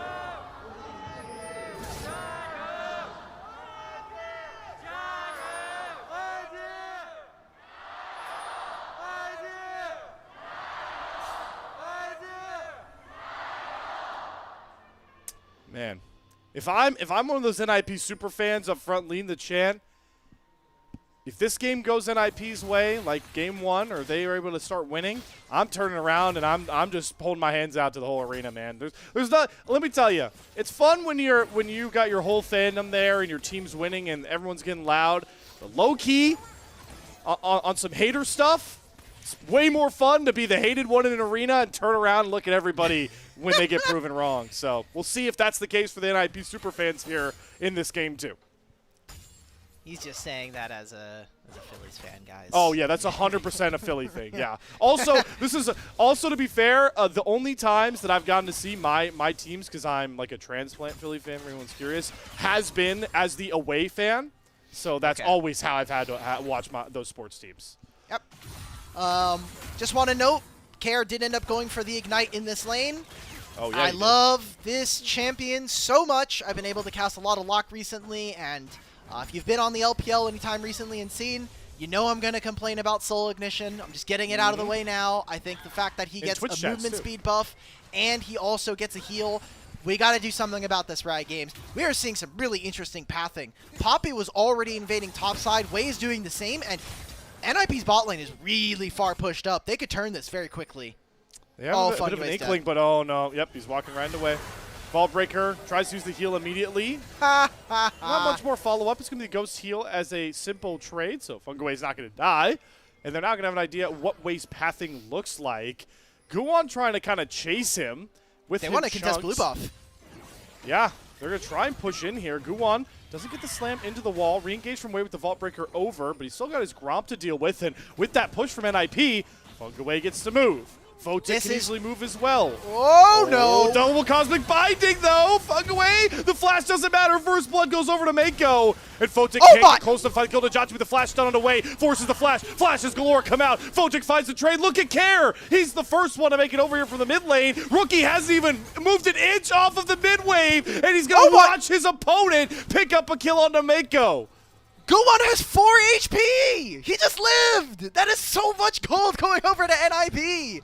Can we please remove Soul Ignition from the game? He has so much movement speed. He has the blink over the wall. He used Ignite to find that kill. It looked tough The first blood going over, they kill Fungyue, but the heal from the surround sound is just so impressive here. Look at the snap coming through. This is an impressive stun from Mako. Double stun on the jungle support, and Fungyue, he flashes, he dies, but that kill onto Mako, not perfect, and then the flash wall slam coming in from Guwon. He already has a steadfast presence, meaning you can't dash over anymore. Mako, you just can't step up. They don't know that Kara's here. Huge early opener. And Guwon now, he gets to go to his top side. He gets to take all of these camps. The only thing that Wei can say that he gets is top scuttle and bot scuttle. And look at how that panned out in game number 1. Ulk, I'm just getting mad, man. I watched that replay. Rookie walks off of mid-wave a little bit to move first, then walks back. Kair moves, and he doesn't move. Jungle diff indeed. All right, here's the jungle diff in real time. Guwon paying a visit towards the Shy. Runs out of mana. Holding on to his flash, though, and Hoya can't really commit any further, but there's some more jungle pressure from NIP, who, for the first time in this series outside the final 3 minutes of Game 1, are holding a gold lead. Don't think that's going to exist for very much longer. Guwon sacrificed all of this. He's not even... Please tell me he's going to do his camps. Okay. I thought he was going to come over and contest Raptors. He is just leaving blue buff up, which... XP is very good, but if you never kill this camp, it is always going to be a level 1 blue buff. It is going to be very, very minimal in the value it gives once he finally takes this down. So all he does is he stops his wolves. He doesn't even get in contest for the scuttle on the bottom side here. He's even because he has 2 assists right now, but I would consider Wei in a pretty decent spot.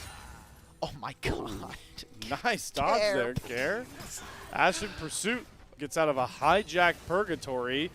Guwon does not care about your camps and XP. Ulk, he is hovering his bot lane, just trying to put more pressure on this side of the map. But he will finally go after his Krugs and start to try and catch up a bit here into Wei. Dragon, of course, is up and available on this bot side, but can't really see either of these junglers too well positioned for it unless Guwon wants to continue to sacrifice his XP and stuff. But his bottom lane's definitely doing the heavy lifting to give him an opening to at least start up at his own. Jachi completely out of the bot lane onto a reset, and Mako not far behind.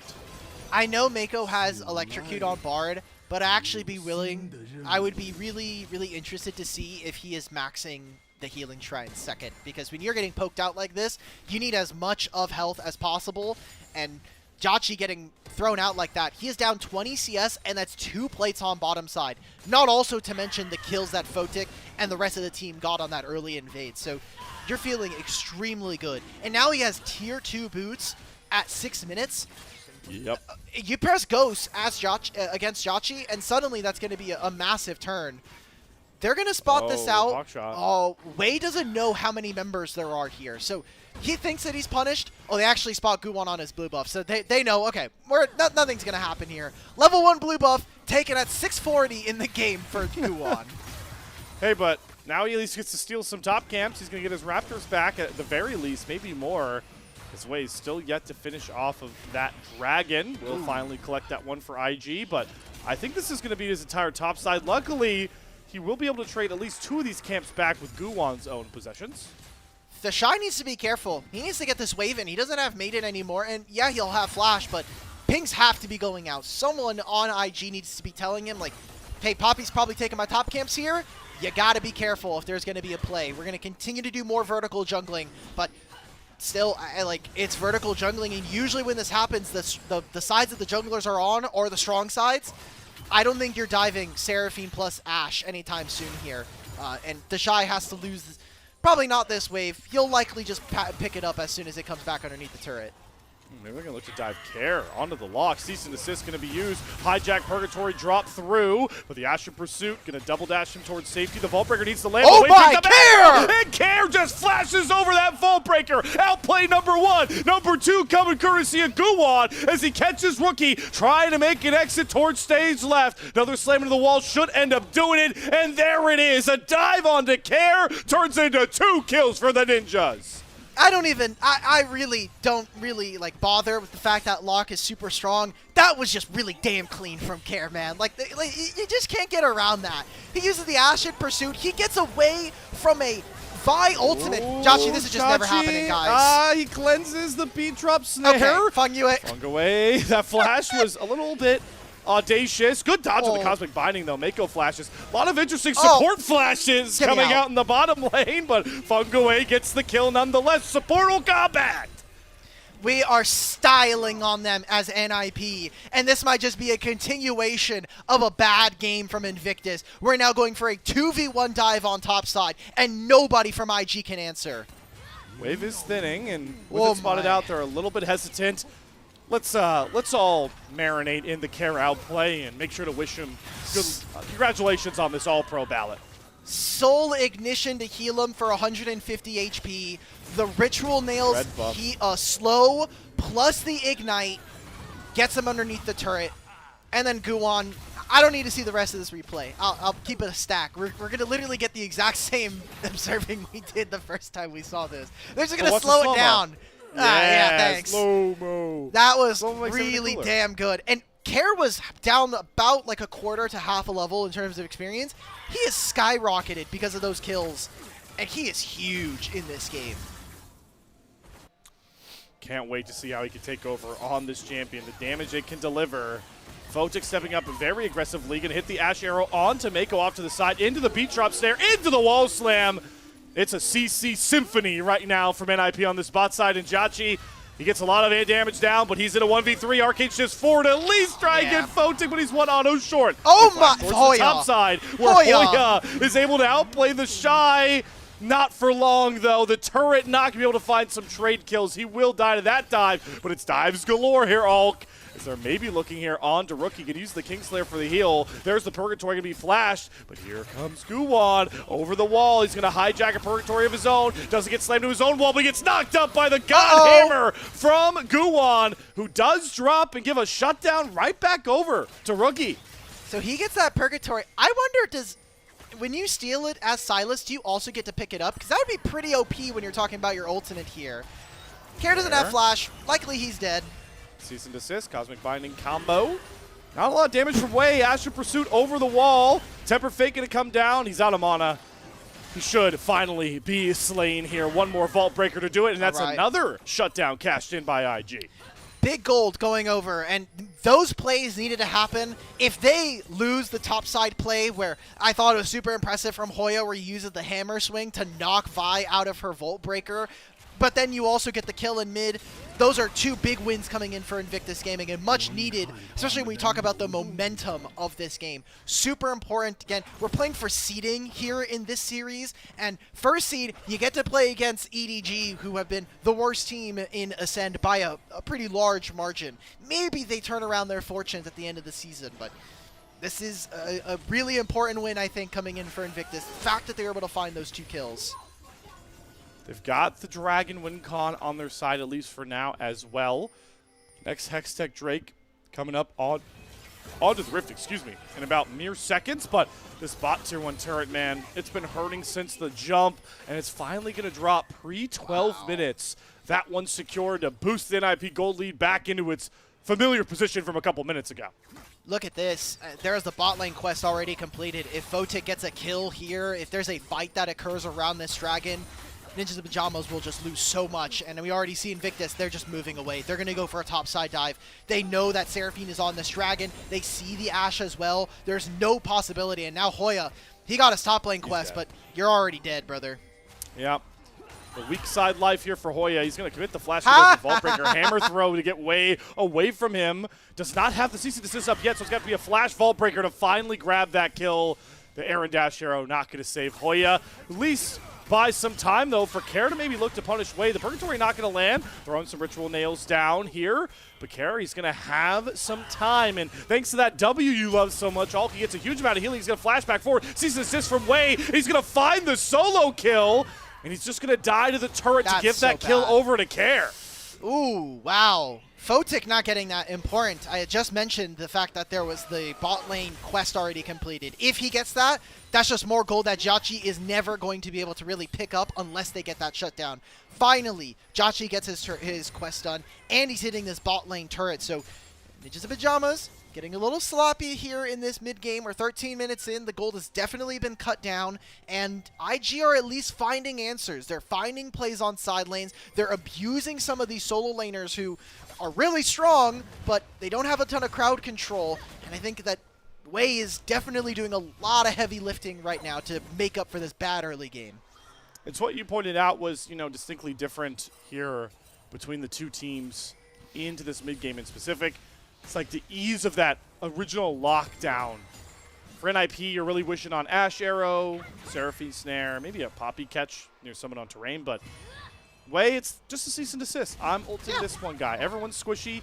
Let's follow up. So good to see how proactive you point out he's been. He has the gold lead as well, but also think it's valuable to know that the Shy has been cooking in this top lane finally. He has a gold lead of his own, and he is bullying Hoya. He's actually flashing under the turret, trying to chase him. Temper faking to come down to take the turret aggro away. Nice assist there from Mako, and the Shy earns a de facto solo bolo. The Shy, he has plated steel caps. He has his Trinity Force. Photic, if you flash over this wall, it's... Oh, Photic. Flash that wall. All right, well, he's going to live. Yeah, TP we're going out. to get some TPs. I don't think this is a fight, but Poppy's in the area. And Herald spawns in 30 seconds. We'll see which one of these junglers decides they want to go for this. Perfect Mikhails from Mako. Oh, my God. He didn't even lose a step. Doesn't get the blue buff, at least. Captain Jack's Mikhail? Nice. Wei on the flank here. Trying to see if he can dive under this turret. Maybe. Catch some stragglers. Hoping Guwon goes into this side of the map. No, they don't know he's reset here. there for Guwon, and oh my God, it's the whole crew. It's a hijacked encore. Photic didn't even get a chance to move. The double tap, though, does snare Wei, and he will drop to the turret. Care off to the side as well. Going to drop the Purgatory. Mako will step away from it, but steps right into the waiting arms of Care, who puts some ritual nails down into his coffin. 2 kills back there for NIP as this game turns bloody. It'll be Herald, but I still think this is good for Invictus Gaming. They're getting summoner spells out from their opponents, and they're cutting this gold lead that Photic have. He was up at 1,700. Bot lane quest kicked in. That's 300 gold to IG, and then another kill. Gotta say, it's a very good early mid-game here coming in from Invictus. And now they're getting another turret split between Rookie and the Shy. They're trying to make up the deficit by punishing Hoya repeatedly. Care doesn't have Purgatory, so... don't think this is going to be much of a play. This is just protecting Hoya and making sure that he gets this wave for himself. Good answers from Invictus. And again, we're just playing off of what has been a rather cohesive draft strategy. And that key for their draft that I really think is going to be the win con, again, is just the Shy's lead by this point. They really needed a pointed side lane threat that requires an IP to constantly look to answer. And the biggest win that's going to be there, if you're pulling 2 members as the Shy, is this NIP team really just functions best as 5, best of those big team fights. So every time you're forcing them to split up, it's not only slowing NIP down, but it's forcing them to play your game. And that's what IG need to do with this comp to bring us to a game 3. No battle Herald. Good use of the ultimate. This has just been the de facto counter into Rift Herald now. If Guwon wants, he can just hop in the Herald and get out of this, but very, very big save. You're just making it so it's impossible for them to break down this mid-tier 1, at least on this timer. And now, IG get to find themselves on even footing going into the 3rd dragon of the game. NIP will have first say, but 20 seconds before, and you're feeling pretty good. I will note, there is no Bard ultimate, and you're going to have Cease and Desist coming off of cooldown now. So as long as you're happy with not having the Bard ult, I think IG should be looking to try to fight here, especially, again, just the strength. Another perfect cleanse from Mako. We keep testing it, is Photic, but there goes the key ultimate off the board there for NIP, and they have very little to really make a fight start on their terms work. They've been pushed out of the river as well as the Shy's moved over, pushed that bottom wave effortlessly, smacking onto the tier 2 turret. IG really, dotting their I's and crossing their T's before they ever need to approach a neutral objective. And that is a very fun change from game 1. They're just playing well. Remember, this draft from NIP is kind of predicated on them finding lane leads and then being able to kind of crush their opponents. It's what I would basically sum up to be kind of a pressure comp. If you are winning, it's going to feel incredibly OP to play against, but the minute that you stumble, the minute you start losing, it's going to fall apart. You're playing Jace, you're playing Lock, you don't have consistent lockdown, you gotta find something, and you gotta steamroll your opponents right here. And Invictus Gaming are coming upon the crux of their comp. 2 items completed here for this Vi. 2 items soon to be done for Jotzi and Rookie. So this is kind of the apex of the draft, at least for the foreseeable future. And they have so many different options to be able to start and end fights. For NIP, big item difference is going to be the fact that Fotic backs and does get the rune in, so he has an item advantage over the AD carry, but Guwon is getting caught in his own jungle and locked up. Cease and desist. The Abscond Duck is used, but that's an encore onto 2. Into the Keeper's Verdict, knock up, and the slam down from Hoya! Beautiful job from Guwon and Hoya to rescue that catch onto their jungler. Jotzi after the sides, getting some good damage down, with the Purgatory comes through to silence any chance of IG rescuing this fight, and Care wants blood as he picks up the double and an ace to NIP. Now it's time. Here we go. NIP, what can we get off of this big team fight? 3 grubs. Mid tier 1 is sure to fall. Top lane tier 1, maybe that's the case. It's got 2 plates on it and probably a hell of a lot of crystals there. Guwon lives for so long here. He gets the stun on Nemeko. It doesn't seem like they have the damage. I mean, Rookie, all he has is a mask and a rocket belt here. And this ultimate, it just prevents all of the ability for Invictus Gaming. Jotzi is nowhere near this fight. The Shy is nowhere near this fight. So you're not able to get the damage. And then this Purgatory gets the double execute. 1 onto the Shy before it lands. And the second one there for Mako. And then Care just gets the follow. Ashen Pursuit, Flash. Done. That is the fight there for NIP. And hopefully one that they could use if they want to try to win this game to continue it. We're starting Baron right on spawn. They're using it. We're using it right here. Spawned up Baron, already catching the smoke. We'll see how long NIP keep this a secret. Oh, there it goes. True Shot Barrage going to spot this one out.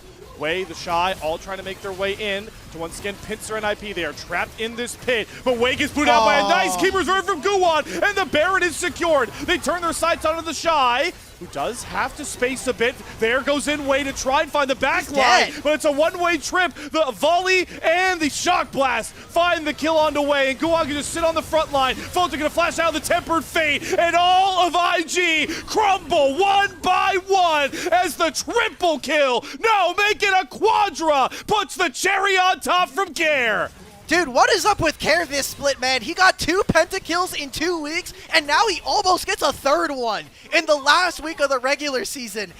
It did it on Cassiopeia. He's now done it on this lock champion. What else can Care do outside of maybe winning a play-in series coming up in a few weeks? Dude, NIP look like they are on fire here. Guwon with a massive ultimate. We're going to look at this one more time. What happened to Mako? Oh, he died. Okay, this is the end. Yeah, he died on the reset. So this is why they stood. Yeah, we were in the replay. I didn't even notice that he was gone.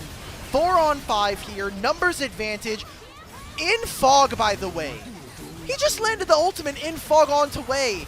And there's nothing for them to do. And Rookie, man, he's trying to do the Seraphine special where you ultimate and then you flash, but he just did not have the timing. A huge waste there. And Ninjas in Pajamas just run over their opponents. We come back to live, and it is another kill. The Shy is down, and that's probably just the series right there. Oh, my God. So, 4 minutes ago, I think it was a 1K gold lead for NIP. Yeah. It's 11. We've added an extra 1 next to the already 1. My word. What a last couple of minutes here from NIP. You just have that killer instinct in them and the confidence that every play is going to work. That's what you love to see from teams like this. Nirvana be damned. This NIP squad is playing some amazing League of Legends, and they are only a couple more structures away from a perfect Nirvana split. Wei is on a very deep flank, but at this point, walking in, flanking Ash Seraphine is not that easy. A tough task for Wei to go for, and he's on a timer. At some point, there's not going to be any turrets to stop NIP. Yeah, here we go.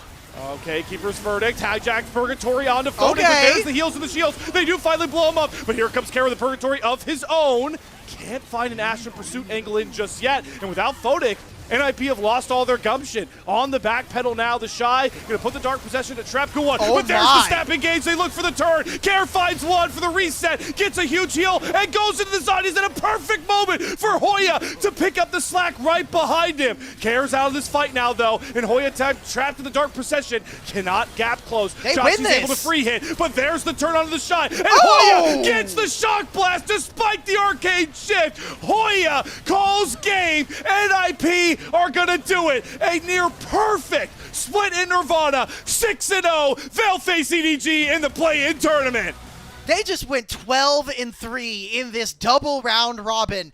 I can't believe this is the same team that lost a game to that LNG squad, but they made it look clean this time. Last time it was a 2-1 to start, but that was the start of the split. 4 weeks later, this team looks untouchable in Group Nirvana. Let's go NIP. Come on. You've got your heroic team from Nirvana, and I know we talked a little bit about in the pre-show all cow how we've been, maybe I'll say tricked a bit, some of us, by really well-performing Nirvana teams of past when it came to that play-in tournament. Of course, I'm mentioning the fact that I've been tricked by LNG this year in particular. But what I will say right now is at no point did LNG at their highest point in Nirvana look this good. This team, there are levels to this, all, and this is a whole different one for any other Group Nirvana hopeful we've talked about in the past. Just beautiful stuff. They problem solved in the middle of that game where it started to get a little bit stressful. Things were starting to kind of not go their way, and Invictus Gaming gave them a window to be able to win that game. I'm going to be completely honest. That fight around the Wolves looks like it's a good fight, but they don't have their members are just not there. They thought, oh, hey, it's just Poppy. No one else is going to be there. Even if Ash and Seraphine end up walking forward, we can win this fight. But Mako doesn't suspect that there's also going to be a Jace that's coming up right behind, and then the Care gets there. And almost similar to game number 1, IG, whether it is the fault of their laner or the fault of the team, do not wait for the Shy to get into position to win them the fight and play the team fight there. So big mistake coming in from IG. We'll obviously see them going in as the 2nd seed now and playing up against Thunder Talk. But I'm just baffled, right? Like, the Shy was constantly farming player of the games, and I know that the LPL broadcast was even thinking that today was going to be a 2-1 win for this team, but there's clear holes in their game plan, especially from the solo lanes. And that was an incredible early game from Guwon. That was crazy what he did on the Poppy. I mean, both of these games, right? He was playing for the team. Full sacrifice. We talked about how behind he got on the Maokai. It didn't matter. He did what he had to do, securing early Drakes with Nature's Grasp, finding those engages. This game, well, I hear it ringing in my head from you, Dimitri. First blue buff taken at 6:45. If you hear that alone, you're assuming a game is completely lost if your jungler's that far behind. But nope, that's just Guwon things. Nobody's going to care about when you took your level 1 blue buff. Yeah, because you got the win. Yeah, Poppy has been one of the most permaban champions all split long, and it's because she is so dangerous early game. Her level 1 through 4 is probably one of the most disgusting you're going to see from most any champion, and it's really hard to miss her dash, right? You gotta, like, buffer it with a champion that has something that's not going to get stopped by her steadfast presence. And we got to see that. Dropping camps, playing for his bottom lane. They win the 3-on-3 on bottom lane. They bring Care over. Like, everything is going well for them. My worry is what happens when this team stumbles? What happens if they find a team that's going to be able to break that early game or break their synergy? Because, hey, we swapped in this top side who have been great all year. Now let's see what this bottom lane that's coming in with Photic and Fengyue, new players to the lineup. Looks like we haven't really missed a beat, honestly, and maybe you'd be able to argue maybe even better than what Awesome and Zhuo did in splits 1 and 2. I mean, it's hard not to at least entertain the debate, and I will be getting ahead of myself. You talk about teams that they could run into in the future. I'm going to get ahead of myself because I'm so confident that we will be seeing NIP in playoffs. We can clip this off. I don't care. I'll say it. But please, please let Fengyue go up against top esports, man. I need it. I need it. That's going to be dependent on the next series, and it's going to also depend on them going into the lower bracket, because if you don't know our playoff format, Producer Ilya, I'm going to look a little over to my right. Do we have the playoff format ready to go? Thank you. There we go. All of our play-ins teams start in the lower brackets. So even if Top Esports do not lock top 2, they're going to be in the upper bracket. They're likely going to have to end at 3rd place. I think that's actually the lowest they can end, considering they have their last series here tonight against JDG. You're going to have to hope that they get knocked down either in upper semifinals or upper finals, because that's going to be the earliest we're going to see Ninjas in Pajamas fight them. It's a manifestation angle for sure. Logically, it's going to be a tough one, but you just want to hope. And I'm glad, as we look back and maybe think more on this game 3 for a second, I'm sure we'll get the post game stats coming through. So there we go. Amazing. Go-to producer. Read my mind. When we go through this game, the point that you just said really stuck with me, because once this NIP turnaround comes through, right, like the 19-minute mark, the point you made about the Shy, IG were so well set up to just play through these side lanes. The Shy, if we play slow enough, if we don't get caught in forcing him to move to fight, this guy's going to command at least 2 people. Hoya's going to get run over. We're going to split up, this Ash Seraphine-led comp, get the Poppy away from these 2. Like, you could see the angle. And it's just every time for that 4-minute frame of high-octane fighting, the Shy was never able to do what a York wants to do most. This guy was, for all intents and purposes, the Shy was in prime position for a classic York game. And he just, NIP forced him out of it. I also want to say that play always takes precedent when it comes to comparing teams, but NIP also schooled them in draft tonight. They did. Game 1, the first 3 with that Anivia being both a flex and then ends up winning that matchup in top lane, and then in game 3 here, taking the lock and have 0 answers. Like, if you think about how the draft ended up kind of falling out, it was, hey, we're going to take lock on 3 on blue side, and you as IG have to now decide, are we going to continue with Ezreal Bard, or are we going to immediately snap up a counter matchup versus lock? And the Silas just did nothing. For everything we saw in this game, Rookie got completely outclassed in the 1v1, and also then got outplayed in the map and the rest of the team fights. So, like, good job, but NIP's coaching staff might actually earn them a player of the series. I think we need to excuse. Kara's gonna get MVP for this game, and maybe he gets player of the series. But player of the series should just be coaching staff for NIP, because the draft was beautiful both games. Listen, Olga, I'm reading right through what you're doing here, man. You're on a coaching staff now. So now you're starting a campaign for coaching staffs to get player of the game. I don't do draft, doing, okay? Man. I don't do draft, okay? I put my input. Kind of do draft. I bet you'll end up doing a draft. So that's what I'll say. But maybe I see. We'll see. I see what you're doing here, and also on the point, because I do think player of the game is not even a conversation. I think Kara's gonna get it. I do think he's gonna end up with player of the series as well, because if you think about how he was probably runner-up in game 1 on the Yone, who's the only other person going to vote. He gets player of the game here. It's simple logic.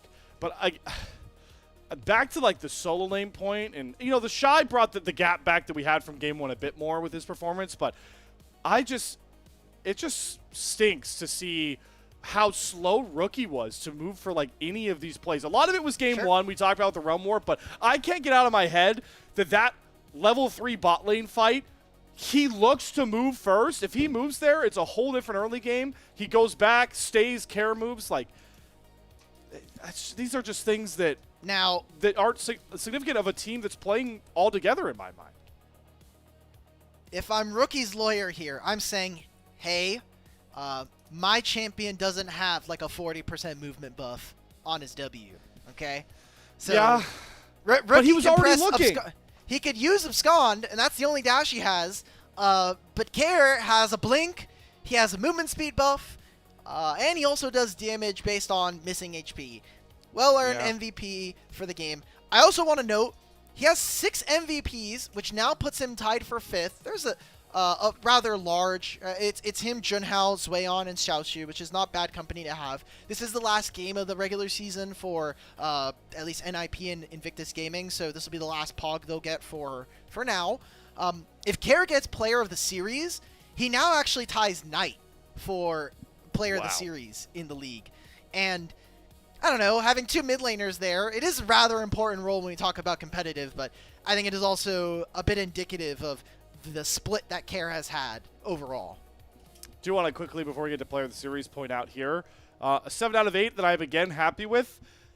Similar in the way that I thought Hoya, deserved Player of the Game, but Kerr played so well that I'm glad he got a vote. Same logic here. I think Guwon, you talk about the early game, but also he had some clutch Keeper's Verdict knock-up combos in some of these fights. Like, he definitely deserves a shout. Also, back to your point, he's going to end up 5th in Player of the Game, and he will earn that Player of the Match. That's awesome. So Knight and Kerr. If you had that on your bingo card to go into the Split 3 on the Player of the Match leaderboard, you should have already bought a lot of lottery tickets by this point. The point I want to make here, Alk, is obviously the difference between all those Ascend players that are above him for Player of the Games. They just play a lot more games, man. So if you factored in, like, percentage of Player of the Games for games played, pretty sure Kerr would be at least in the top 3, I would think. But I don't have the math in front of me, and we don't do math on cast. I do. I get people mad at me in chat because they're like, maybe Alk should get a calculator. And I'm like, dude, shut up. All right? We're having fun on the show. Calculator's up here, guys. He's got it up here. And sometimes, Math is for nerds. Math is for nerds, okay? I'll let someone in chat be like, well, actually, it's this number. Well, actually. Well, that's the end of our series. That's an NIP 2-0. I know you're sad because that means that we're not getting a 9-game day tonight. But we got another series after this. We do have another series, and if you thought the stakes were going to taper off, you were mistaken, folks. Top Esports, JDG, we alluded to it a little bit earlier when talking about the playoff bracket, but Top Esports control their destiny for a lucrative buy, earns them an extra best of 5 away as they look to chase a title and also get themselves locked up for Worlds 2026. A big step would be getting this win over JDG and securing that bye. But who knows with the way these two teams have been playing as of late. It's an absolute roller coaster, but we still have the firepower ready to take you through it. Of course, Dimitri will be sticking around, so hopefully you don't get scared he'd be leaving you. We will, though, be switching out one Eagle for another. Yanni will be stepping in to take you guys through the final series, so make sure to give him some love, and we'll see you guys on the other side of this break for that final series of the night.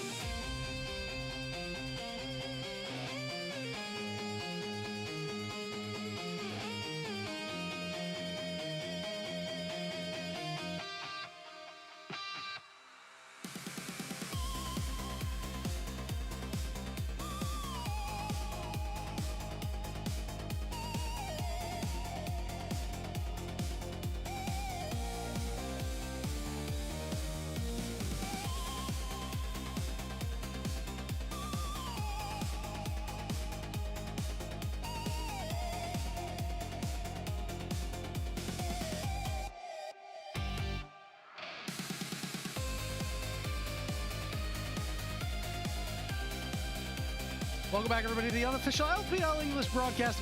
As we have done the caster swap.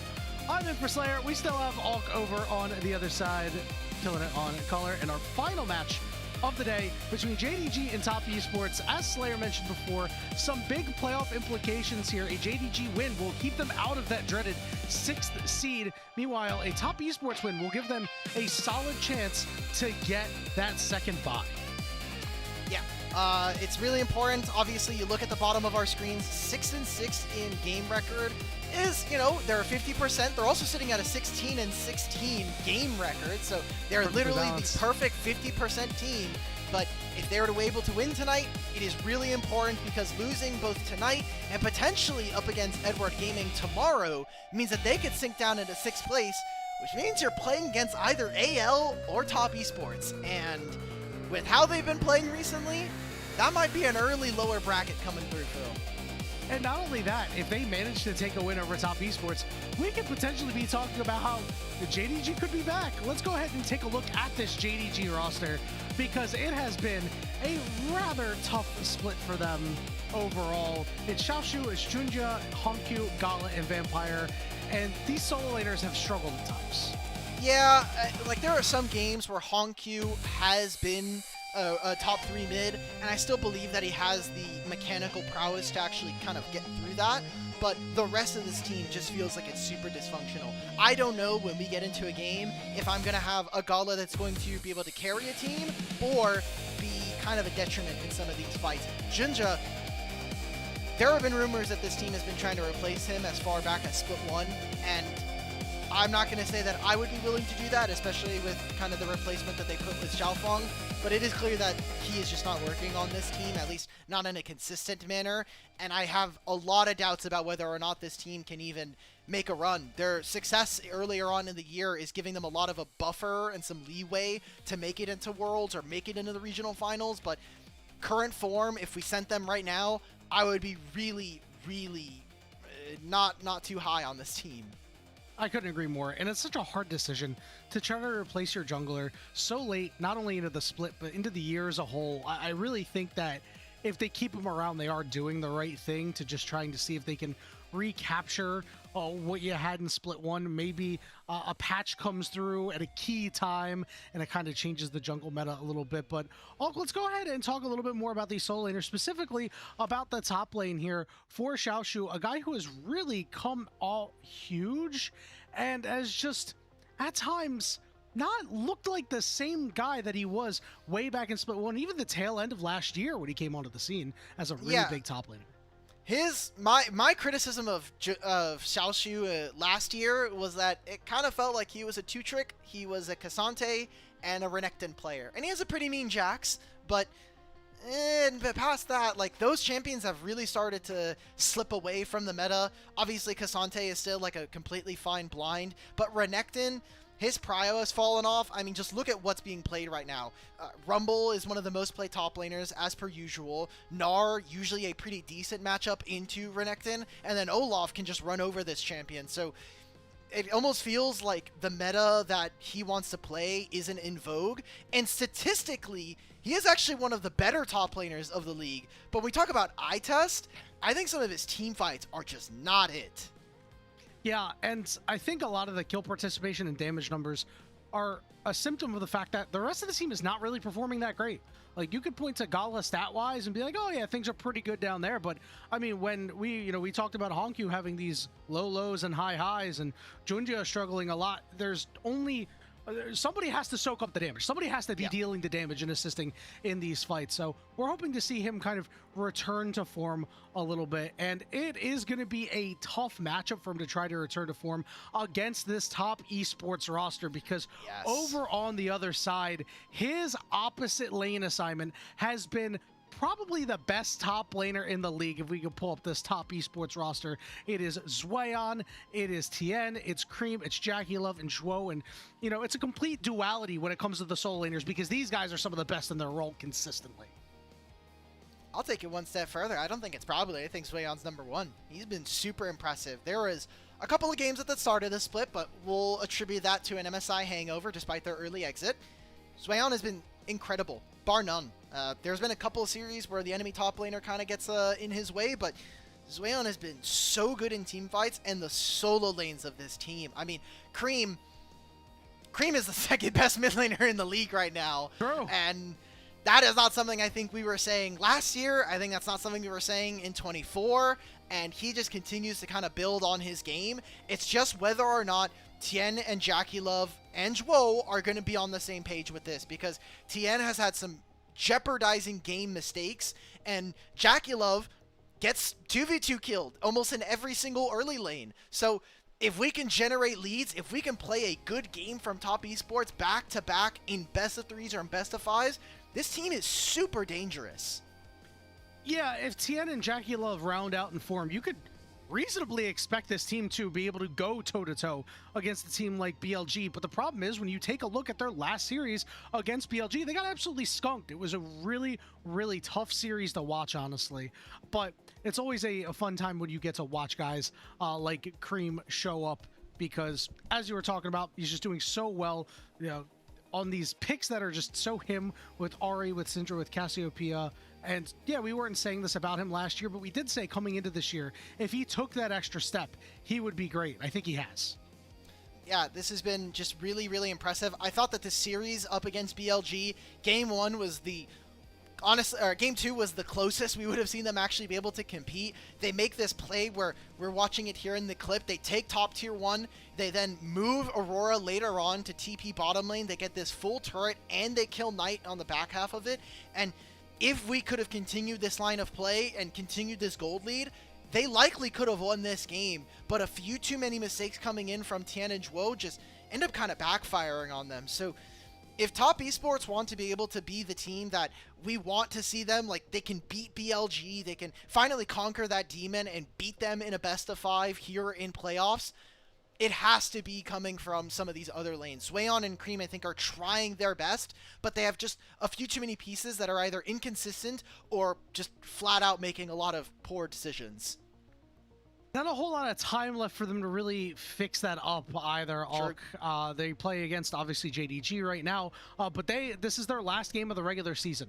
So you're really looking forward into playoffs for that. And I do wonder if they end up getting that bye, is that going to help them or hurt them? Because there's a lot internally that you can do in that time, but some teams prefer having the extra game to play to iron things out, especially when you're one of the better teams in the league. Yep, for this team, for Top Esports, a win tonight helps get them closer to top 2. If you don't know, or you missed it out on one of our playoff graphics, top 2 just means you get to skip that first round of playoffs. And if they also beat up on JDG, depending on tomorrow's results between BLG and AL and JDG versus EDG, there's a possibility that this Top Esports team actually has to play against this same team in the first round of playoffs, which would be really, really scary. Yeah, I still feel like JDG is dangerous. They can be.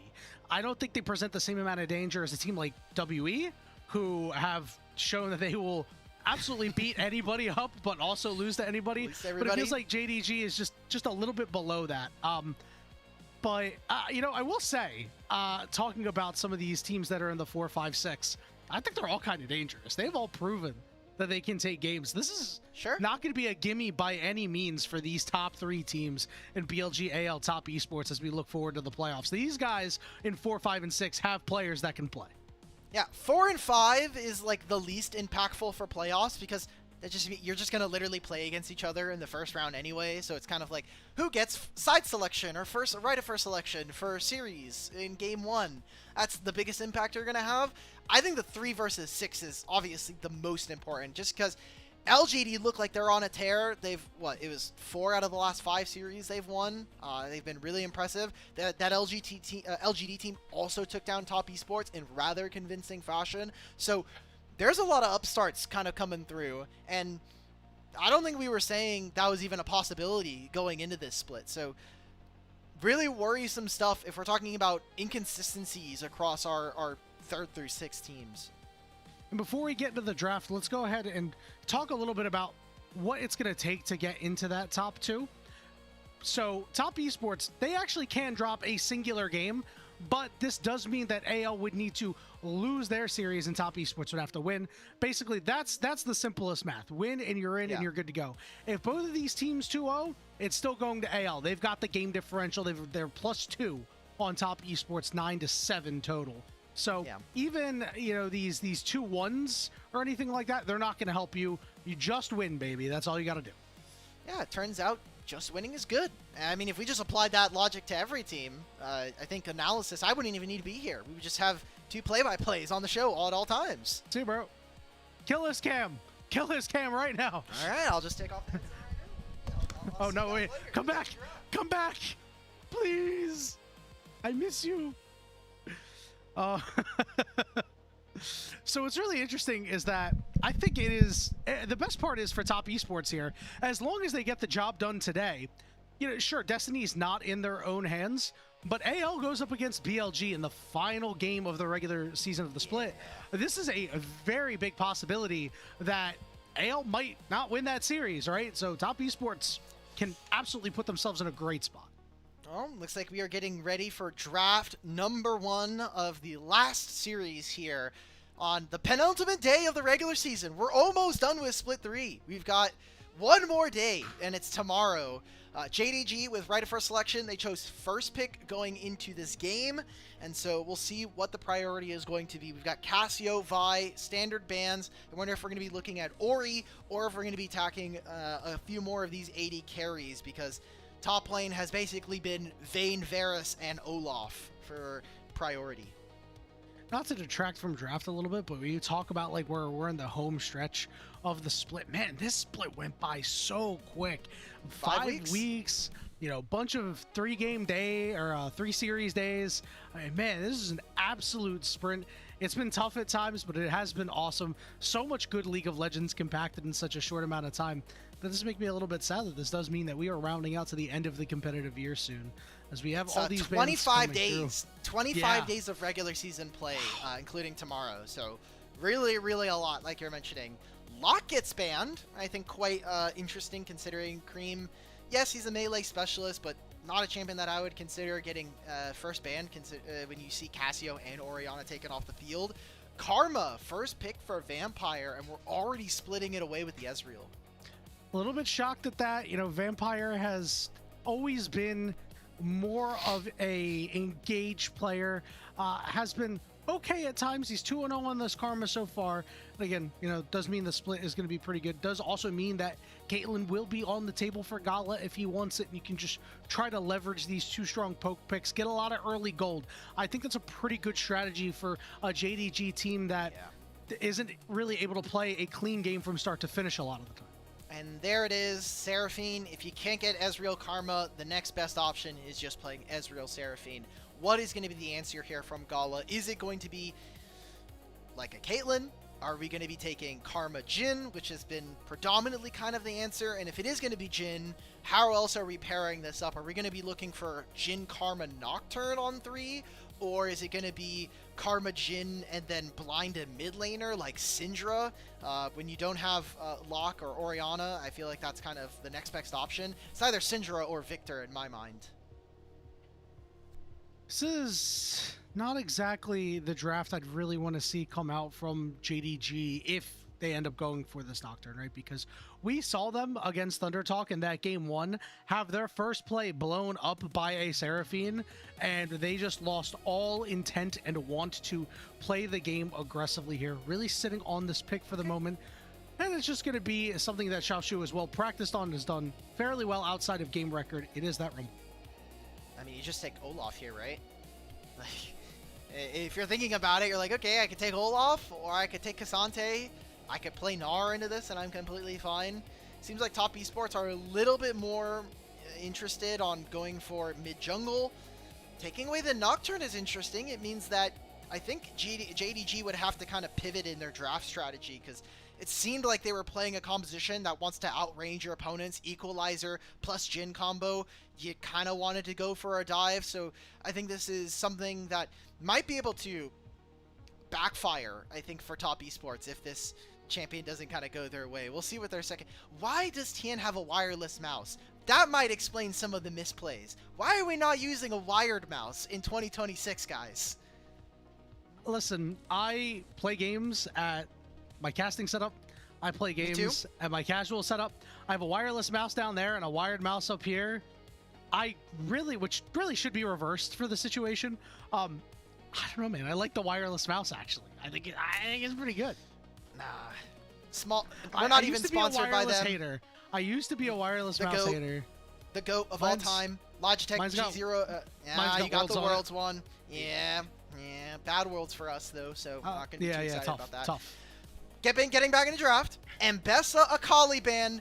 I don't know why we don't think that this Olaf is coming through. Jarvan was also banned by JDG, and I like the bans from Top Esports. You get rid of the Nefiri, which is going to be a dive partner, and Yone away so that what is presumably going to be a control mage here for Cream.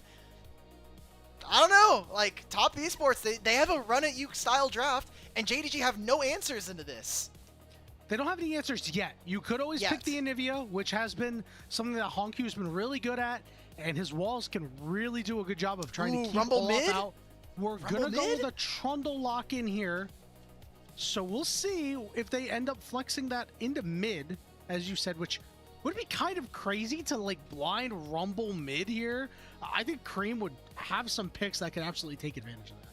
We've been seeing a ton of Rumble mid for some reason here in the LPL. So far, I think both matchups actually were into Aurora, which I think is quite interesting. But no longer. We are going to be seeing kind of standard lanes here. We are going to be getting Victor in the mid lane, which kind of was the pick that I was talking about earlier, but it was taken by Rumble. Top Esports now, what are we going for? We need something that's going to pair very well with us running at the opponent. Seraphine with a Nocturne and an Olaf feels like a match made in heaven, and then Ahri to help dive alongside this. I need to see them play a really strong early game. It's not like this team falls off when we get to like the 3-item mark and we're playing around 25 to 30 minutes, but just the damage profile of JDG, very magic damage skewed with their team, and definitely ones that I just don't think play very nice when there's 4 people sitting on top of us.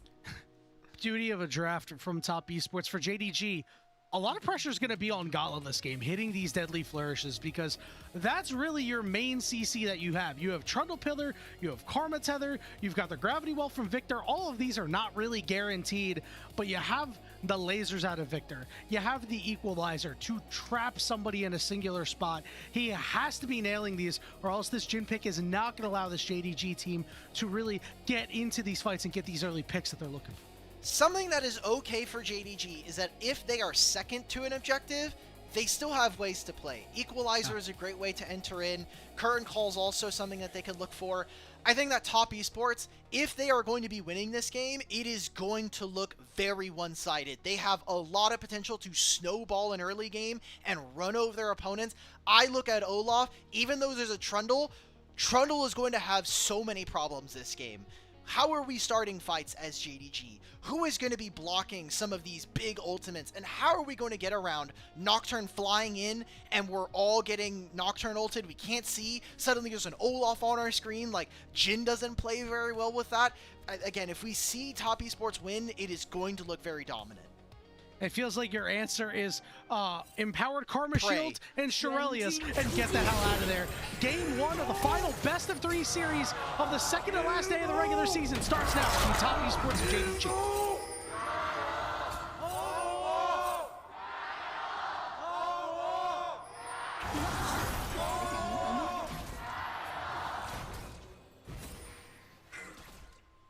See some early trading.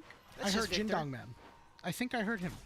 Ooh, I did. Yeah, producer Ilya is giving me the nod, the shake. So we have Jindong Gamer in the building. Hopefully he's here tomorrow in Xi'an. But yeah, this is not fun. Wave is also pushing away or pushing towards Ahri. Junglers are both topside, but some early vision to try to protect this. Like, we'll see. We'll see what Honky's able to do. It looks like Ahri's already taking a recall. That's tough. Yeah, certainly not an ideal situation to be in. You can get poked out of the lane. It is pretty difficult to try and fight Victor at level 1 with his Q. I was actually a little bit surprised to see Cream opt into that, but the good news is a lot more early strength coming out of the mid jungle duo of Top Esports does mean that once they're level 6 and even before that, they are able to make plays if they decide they want to. But TN really should just farm to 6. Yeah, I don't think he's going to be getting active. Also, it's Nocturne, right? Like, Nocturne ganks pre-level 6 are kind of pitiful. He just like walks some up. Others. Sure, but I feel like the bar's in hell if that's what we're comparing it to. You know, he's gonna full clear. Trundle's gonna do the same. Dude, Cream just teleported back and he's already down. Wow. This is not looking good for the all-pro Glaze we were gonna have. And his wave's pushing away from him. Yeah, not at all. I mean, hey, we did say that Honkyu high highs, low lows this split. Does he continue, really most of this year, he continues to just really take it to green. He didn't Really buy impressed. anything, and Honkyu back TP'd and got a refillable. What? He's gonna get dead. solo killed. He's dead. He's going to die. Flash means that Cream will survive. Okay. Cream was just like, who is this Yanni guy, bro? Why is he saying I'm dead here? But his lane state's pretty bad. He's May as even. well be. It's only 15 CS. We'll see what Tien's able to do. Jinja's like, I don't have bot prio, and my mid laner's recalling. I'm just gonna back up. So Cream has taken 2 recalls in 3 minutes, and he has a Sapphire Crystal. Not an expert, but I would say that's pretty bad. And it's pretty bad for Top Esports. That's amazing for Victor. Victor is just farming up a storm. He's a pretty good lane bully, and as long as Ari's not putting pressure on him, I'm liking the prospects already here for Jindong. And not only that, Honkyu returning with boots is actually pretty relevant because Cream has to respect the movement speed of Honkyu being able to walk up and like catch him with the edge of the laser, right? And Yeah.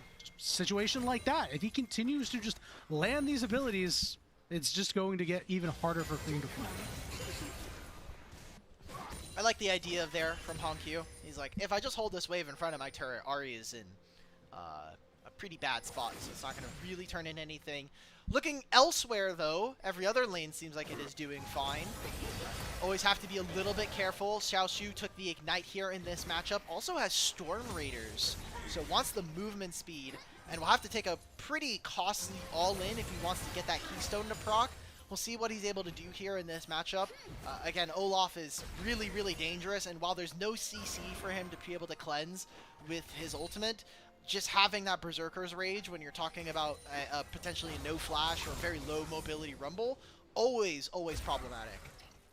Junja showing up into the mid lane here. Cream is going to get slowed up, and the pillar is going to put Honkyu on the other side, but he is able to deal some damage over the wall. Tien coming in to help. The charm goes down. As Junja's going to flash forward, but he got feared. He's in trouble, and the turnaround is there. He will be able to survive. Meanwhile, up in the top lane, we see a solo Bolo. Zwayon gets the job done.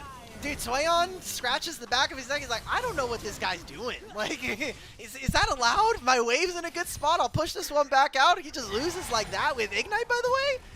Yeah, looks pretty good. And, you know, it was nice. We had 4.5 minutes where JDG looked untouchable, and then the mistakes started coming through. Like, that's tough for Jinja, man. Like, the pillar placement is really important. If he places it a little bit different, Cream with no flash, he just dies there. And that's an opening where Victor gets more Victor bucks. He popped the Ignite, and he just got exhausted. And he gets to pick up the axes, and he gets to run him down, and he gets the free 300 gold. And it's first blood as well, by the way, so feels good. There's that pitiful Nocturne gank you talked about pre-6 as Tien shows up. Really can't do anything. Just below half in terms of experience here. Shwo got taken very low.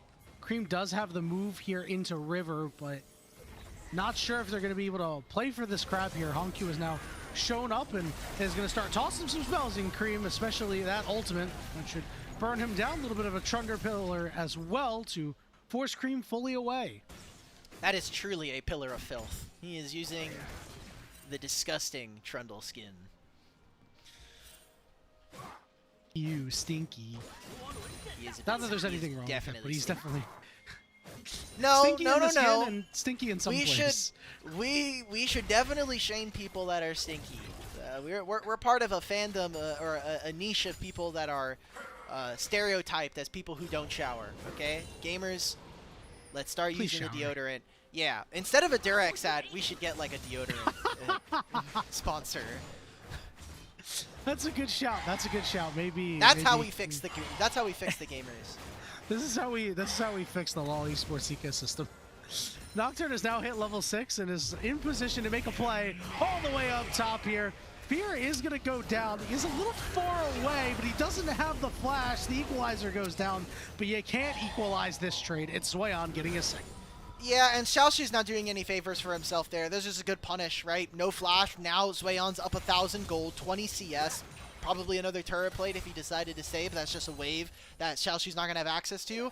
And in this matchup, even though he has Storm Raiders, he actually opts for the Boots of Swiftness, which I think is interesting because when you look at this team and you look at this top side with the top jungle, I think a lot of people would immediately instinctively say, like, hey, you should just grab yourself a boots, like the armor boots, get yourself plated steel caps. But I think it's a bit dangerous if you're not going to be able to proc Storm Raiders early enough. Oh, Jackie Love and Zwo are dead. All right, I'm going to open up on them. Jackie Love on a sliver. That Oh! third shot gets the job done. Doesn't even need the fourth one as JDG cleans up in the bot lane. Yeah, that'll be turret plates, and now probably the Dragon. JDG, I want to see you keep pace in this game. You have some good scaling elements to your draft, and as long as you can take Dragons early as the red side team, I think it's important for you to get them early and when you can, because blue side's so much easier for you to be able to mount a comeback, mount a defense if you can get entrenched early. So, good 2v2 coming on through for Gala and Vampire, and with the assistance of their jungler. Oh, he TN! flashes over the top of it. Junja is going to take the Dragon. All right, I think it's time. So, we were going to talk about... Hold on, we'll hold that thought for a second. As Cream goes in on the Honkyu. Honkyu up a little bit too far here. It's going to be Zwo who's taking the kill. Mazel was originally supposed to be on the series, and he was Okay. going to talk about how he thought that TN was going to be an all-pro. I don't know if that's an all-pro play. Oh, well, Jackie Love probably not getting an all-pro himself if he dies here. No, I'm not going to say that, but... All right, he shifts over the pillar, and Junja is going to try to walk him down. Jackie Love is just getting the tar beat out of him. And in the blink of an eye, JDG have picked up a couple of kills on this Trundle now. I have no words. I have no words for the last 45 seconds of play. All right. Tien just flashed to try to steal a dragon. That didn't work out. Jackie Love was like, I'm going to hit this turret. And JDG go, no, that's not going to happen. We're You just can not going to try. let that slide. Yeah, you're allowed, you know, like, sure, go for it. Xiaoshu even uses Equalizer to pick up the last top lane wave. But he has his flash, and now Tien's on the top side. Junja's now crossing over from mid. Karma's deploying out from bottom lane. Always have to be a little bit worried, but now JDG find themselves in an even gold game.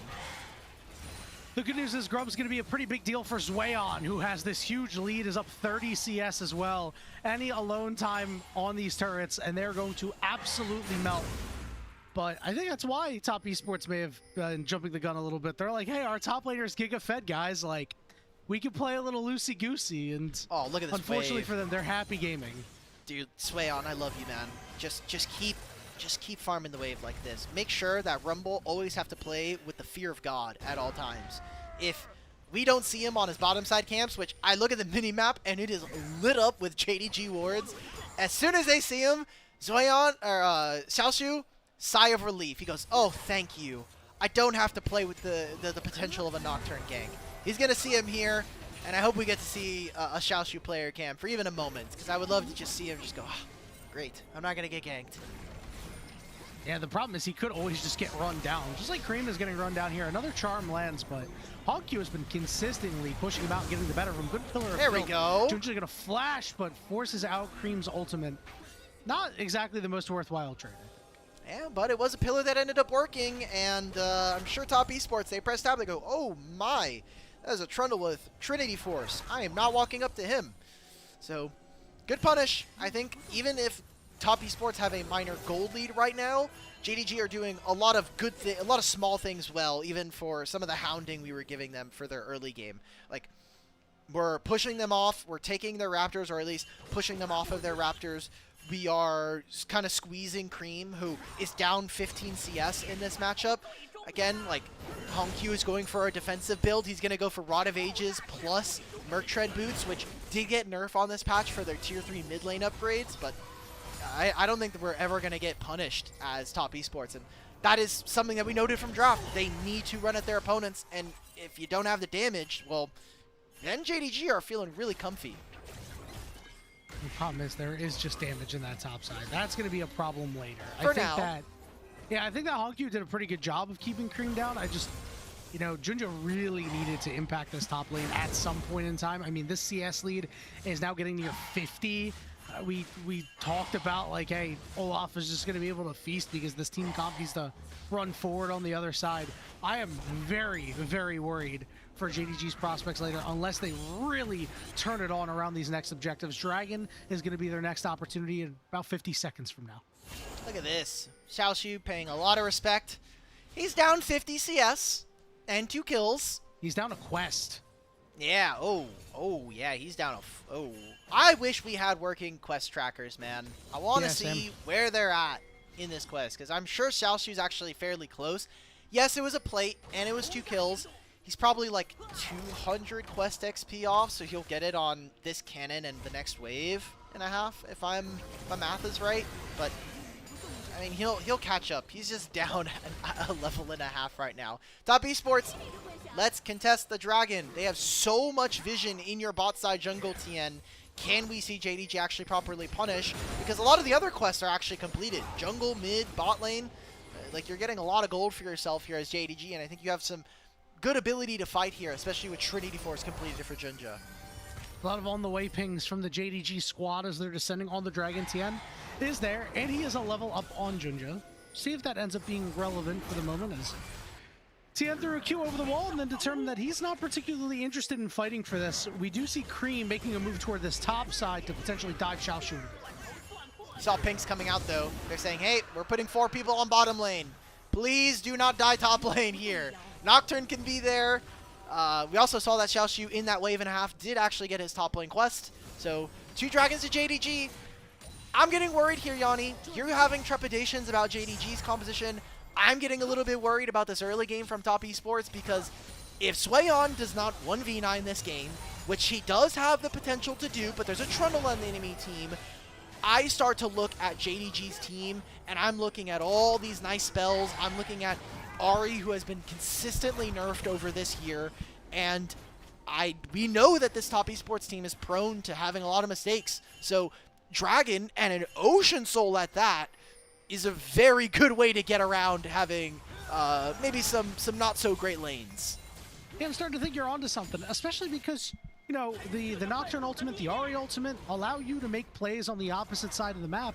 And if you're just giving JDG stuff for free and not getting anything over on the other side, I mean, that is never a winning recipe. Like, even if you have a better draft, a better late game, it's still something that's, you know, going to hurt you, a potential speed bump.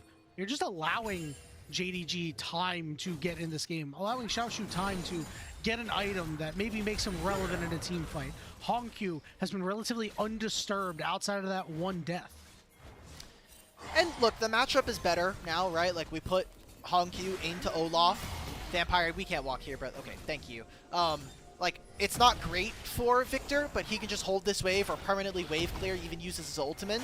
We're seeing a pincer. Ahri would have to TP. Xiaoshu would also, but he is really far behind if he TPs and he doesn't get a bunch of kills here. So I think he just needs to stay and take this bottom lane tier 1. Yeah, tough concession there for JDG, but Xiaoshu will at least get some value out of it. As mentioned, we have a lot of pings up on the top side here, so assuming that Hongq is going to have to back off. He needs to take this. And what I was mentioning with the matchups is Xiaoshu, he doesn't have any MR boots, but both Cream and Swayon have MR. Whether it's the Hex Drinker for Swayon or it's the upgraded tier 3 boots for Cream. Like it's almost never going to be an equal matchup, and Xiaoshu just has to kind of say, look, I am at the beck and whim of whatever enemy laners want to do. If they want to send Ahri at me, I just have to clear the wave, and if they want to send Olaf at me, I just gotta pray that I don't get solo killed. Swayon is up 60 CS now, but he's the only relevant gold lead for his team right now. Next Dragon's in about 2 minutes, and JDG are going to have a big advantage. No teleports for the side of Top Esports for this next objective. Cream just used his, Wayon used his to respond, so somebody in the JDG solo lane is going to be very happy to soak up some farm and then teleport into a dragon fight, because if you're Top Esports, you have to really start wondering if you're going to fight for this third dragon. Don't really want to give JDG soul point, potentially, because anything can happen from Dragon's 4 onward after. Trying to see if there's any spikes that are going to be super relevant, if there's going to be things that might change in between the 140 timer now and that dragon spawning. Still have a ton of playmaking as Top Esports, even if we're not bringing Zwei on, which I imagine we are going to be pulling our Olaf to this dragon fight. Like, just contesting dragons feels really good, and getting 2 ocean dragons on your side, this is what I want to see. We're a minute and a half. Honky plays incredibly respectful. He knows that the only play they have is that they open up on him top lane. Well, he was respectful, and then he immediately lost his flash. Cream is going to be able to follow up with a nice charm.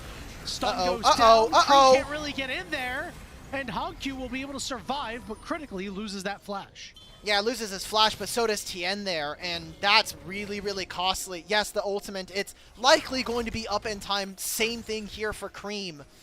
That was a very, very expensive trade. He's just teleporting for this. I think JDG are saying, look, we can drop this dragon, or I can take 2 plates on top, shift into mid, and we're still very comfortable for this upcoming dragon fight. 40 seconds before that happens. JDG could be in a really good spot. It would be soul point for them if they grab this, and now TN has no flash going into this fight. Let's see if that is the move. I think that would be the right call. Alk, 25 seconds until it's up. We're seeing the recall come out from Hongq here, so it looks like he will redeploy on mid. Junja's taking this recall as well, so JDG will be a little bit late to this objective.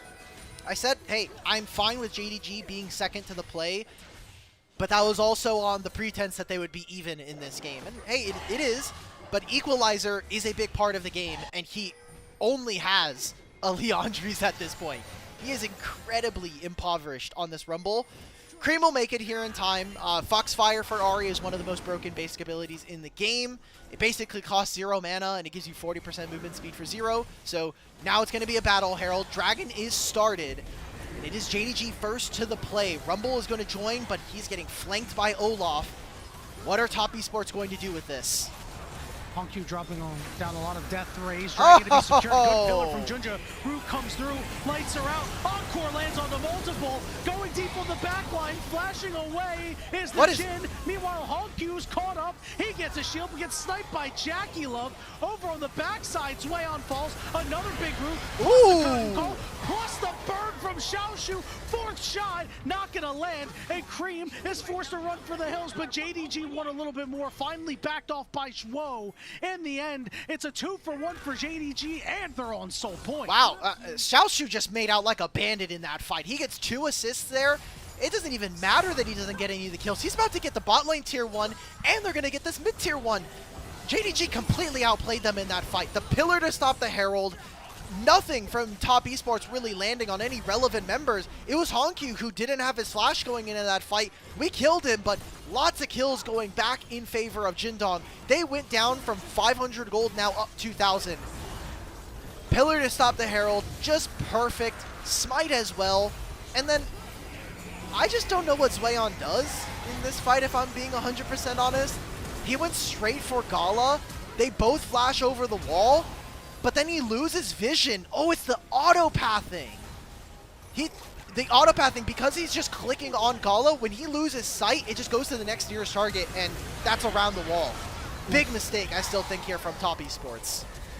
I think they need to be fighting front to back. I mean, look, Junja was relatively unscathed in that fight. He's the guy that you have to worry about. If he's just able to get these rotations off, get these chomps, these auto attacks, he's going to deal some serious damage to a Top Esports team that is not tanky in the slightest. So Top Esports are really going to have to reevaluate their team fights, and they only have about 3 minutes to do so, because if JDG get this Ocean Soul, it could be curtains for Top Esports. Look at side lanes. I mean, 3 dragons here.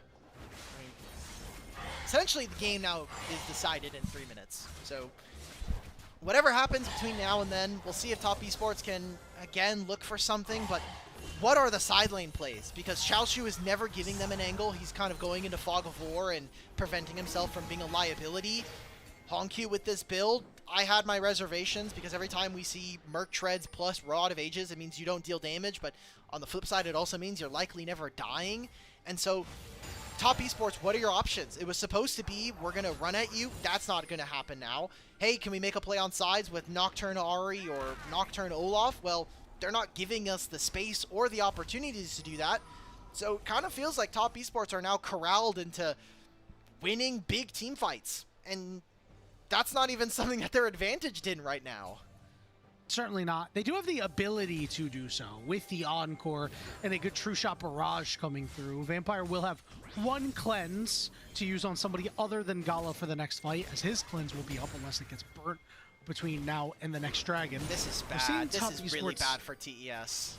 Yeah, set up for a dive here, but JDG in tow. Zweon is just trying to force onto the turret. This equalizer goes down. The Ragnarok gets burnt, and he's burning away. Xiaoshu once more. He's overheated. The turnaround's going to go onto him, but Zweon's going to have to sprint back into the fight with no ultimate. Encore lands on the multiple. The good cleanse out, but now they're going to turn on to Junja, who's getting very low. Cream comes through on the side and tries to blow up the play. Hongq could be in trouble. Tien is forced to flash away. Xiaoshu goes golden. A fourth shot is being held, and it whiffs Jackie Love and Cream trying to carry the team. They land another one. They're doing so great right now. But the turn is on to Tien, who will fall to Gala's dancing grenade. And JDG might try to find more. The root onto Cream, but Jackie Love on the turn, looking to turn the fight and Top Esports favor. And the legendary AD carry gets the job done.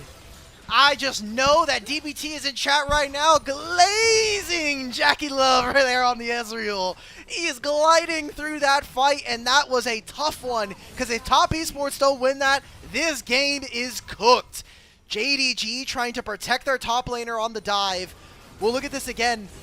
Man, Zweon had such a big advantage, but it has just felt like it is completely gone in this game. Trundle Subjugate plus Ignite basically whittles all of his HP away, and Cream has to make hero play after hero play. Perfect Mikhail's coming through from Vampire to save Xiaoshu, and look at this. Orb of Deception kills Trundle. Then he tries to go back forward. Gala, man. These are ultimates that he is going to want to get back. If he lands a majority of these, that is 2 miss. He doesn't even get this fourth shot coming through. We don't even get time to go through all of that play. We're right onto this dragon. Ocean Soul and critical summoner spells missing from both teams. The good news is Gala still has all of his right now. Cream trying to get it on the side. Good ward from Vampire. 5,000 HP. The dragon just dealing damage. Nobody's actually hitting it for the moment as Top Esports trying to clear out all the wards that they can. Tien is going to get marked. But it is fine to not get rooted up. Xiaoshu on the flank. There's a curtain call opening up. Just trying to hit a couple of targets here. Tien's going to be the first one. He's frontlining. He's taking a lot of damage. Late go out. Encore only hits on the one. Dragon resets. But Cream gets in there and does a ton of damage himself. Tien on the back line. Fierce Gala. JDG are kiting, but they're down a member right now in Top Esports. Smell blood in the water. Junja forced to flash away. And Top Esports win the fight 2-for-1. But can they do the dragon right now with no smite? Gala is just contesting. Okay, big cojones on the 80 carry of JDG. Still is going to be the dragon going over, and we're saving ourselves. Junja, if you steal this, this is a one-way trip. You have no flash in here. Dragon is even. Game is even right now. Top Esports are coming back in this game, but it is not through the 2,000 gold lead Zweon Olaf. It is through Cream just making hero play after hero play on this Ahri, opening up avenues for his team to be able to win these fights. We talked about it in our pre-show before this third series of the day, that Cream on his picks have been so good, Ahri included. Take a look at this replay and just how he takes control. He was trying to play in Fog of War in the one Dragon Brush that is not seen, but he just charms in, he just goes into 4 people on JDG who are not focused on him. The Nocturne ult also gives him a little bit of safety thanks to the vision that is lost. He finds charms, he finds orbs of deception, and you can kind of see how close these fights are, not only because we're talking about Junja being such a massive force, but also Gala is starting to hit hard in these fights. There's so much damage. You talk about the magic damage slant that this team has with Rumble, Victor, and even the Karma, but because no one's building armor, and thanks to things like the Subjugate, I think Gala is starting to become a massive threat. Also getting that Infinity Edge third, he is going to be a huge problem. Joyon finds himself in a 2v1, but quickly becomes a 2v2. The problem is he can't stand tall. TN in the 2v1, and Junja's gonna win this one every day of the week. Cream comes in off the teleport and is able to at least get one back, but another teleport comes in, this time from Hongkyu. Encore lands on the multiple members, but Cream and Shwo have to get out of there. Shwo will burn away. Now Jackie shifted into a rune, and he's gonna go down with the ship. It's JDG who come up huge this time. And it might just, they're too far away from the Baron. I thought they were going to try to move all the way over to the top side of the map. This Olaf pick is just becoming way too 1v9 in this game here, Yanni. He is providing too much value. He is preventing Zweon, who is 20 CS away from a Flame Horizon. We keep coming back to it, but it's almost like it doesn't matter, right? Yeah, like he's so far up. Impact. But Junja just presses Q, he presses R, and suddenly Zweon is just useless. That Trundle pick ended up being really, really sharp from JDG. It is paying off right now. And it just feels like they need to turn the corner by taking this next dragon in 2.5 minutes. If Top Esports get yet another fight where they're able to take it away, scaling be damned over on JDG. I just get worried for the mental at that point. But the good news is, the scaling is on their side. Hongkyu starting to get to his third item. He's at 2.5 right now. A little bit behind, not really doing a whole lot. But Gala just finished that Infinity Edge. Infinity Edge, and he still even has his Doran's helm, so he's a bit of a tanky boy, and he's a bit of a damage boy, so he's really filling out on both profiles there. 2 minutes before Dragon, and this is always a fight that TES need to take. But JDG just whittling away at them. Junja is having a barnstormer of a game, and he even went Knight's Vow third. This is so clutch here. Just the build and just the Champions kit in general is providing so much value. I wonder what this game looks like if this Trundle's not in this game. And he's playing a great game. You know, we talked about it. He has been struggling. After the first 5 minutes, yes. Yeah, the first 5 minutes was not good, but he sharpened up and has really been doing the most for his team. Cream off on award for the moment. Tien lying in wait. JDG gonna pay respects here. Gonna give a clear signal to Top Esports that Cream might be on award. He's gonna get spotted when Tien finishes this. They're gonna see the ward thanks to the scuttle. This is tough. All JDG need to do is just sit in mid, keep them pushed off. Xiaoshu's in bottom lane, and now Top Esports, how are they supposed to enter the dragon here? They need to be incredibly reactive, and JDG get to put all of these Jin traps, which are potential TP placements for them. If Xiaoshu needs to kind of recall, he'll take over top lane wave. Hongkyu will now walk back. He can take this, go back into mid, help his team. I think that Top Esports kind of have now pigeonholed themselves here in this game. And this next fight will be particularly tough because all of JDG have their flashes up. Zhuo is going to have to hit a really nice encore, maybe utilize the Nocturne ultimate in order to make sure it lands on a couple of key targets. That cleanse still up for Gala, the Mikhails for Vampire. So you have to hit probably 4 people in order for you to get a ton of value. He's a full item up right now as this Jin. Gala is fed out of his mind. So that damage from Ezreal is going to kind of be nowhere, and we've also been seeing that the shielding from Vampire is incredible. Dragon started. It feels like it's a big win for JDG if they get this, and it's a small win for TES if they're able to stop this, and they're even preventing Cream from finding angles on the side. Yeah, but he does pull JDG away. Gala with the curtain call coming through. Lights are out. Cream is ready to go in, but Tien is there first, and nobody's really there to follow up. Cream is going to have to get out of there. The turn's going to be onto the Dragon. But Tien is just dead in the back of the pit. Equalizer goes down and cuts off the escape from Top Esports as JDG are on the aggression. Cream gets shot by Gala. Xiaoshu flashing forward, and down goes Olaf. Jackie Love is rooted up, and JDG have turned it around on Top Esports and will push down mid and look to win game 1. A triple kill for Gala and an incredible draft from top 8. Look, we had our concerns. They won out in the early game. They completely mitigated this threat in the top lane with this Trundle pick. And then Top Esports just could not play a lot of these fights without Cream making hero plays or without Tien sending himself as a one-way trip into the backline. Big mistakes coming in from Top Esports, both in the laning phase and critically in these team fights, and it leads to JDG taking over with a Game 1 win. And that Nocturne Paranoia onto the backside was such a good play for Top Esports throughout that game to kind of push JDG off when they needed to. But that time, Alk, it just looks like they were not all on the same page. Cream was not in the proper position to go right away. The rest of Top Esports was all the way on the other side of the river. That play was never going to work. We had a lot of questions here. It's like, okay, what are we going to do in the top lane matchup? How are we going to survive Olaf versus Rumble? Answer was we're not. But everywhere else was fine. Cream had a really poor early game. And it comes down to where they were fighting. First, it was the line brush on the bottom side. Both Cream and Victor walked in, and Cream and Honkyu's like, sure. Like, I'm playing Victor with Siphon Power. You're not beating me in this trade. I have a shield. You have Foxfire. I'm gonna run you down. And then he takes a recall.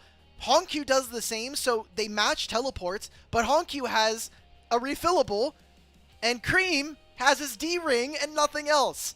And then he took another recall, and all he got was a Sapphire Crystal. Cream's early game was so poor because he made a bad decision in level 1, and that I felt like trickled into the rest of the game. And if we even go back to top lane, I kind of wish we did more first way on. I know he got a lot of attention, but as a rookie, you got to be able to call for more plays. We have to be diving Rumble. We have to, incorporate more of the game plan around you. Yeah, it felt like Top Esports saw that lead and were content. They're like, great, we get to hang out. Zweon's going to do it. Where was there any other plays? I mean, Cream didn't get to move on a side lane. You've got Nocturne, you've got Ari. How many dives did Top Esports execute this game? 0. They executed 0 dives. I think they went for that one on bottom lane and it can completely backfired on them, but yeah. They didn't even use Look at this way on damage to nothing. champions, by the way. This guy had a 2,000 gold lead at the end of the game and it didn't matter. This Olaf champion was, or this Trundle, the Olaf champion was OP for the first 15 minutes, but this Trundle champion was OP forever. I'm usually a huge Trundle fan because I think that for an ability that does 0 actual damage, Trundle Pillar is broken out of your mind. And even though Jinja, some of the placements were a little bit suspect in the early game, we just got to see how much value you get from this champion outside of that ability, the Q, the ultimate. And you just get to put Trundle Pillar everywhere and mess up their pathing or trap them off. Jinja, I don't know why we needed to walk around the Pillar of Filth, but whatever, man. This champion is truly stupid proof in my mind. It feels like the target selection at times was just not there, right? And yeah, this fight ended up going pretty well for Top Esports, but it required heroics to come through, right? It was Cream, it was Jackie Love, and credit to Jackie Love, who I think did a lot in this game. Pretty much did all he could after having a incredibly quiet early game.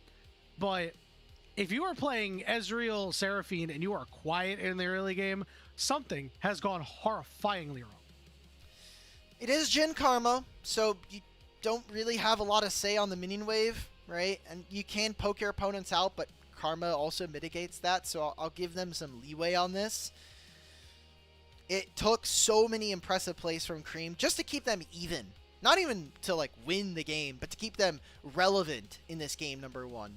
That's pretty problematic, right? This is a Top Esports who is supposed to be a top level team, supposed to be a top 3. It's not like JDG can even crest over them in terms of series score. Even if they win the next 2, if they win this one and the next one, they only have an 8 series game record, which wouldn't matter. Top Esports already have 9 wins. Just really problematic because this is also Top Esports' last series before we go into playoffs. So this is going to be the last version that we're going to see before we get into best of fives. And if you can't do well in best of threes, I don't think that it's fair for analysts or honestly the community to be like, yeah, this top esports team is really going to do damage in the longer series. They've been leaking oil down the stretch. You know, their last 5 games sitting at 2-3, some uncharacteristic losses against LGD, against Team WE. You know, and you see a game like this where I feel like the early part of the game was kind of handed to them on a silver platter with Zweon being so strong. It's like, okay, all we have to do is set our focuses elsewhere, and they just didn't do anything else. They felt no onus to try and force any plays again with Nocturne, with Ari, and that is not a winning recipe, Ulk. Who are you looking at here for player of the game? I think that Junja would certainly be an excellent shout. It would be very funny if they gave Xiaoshu MVP for this game. I think it would be, honestly, incredibly BM. It would definitely put a hole in some of the Zweon All-Pro votes. Not mine, but... No, not at all. If that's putting a hole in your Zweon All-Pro vote, you have not been paying attention to top lane. You're a game one Andy. You're just like, oh, well, look, he had 2,000 gold and he lost. Top lane in the LPL has been, in Split 3, I think, probably one of the weakest roles, but Zweon has actually been quite good. Probably Junja, though. It would be well-deserved. There and we there he go. is. 74% kill participation. Obviously, the damage is not going to look particularly good. And again, as you said earlier, you wipe away the first 5 minutes of the game, and you're like, man, this guy played a great game from almost start to finish. Very, very nice. Very good job from him. We had some questions about his early game, but aside from that, I mean, he played a fairly flawless game. Also, didn't need to do much. I feel like sometimes the analysts, the community, and even some of the teams overcomplicate the draft. They think like we have to do all these fancy tricks to like be able to win the game. Sometimes you just gotta trundle them. Sometimes you just gotta throw a filthy pillar at them and let the rest do what it's gotta.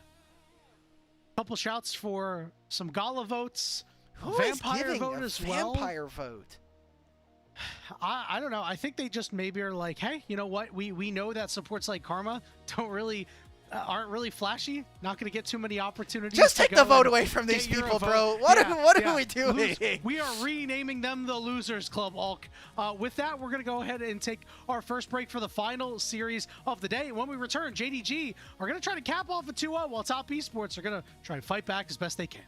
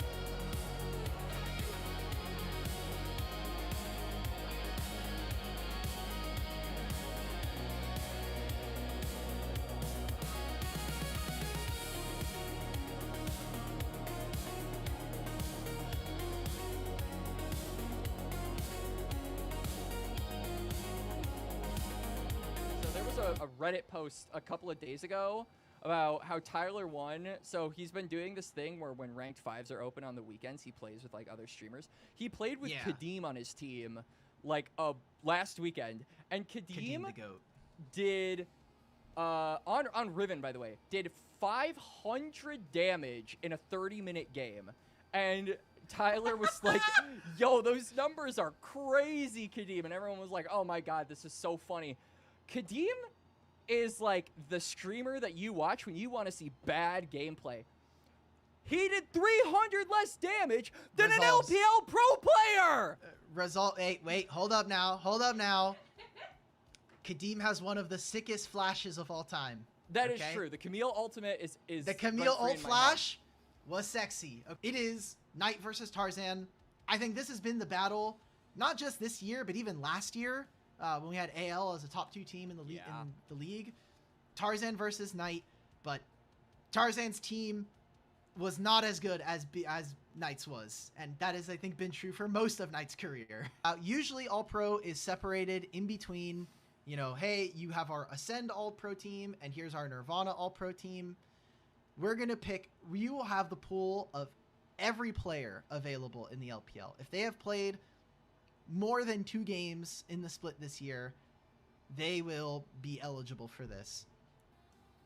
In my heart, I would want Zwayon to be my All-Pro top laner.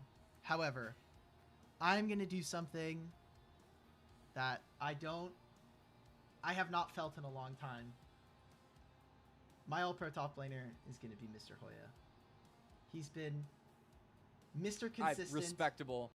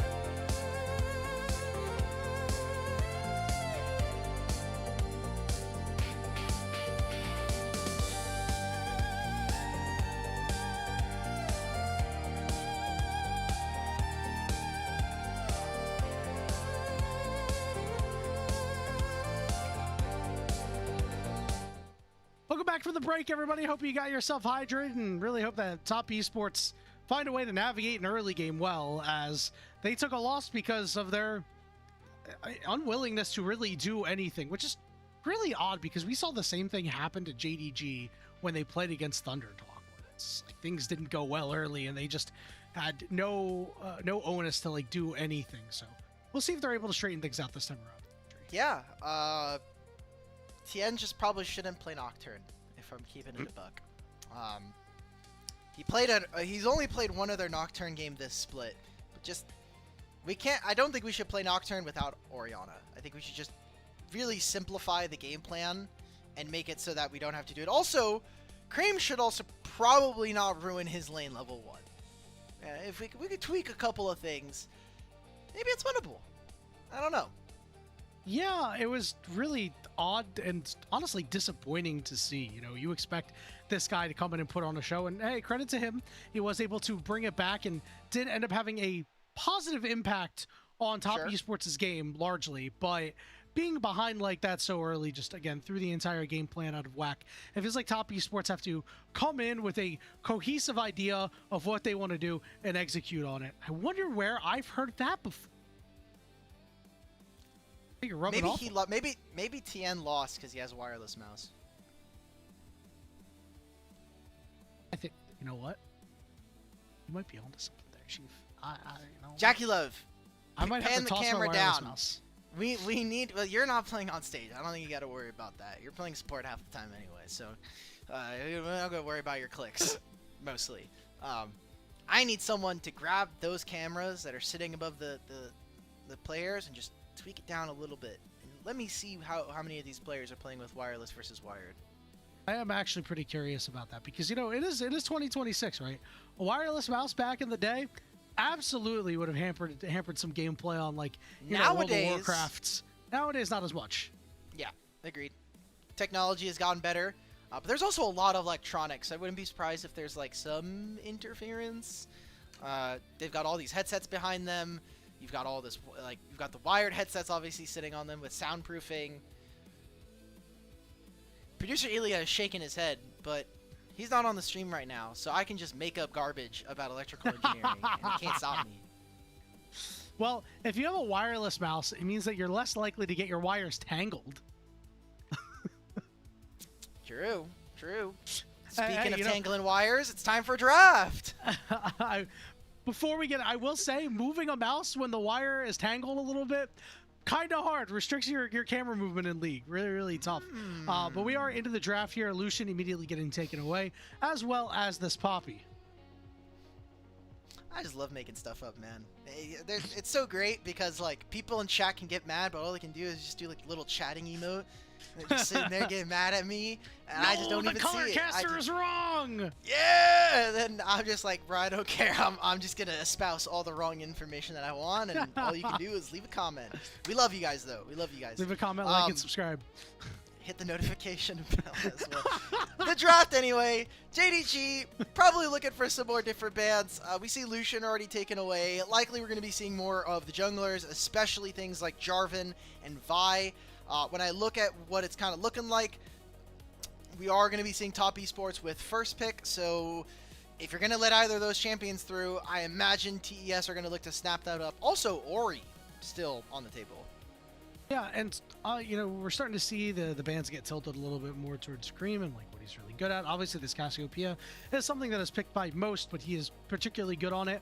With that Ari game gone and the loss on it, does make things a little bit harder in terms of, you know, the quality of his champion. He's really good on his Syndra, but after that, you start to see like some of a drop off where he's back to being a top level mid, but maybe not the level of mid that we expect. Ryze is banned. So JDG have a very specific matchup they want to go for. You can play a Kali, which if Top Esports win this series, I would say is a rather good champion to have taken out of Cream's pool. And with the lock ban, it almost felt like JDG were being tested. Like, hey, are you actually going to give this champion up? Or are you going to let Cream play another one of his like staple champions right now, which is the Ryze? So Orianna strong team fighting. But that does mean that we're giving up either Jarvan or Vi, and it seems like the answer for JDG is going to be the lady with the fisticuffs. Hear me out. Let's go Okay. back to the days of Tristana mid, baby. Let's go hop on top of this Orianna and blow her up immediately. I had to hear me out into probably the worst thing I've heard today, so I'm just going to ignore mean? that for right now. Traditional good matchup for Tristana.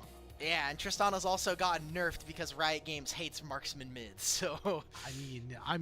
Sure, yes, that is factual. We're going to get the Yeah. Galio instead here, so we are, you know, carrying our Galio into the fight by Vi coming through. A lot of good base damage coming out of this mid-jungle duo early, but as the game goes on, they're going to wane in damage effectiveness for sure. Yeah, for now, and we know Galio has kind of been changing his build. It doesn't seem like all of our pros kind of have agreed upon like what the build is. We've been seeing like Abyssal Mask, we've been seeing Proto Belts, we've been seeing Rocket Belts, we've been seeing things like the Imperial Mandate, so we'll see what he's going to be looking for. Definitely kind of take some of the onus off of Honkyu to kind of win, and I think we also saw that reflected in the first draft. He's playing this Victor, he's kind of being a lane bully, but he doesn't actually have to like be super aggressive in the laning phase. It just ended up being that way because, again, the level 1 was so skewed in his favor. JDG have like a decent way of setting up a lot of fights or starting fights. Top Esports are just going for a lot of upfront damage. Renekton blind, you take away a lot of what Xiaoxu wants to play already with Fearless, and I think you just have like a pretty okay team fight set up already with the damage you have. Yeah, and for JDG, you really going to need something out of this top lane that can also get in there, but also provide a lot of damage. You know, the Gnar will be fine at doing that, but if this is your lock-in and this is one of your 2 linchpins for damage in this game, I do not have a whole lot of confidence that JDG are going to be able to keep up with the firepower of what Top Esports has as we head to the second half of the draft. It depends on if we can punish side lanes. I think Galio and Gnar are very susceptible to a Pantheon ultimate later in the game, coming down, trying to find them alongside Ori or Renekton, trying to pin them. So I think it's going to have to be really, really interesting for JDG, how they play sides and how they're going to be playing around these team fights. We get in the second phase, AD carries are all up and ready to go. We saw Yunara get banned in the first phase, we saw Lucian get taken away, and now we're getting Kai'Sa, Caitlyn, probably going to be looking at things like Corki next, or even the Varus, which I know has been nerfed, but definitely still has a lot of value for both teams. I was just thinking about how Kai'Sa would have been such a good pickup for JDG, not only because of the team comp, but Gala really showed out on it on that match against Thunder Talk, but Top Esports very well aware. So yeah, I really think that does bring it down to something like the Corki, like you mentioned. Other than that, you don't really have anybody who's going forward that is a pickable AD carry of the current meta. Like, you're talking like Samiro or Nyla, which we have not seen in I don't know how long. I know Neela got picked in LCP, but I think he also won that game. It's Doggo, so you know they're going to be winning some game. Maybe them taking notes. Don't think that's going to be the case. I like this Kalista ban. Kalista's been rising in priority, especially with more of the 2v2s being around engage supports. Lulu being picked up. Lulu without Yunara. So are we going to play like Lulu Sivir? Are we going to play Lulu Aphelios? I know the Runon's change has been kind of going through. Ooh, Lulu Kog'Maw into this team is actually very good. Yeah. And I like it. Well, we'll see what the move is going to be for Top Esports. You can't really take that away once the Lulu has been picked over. So maybe you'll just go for some dominance. Maybe you'll just elect to split the difference in the late game as well by just taking a Sivir. Instead, it is going to be the Xayah to try to be self-sufficient, protect yourself against that Vi, and the Rakan for the disruption of what JDG are going to try to do, I really like. Yeah, Xayah Rakan into Vi and Galio just sounds like a miserable exercise in futility for JDG. They're trying to see Sivir or Zeri. It's kind of up to Gala. Personally, I would really like the Sivir, just the wave clear that you have access to. But Zeri also just has so much ability to outplay, especially because Top Esports are rather short-ranged in what they want to be able to accomplish. Really only the Xayah and the Orianna. But I look at these team comps, Yanni. You have a couple of melees that are going to accentuate Rakan with Battle Dance and the quickness. I see a JDG composition that, if Gala is not ahead, have a astounding lack of damage. But the team fight is there, and we get to 4 and 5 items. I really like what Gala can do if he's allowed to stand, but he's a short-ranged AD carry playing into a Pantheon and an Orianna. The bad news for JDG is that their comp and Top Esports comp and how they interact with each other requires Top Esports to not twist their ankle out of the gate. So the onus is really on the other team to not mess up. The problem is they did that exact thing in game 1. I think if Top Esports can level out the early levels here and kind of play their game, hit level 6, and then start to progress the game from there, they're going to be in a great spot provided the first couple of plays work out. Well, we said that about Top Esports last game. It was coming out to, start swinging, start winning early, start looking good. Didn't end up really going in their favor, and now JDG kind of falling back on traditional kind of team fighting. Just play around a Galio with a Vi. She has so much access. I think if Orianna is targeted in this game, Top Esports are going to have a very hard time entering and starting fights for the team. What do you think he's going to go itemization-wise? We'll hold that thought as we hear the Gyos here for Game 2 of what could be the final best of 3 of the day. 全军出击！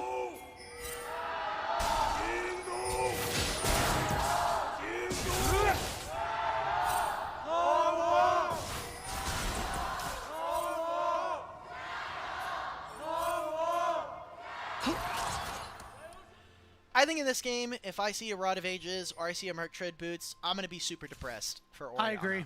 I would want to see a one-shot build. I don't think anybody on this team is going to be building a ton of magic resist, so likely we should just be seeing that be the case. And yet another example that Sivir level 1 can be dangerous if you play your cards right, and if you have a range support, but that's it's a bit besides the point, and also doesn't really fit my narrative. I was just thinking, another day, another moment where a team walks up to a level 1 Sivir and immediately loses half their HP, and Jackulov is really getting worked over now as Zhuo is even starting to take a little bit of extra damage. Guys, you must find a way to walk away from the minions when the bouncing blade happens. Also, shout out then I Pack can't hit Sivir, the minions. 6 skin. Yeah, but then I can't hit I have the fidget spinner for that. You know, there was a fidget spinner that they gave out with that skin. I have the fidget spinner. I didn't know that. Oh Goodness. God. So Tien's here. He looked like he was actually about to path top lane, but they want to see if they can punish this. I don't know how realistic this is going to be. There is still a flash and a cleanse here for the Sivir, and the waves now hitting the turret. You have no heal. We're going to immediately look onto Vampire with the Blade Caller too. Means it's first blood to TN. Zhuo is going to fall on the backside, but now Gala is getting run down by the Pantheon. Will force the flash out of there. A 1-for-1 in the end. Yeah, it's going to be the trade of supports, but the kill goes over to the Sivir. And I just look at what Junja's been doing here. He full cleared this entire time. Please do not get solo killed into the Galio. I was so ready to just say, pack it up and go home. Take this loss, but... Oh, I misspoke. Tien gets first blood. That is a little problematic, right? Like, obviously, getting the Xayah... Okay, Xayah recalled and got refillable, but got a longsword. Cold longsword here for Gala. Very big win. Hongq is so cooked here. Gonna get a flash for flash, but the spear from long distance means Tien get his second. Yeah, all right. 2 kills here for Tien. That's about as good as an early game, but now they've put so many people mid. Jackulov, ring-a-ding-ding, brother. It's time to lose the wave. You're going to play 1v3 underneath your turret and potentially lose all of this. Does he lose his flash as well? Oh, the Gnar hop. Swayon going to turn around. They get the flash out, but they can't close Tien's the dead! Tien's dead! Tien's dead! Xiaoshu plays the 2v1 perfectly. And look at all of this experience that they are missing out. That play onto mid turned into a kill for Tien, but it may have just backfired here. This is a ton of golden experience that Jackulov and Zhuo are missing. That's a full wave and a half that they just did not get to touch there. Zhuo went mid to help Cream and Tien make that play, but big ramifications for the team now as JDG, top lane, they just got to outplay a 1v2 dive. Yeah, conditions are really good for JDG right now. It's up to Tien to really take control of this game. He has not been the same guy in Split 3 compared to Split 2 when we thought he was an MVP candidate. And he is really going to have to be the guy this time around. Show why he can earn your all-pro vote here in Game 2. I wish, no offense, Yanni, I wish Lennon could have casted this series just so that I could show him the hubris of voting potentially MVP, or even, I'm not going to say it. But, you know, as bad as that was, Tien is still pretty far ahead, right? Like, he dropped a lot of camps to make that happen, and Junja ended up taking a very similar kind of approach by just completely cutting out Jackula from that early game. So we'll see what comes of it. We still have yet to really feel the ramifications of that play, but the upfront shock of the actual happenings definitely left a bit of a dent, and even a plate here for Hongq definitely feels pretty good. Well, with Top Esports having this early game slanted team, I imagine they'll be the first ones on the Dragon. Tien is behind an EXP, is going to hit level 5 off of this. Should. Nope, he's just short. This is why I don't jungle. This is why I don't jungle. So he's down about a half a level. Vampire. Vampire walks up when he shouldn't. The polymorph is there, but you are still going to fall, and Jackula is on the board. Yeah, that one we can't do, Vampire, because your AD carry is just now walking back up. It's just, you know, they played the 2v2. It's kind of what Zyrakan does. And also the flash was not yet off of cooldown. Tien got spotted, so they know both junglers are near mid. They're crossing to play against this top scuttle. Turns into JDG, looking like they're going to get the first dragon of the game. Their bot lane's already pushing. Tien prioritizes his raptors and the top side scuttle, and he hits level 6 after he finishes these two, but Xiaoshu could just drop into fog and will not get pressured with this Pantheon ult that's looming. I think giving up the Dragon's a pretty big loss for Top Esports here, especially with this JDG comp that we said just has to go late. You did decently in the early going, you're only down 300 gold, you got to kill onto Gali, he's up gold. Now you're just taking away Dragons from Top Esports. They're not going to be able to get an early soul. You're just going to buy yourself more time. I'm very, very concerned about Top Esports. Hey, but guess what? Tien gets blue buff, and maybe he gets Grump as well. So who's the bigger winner here?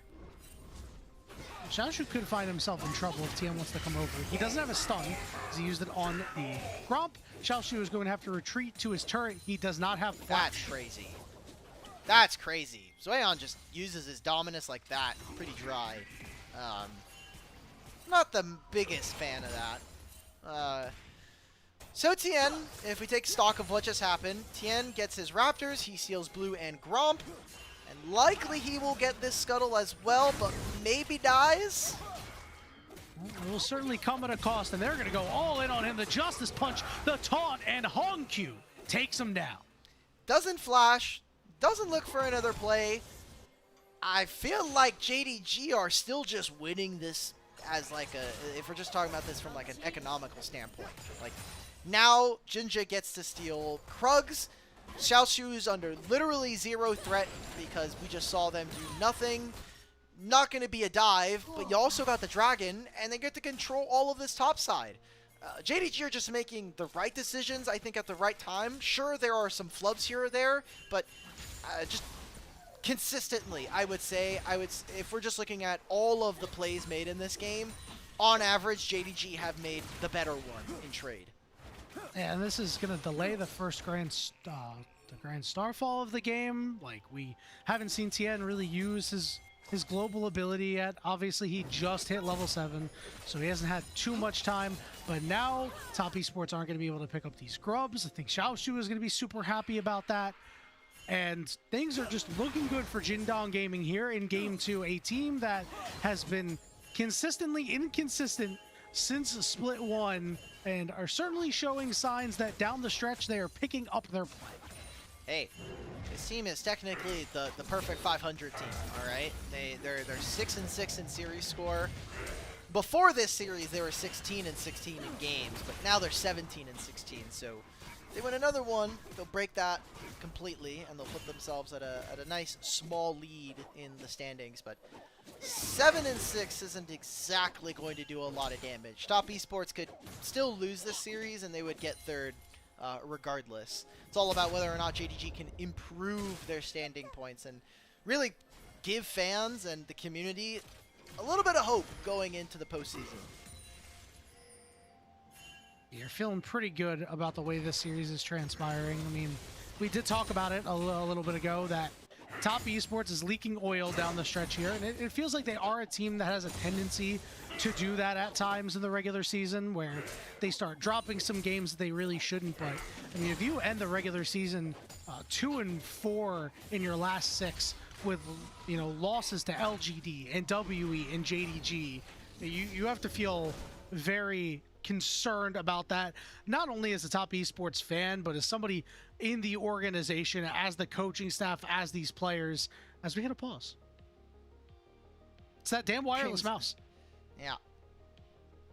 Maybe someone on top esports is asking where my jungler is. Guys, I haven't seen him. He apparently has an ultimate, but he may have used it to get out of the map. He has not been here. I've never seen him. We don't know what the pause is. I'm not gonna even. It didn't seem like there were any like fights. It didn't seem like anybody was like really freaking out or some pings. So I imagine maybe a small technical issue. Maybe if we didn't have so many electronics on stage, I can just make stuff up. Honestly, facts. What we really need here is for our players to play on. Oh God, what is the Oh God, why can't I remember what this is? The thing that's a keyboard but is not a keyboard. The old one. I can't remember the name of the item. What it is that people would write papers on. People would write papers on, like in the olden times. Typewriter. I couldn't remember what a typewriter was. We need these players on typewriters. I would hate. That's actually the true end game of all mechanical keyboards, right? Is like I don't get it, but like for some reason the society moved away from typewriters, obviously for digital screens and the ability to do like have all this data, but then mechanical keyboards came out and it's now how loud can I get the clack to go? Like clack, clack, clack, clack, clack, clack, clack, like sit there. No one wants that, man. What do you mean? I like that. I like having a mechanical keyboard. We're back! We're back in the game. Top esports can need some mechanical help here in order to try and pull this game back. We are, again, still waiting for Tien to make an impact with his ultimate. I'm waiting for Tien to give me something really exciting in this game. Because last game made me a bit sad. And I know from checking in on chat after game 1 and some things happening, there is both a defense of the dark arts and also an assault going on against Tien's character in chat. So let's not assault his character, but you can assault his gameplay for sure. I don't think they're assaulting his character. They're just asking like, where's his brother? Okay. All right, nice flash. Well, there he is. Big knock-up by Vampire to interrupt that. Couple of turret shots get taken, and Jackie got stunned. He's got to use his ultimate to try to escape, and he still dies for it. JDG are outplaying dives left and right here in game 2. That was just perfect from Gala there. The cleanse to get out of the battle dance and the quickness, then the flash to avoid Tien and the rest of this fight. JDG are just outplaying their opponents, at least in the last game and a half at this point. Like, we're just seeing them make plays on bottom lane. They're winning that top lane skirmish in a 2v1 for Xiaoshu. Even though we've had criticisms for him in his team fighting, he has just been able to really hold on, and JDG are coming out the better for it. They're winning everywhere on the map. They look particularly inspired in this game. We have a teleport coming through for our Orianna. Cream going to look to join this play as Junja has to flash away. But the shockwave is still up. Galio ultimate coming in to try to turn this fight around. The ball's down in the middle as Cream is looking for a good shockwave, but his support dies. Hey, guess what? He might die too. He had the shockwave himself. He's forced to flash away. Tien chasing down Gala, but isn't able to clean him up. Forces the flash on a Vampire that turns onto Hogq now with the Justice Punch. The big taunt onto 2. They've got a big turnaround as Jackie Love is forced to flash away. Junja getting a shield still lives, and Top Esports cannot close on any kills. That's a blast shield diff if I've ever seen one there. Junja survives with barely enough HP, and Top Esports are trying to punish Junja. They're trying to punish Gala, but it's just too little damage here. It is a Pantheon and a Rakan. We are never killing these guys. Look at Cream. He's trying to get onto someone. He's trying to find an ultimate here, but Hogq with the hero's entrance, flash taunt 2 members. It just doesn't make enough of a difference here. Cream has to flash out of this play after putting the damage onto Galio. That's enough for me. Tien is looking for anything in these fights, and this was clutch. Tries to flash out, but it is not enough distance here. What is it, Vamp? Oh my god, Vampire gives him just one last shield, man. Vampire is clutching it up on the Lulu. I thought, hey, you make that play, you exit out, you go for the dragon. Top Esports get nothing from that play, and now it is just loss after loss after loss mounting on top of each other for Top Esports. If JDG win this game and the Winners Club wants to vote for Vampire, I'm in. I'm supportive of it. All of a sudden, they are no longer the Losers Club. They are back to being the Winners Club. JDG looking to join the Winners Club themselves, up 2,500 gold with a dragon available.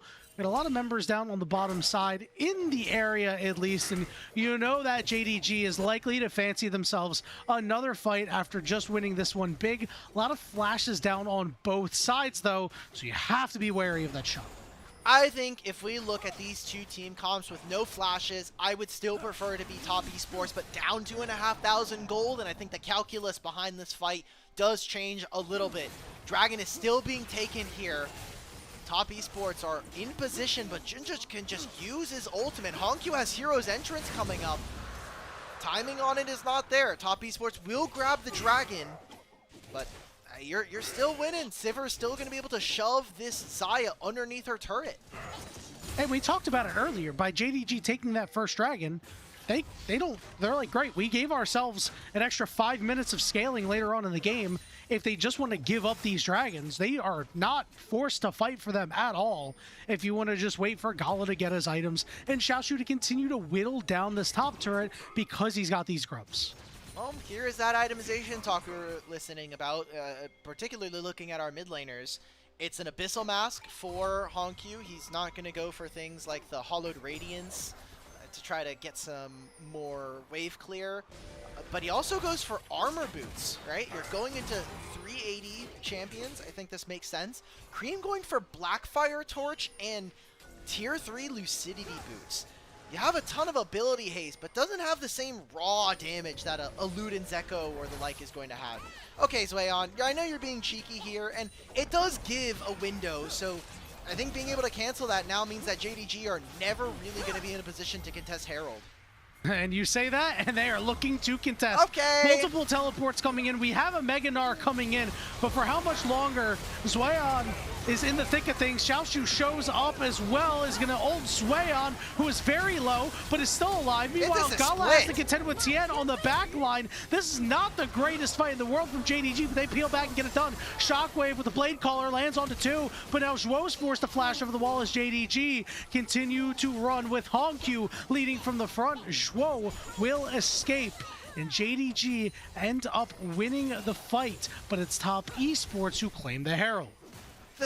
The shot calling in these fights is really suspect to me, man. From Top Esports perspective, you got the Herald, but I think we traded too much for this play. Galio gets to hit the wave top lane. Jinja's trying to steal away a red buff. He will not get punished for his transgressions. And really the calculus for this play is now kind of out of order for me. Like, we get this, and I should say, Zwayon lives for a long time with Dominus plus his, all of the healing that he gets. But then Tien ults, and this puts Gala in a really weird spot, but then the damage is just not able to fall. Look where Cream is. Look where Jackie Love is. He's being held against his will by Xiaoshu, and that just means all of the damage that we were expecting from Top Esports, it's not coming from Renekton, it's not coming from Xayah, and it's not coming from Tien. So you just are not able to finalize any of these kills in a real manner. I think JDG, despite not winning the fight, are really, really strong right now. They have a 3,000 gold lead, and Top Esports almost feel like they're getting desperate already at 17 minutes.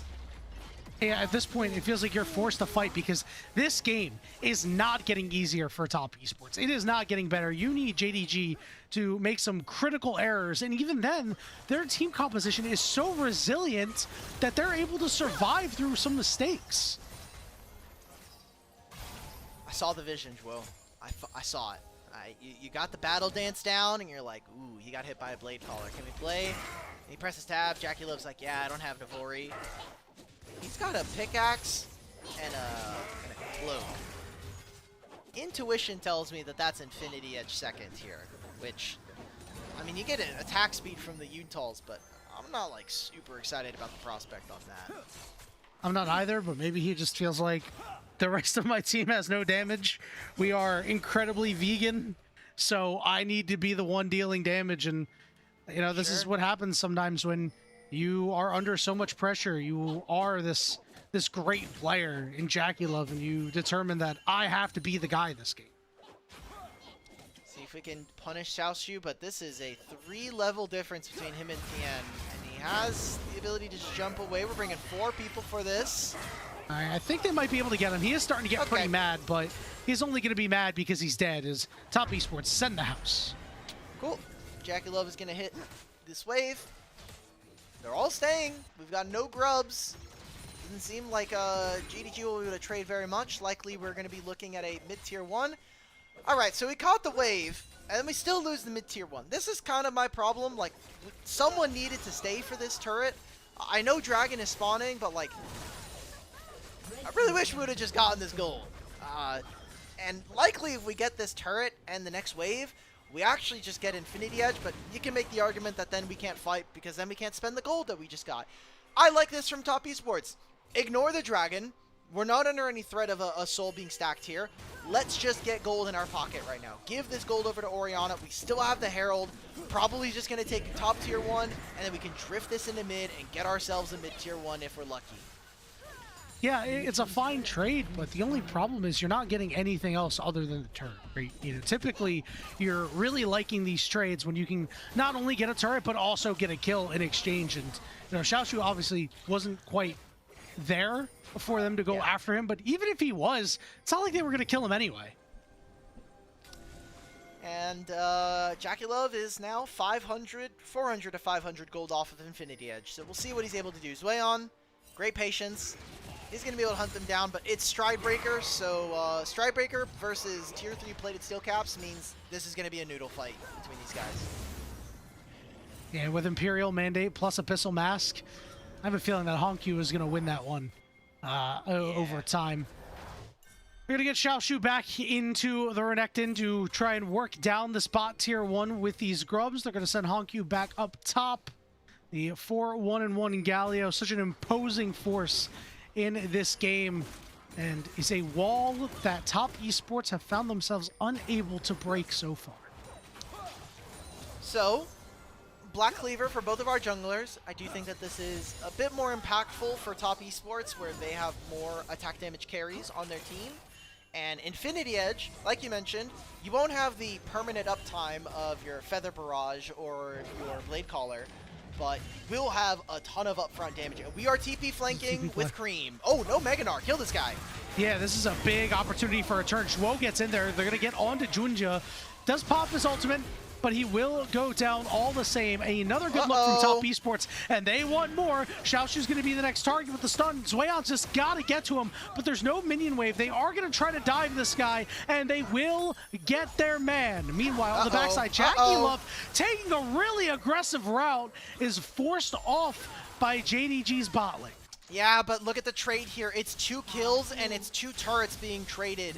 You'll get the one in bottom lane tier 1, but Sivir gets to hit the mid lane. Instead, opts to move out, so I thought they were going to overextend. JDG don't actually get those turrets. If they get this kill on the Honkyu, this is looking really good. Oh, he got stunned. There we go. This is what we said that Top Esports needed. Knock down some structures, get some kills. We have some all-the-way pings to Baron, but they're from JDG just to make sure that vision is there. But Top Esports making some plays to try and claw their way back in. All right, they just ate up 1,500 gold out of the 3,000 that JDG had previously. I'm not mad about that. I thought it was going to be 2 turrets. I thought with 3 grubs here for Jindong that Galio and Sivir would just very easily push these turrets over. Wasn't the case. And, I mean, they got some pretty decent kills. I'm liking it. I think this is a good way to get yourselves back into the game. I'm also looking at Jackie Love is still going long swords. So, is this LDR? Is this something else? I'm just so surprised because Navori, while yes it is a staple, it is very clearly one of Xayah's best items. Just attack speed on this champion. She has a ton of attack speed multipliers already, and she is a champion that needs to get a ton of them out because of how her kit works with her feathers. And just being able to reduce the cooldown on such important spells on your basics is, I think, one of the reasons why she is so powerful. No doubt about it. Whenever you have your deadly plumage pretty much off cooldown in these fights and you're able to get off multiple, you're in a good spot. This does mean that JaggieLove is going to have to be selective for when he activates that because it only lasts for 4 seconds. So that's going to be the difference maker in some of these fights when you've got such low attack speed like he has right now. Seeing a lot of pings generally around this top side just to catch that top wave. We have less than a minute until the next dragon is available. We didn't really talk about it, but it's a Cloud Soul in this game, so some benefits here for both of these squads really if they manage to claim the soul, but JDG are certainly looking like they might do it first. Siver's like, wow, I get a Cloud Soul this game. I press ultimate and get 1 kajillion movement speed. Feels great. You know, like, I'll take that any day of the week and maybe twice on Sundays for myself. But no damage, at least not immediate damage in the easy to calculate formula. This kind of lead me to believe that we're likely not going to get a ton of contest on dragons, at least not for a while. It seems like Baron is the most pressing issue. JDG with 3 grubs means that Baron is very, very dangerous if they get time to hit turrets. And no one's answering Galio. Galio's been getting a lot of time to even up the farm, and thanks to Hongji being 4-2-1, he kind of gets to just be up in gold. Look at Gala, fearless, just stepping up to JaggieLove. I was thinking that maybe JDG would let this dragon go because Gala's not on Infinity Edge, but it looks like they're just going to hit the go button. Big ultimate's coming through. Huge disruption on the backside of the shockwave is pretty solid. JaggieLove just doesn't have the HP to keep pushing forward, and Gala lives on a sliver, but Cream is looking to clean him up, speeds himself up, but now it's Xiaoshu trying to chase Cream. It's chase for chase, and Gala gets into the Cloud Drake zone and will be able to escape. It's another win for JDG, and a pause on the back end. What is going on? What are the pauses here?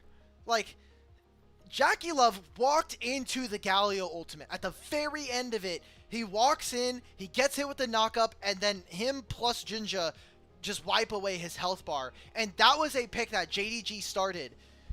I was a little afraid. I was saying, hey, I'm not sure if this is really a fight you want to take as Jindong Gaming. You're walking into Fog of War.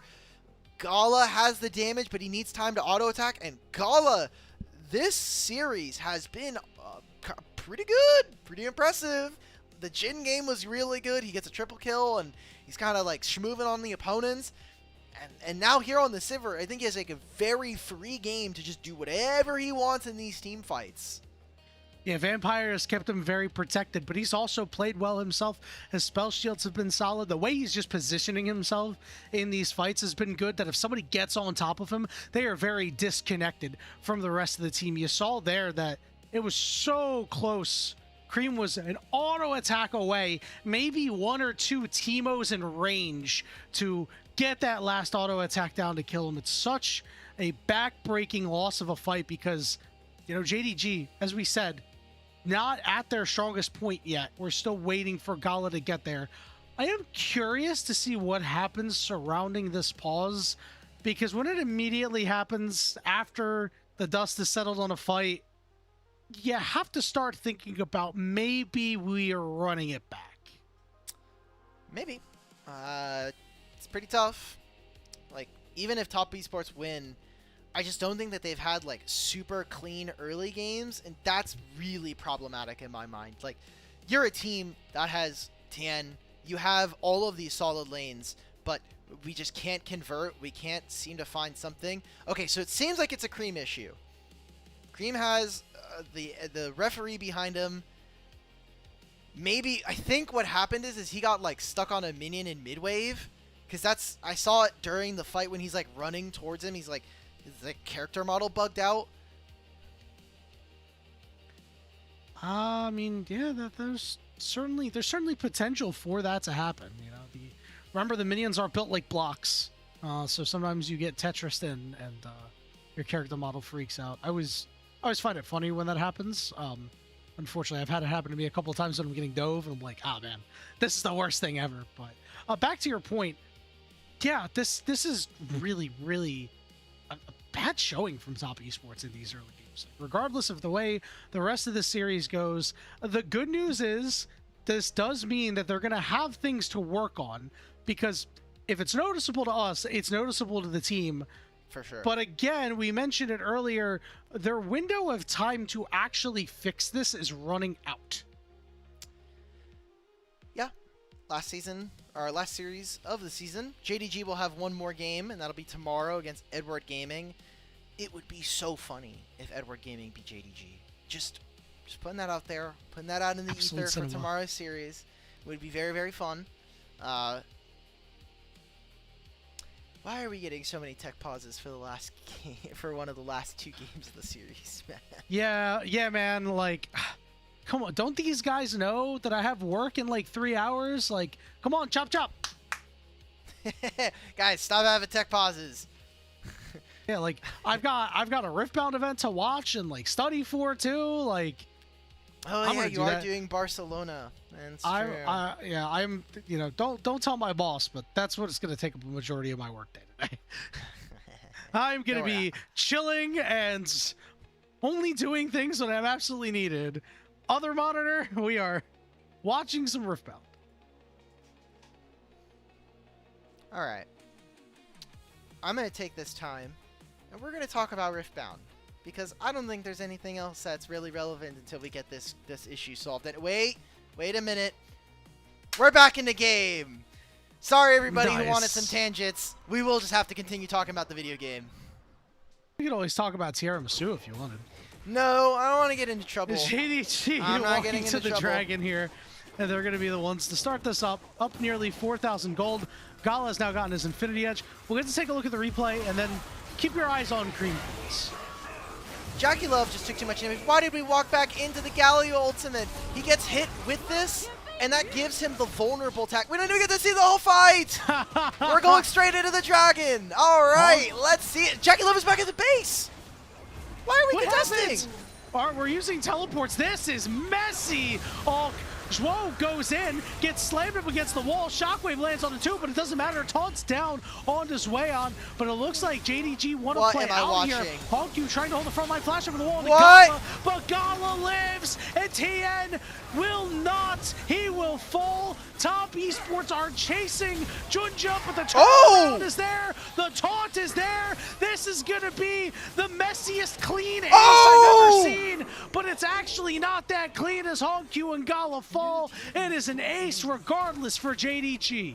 Alright, I can't wait to get right back into a replay here, guys, because we got out, we came back in, and Jackie Love has to recall before the dragon spawns. Gala died to a errant blade caller from Jackie Love, but this was just a really, really rushed fight here from Top Esports. I don't understand the onus behind why we see TES even going for that play. So, we're here. They're already in the pit. Guys, just pick up the top wave. Go towards the bottom lane. JDG are happy to take this fight. They know, hey, Jackie Love is nowhere here. Finally, he joins, but he's already late. And Tien flies over to try to find Gala, but we cannot fight in a choke. This is such an easy fight for JDG to play. Here's Jackie Love. Blade Caller, it's 3 feathers getting him. And if Jackie Love had Flash, which he lost in that last fight, maybe he wins this. Maybe he wins the entire fight, and we're talking about a Top Esports that are smurfing.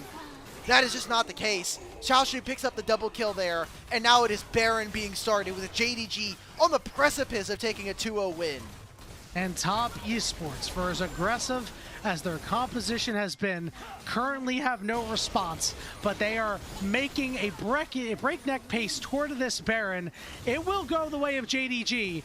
Will Top Esports fancy themselves a fight? Cream is kind of frontlining at this point, Yeah, we should just fight. trying to keep Xiaoshu away, but now he's about to go Mega. So Top Esports only getting shoved on this mid-wave here, aren't going to be able to do anything else. JDG are completely fine with us fighting right now, even if Xiaoshu goes into mini. But let's spend our gold. We're going to be able to get a little bit more back out on the map.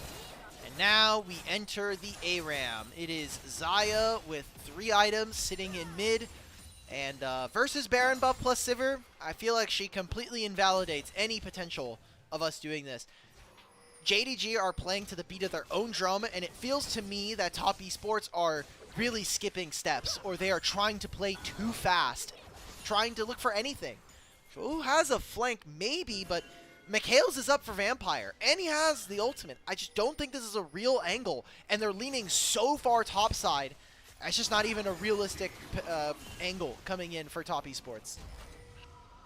I think when you're at this point in the game, though down 6,000, you know, staring a Cloud Soul in the face, you have to take an angle that might be a little unrealistic, even if there's just a fraction of a % of realism to it. Maybe that's where you see the game turn around with the shock flank, as I like to call it. No play to be had. So at this point, I think you're just waiting for JackeyLove to get 100% crit if you can get there before the Dragon and saying, all right, buddy, you're an 80 carry with 100% crit. You are supposed to carry the fights. Yeah, this fight looks impossible, but do it anyway.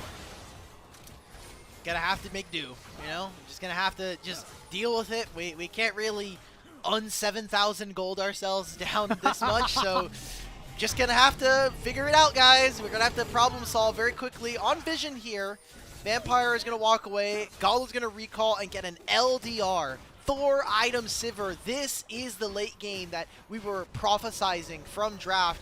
JackeyLove is 3.5 items, but I think he's a little late here. He's got his Zeal item, but it's going to be a little bit before he has a Navorian. Maybe he gets it, but it's 50 seconds before Cloud Drake, and we're already on soul point here for JDG. Remember, if you give this Cloud Soul away to JDG, it's just bad news. They are going to be able to catch up and really utilize a lot of this movement speed well. Specifically, once you get into the fight for a lot of the other guys. But again, Gala is just going to be able to lead the charge from the front, sprinting at Mach 5, essentially. 25 seconds until the Dragon is up. We are seeing JackeyLove catch this mid-wave and head over to his team. So it does not look like he's going to be able to have the time to recall and pick up an item. Zwayana is going to be marked here by Gala and forced away. So every summoner spell is up except for Swayon, who doesn't have flash for another 20 seconds here. And that was the teleport coming in from Hongq. They're going to run Swayon down. Ouch. They don't even need Ouch. Gala at the actual fight. Swayon is going to have to recall and teleport back into this play. You have teleport shield, which feels nice. We're going all in. Hongq! They blow him up immediately. That is huge. But Zhuo has to run for the hill. Oh my god! On a Gala! And all of a sudden, Top Esports might have a chance. Throw to the wall is TN, but JDG have to run. What a look from Top Esports to keep themselves in it. How do they find that fight? How do they find that angle? They were winning so hard before this. Hongq walks up right into a Blade Caller. JackeyLove is saying, thank you very much. I'll shake your hand when we cross the stage later tonight, and I'll thank you for that complete find. That window keeps them here. And then Gala walks into the Shockwave. I said, look, hey, it's a short-range composition. You don't want to do this. Hongq, you just can't do that. That is a plain, flat-out mistake coming out from the mid laner of JDG. And then you're a short-range AD carry, but you're walking into the Shockwave, no spell shield. He tries to cleanse the damage. Dragon goes over to Top Esports, and much-needed breathing room here in Game 2. And JDG were not on the same page right there. I think Gala thought they were going to fight for that vision, and you immediately see the rest of JDG turned onto TN. The big reason why that Gala was not traded out there. So it's still a big mountain to climb for Top Esports. It's still a favorable late game composition for JDG, but as long as Top Esports keeps themselves in the game, they're gonna have a shot. The problem is, oh my God. Zhuo is alive! No, he's finally dead. It's the bouncing blades. I thought he was out for a moment. Big power play for JDG coming up. He got bouncy castled the entire time. I want to see his death recap, because it surely says 3 to 4 seconds of crowd control. Back to back to back there. All right, JDG, what can we do? We've got no ultimates from our bot lane, but we're pushing in. We've got these 3 grubs. It doesn't seem like they're going to try to make the push onto the inhibitor line here. 50 seconds before Dragon, or before the Baron spawns, and JackeyLove lost his flash in that last play. JackeyLove is going to have to make miracles happen for Top Esports to win this game. We said that earlier, so flash or no flash, it's all the same. Cream is looking to finish his Zonias shortly. He will still only be on 3 items. Doesn't really have a ton of damage. I was thinking that, hey, if Gala gets caught with a Shockwave and only a Shockwave, it's not going to be enough to kill, but we saw that earlier. It is indeed enough to kill, so just really have to be worried about that. Top Esports fans, do you believe in miracles? Do you believe that Jackie Love and Cream can turn around this game state? And as for JDG, it's all about closing this one out. You have so much crowd control. We talked about the simplicity of a big draft flank. like this. Swayon is on a flank. Stun onto Xiaoshu. Tien is coming in over the top. Over on the backside does a lot of damage. They want but the peel Junja. back is going to be onto Junja. He's able to escape them. That's expensive. That is Grand Starfall, and you get the quickness out from the Rakan. Gala and Xiaoshu! Oh! The going gold is creep. Oh, no! Big impact! The knockups! The bouncy castle! That one isn't for rent! It's owned by JDG! And Top Esports have just their top and support alive! The RNG banner flies from Gala as JDG flies down the mid lane and is looking to 2-0 Top Esports! They made it look easy here, Yanni. They had Galio come over top. Xiaoshu, very doubted. I mean, very maligned, and now it is one last team fight. It's not enough here, Yanni. Jindong Gaming are going to move to 7-6, and they're going to completely trounce a Top Esports that is 9-4. And Top Esports with this tough loss means that they are not able to get a bye. They are locked in for third now. Yep, can't make it up between them and AL. AL at +9. Top Esports now at +5, being 9-5. Very, very tough for them. Look, they're going to be playing against the 6th seed anyway. No other team can challenge them. They are locked for third for Top Esports. But Jackie Love losing his flash in the last Dragon fight spelled doom. He's not able to get away from Xiaoshu, and we didn't get to see them be able to really punch back in this one. They had one good fight around that Dragon, and it all came crumbling down after that. Oh, what a game from Hongyu, man. This guy Yes. played so well, had some really excellent Galio ultimates, and all I could just see in that last fight as Creams and Zonia's and the hero's entrance is coming is the Willem Dafoe meme where he's like looking up in horror I as thought it was going Galio to be the one where he's sitting like descends. this, you know. No, as Galio descends from the skies and just slams Top Esports. What a game from JDG.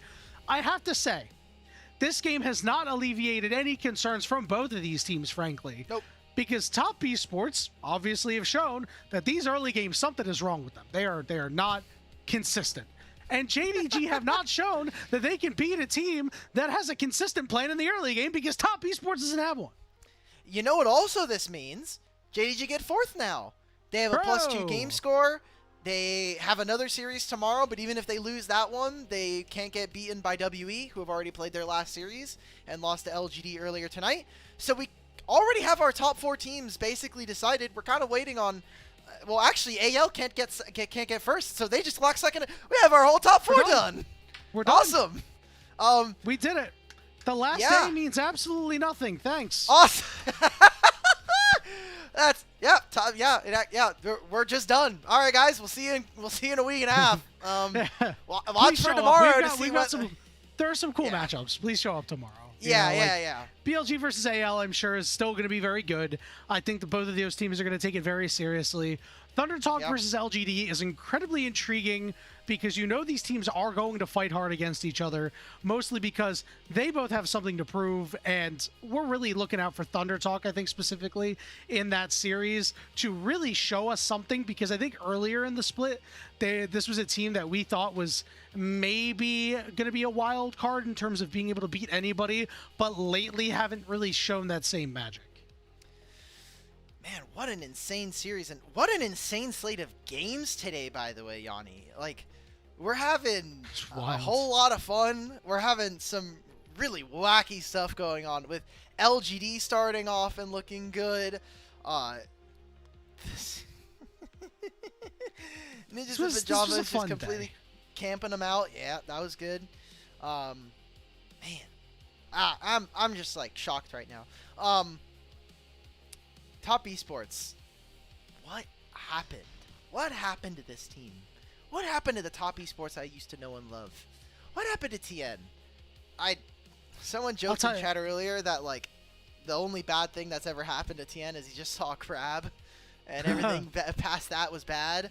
But even this game, like, the Pantheon just looked kind of bad. I'll tell you If what I'm happened. being honest. What's up? I'll tell you what happened. They sent their support to Nirvana. They shouldn't have gotten rid of Fungway. You're right. If this is actually just They really cosmic alright. justice. They really shouldn't have. Like, I do not think that was the right call at all. I understand that there were likely other factors as to why, rather than just like the way he played it at MSI, because he wasn't particularly great. But we cannot be doing this to a rookie player. We can't just be like, yeah, man, get out of here. Like I don't know. I still think this guy has like a ton of room to grow. I don't think it's a surprise that his team is far and away the best team in Nirvana, even against this IG team that has been revitalized with the return of the Shy. I wanna ask your opinion on some MVPs first for the rest of this game before we kind of get into some takeaways from the day. I think this is probably a Hongq MVP for this game. I'm not sure about player of the series though. I think Gala's probably going to get player of the game for this one. His Not Sivir after was- that Shockwave. Hey man, you're playing Sivir. If you're not playing Sivir and you're not getting hit by one Shockwave, I feel like you're kind of a freak. You know, you just gotta. Sometimes you just gotta tank one and give the team gives them false hope, and then so that they jump into the next fight and lose immediately. Oh, Vampire. I mean, if Vampire. we're We gotta just get saying into that. Vampire. If we are, oh yeah, Vampire. That's right. Yeah, we did. Yeah, we say can't were forget gonna about give it to him. Yeah. Okay. Wow. This might be a three-legged horse race. I don't know. What happened to the fourth leg on the horse?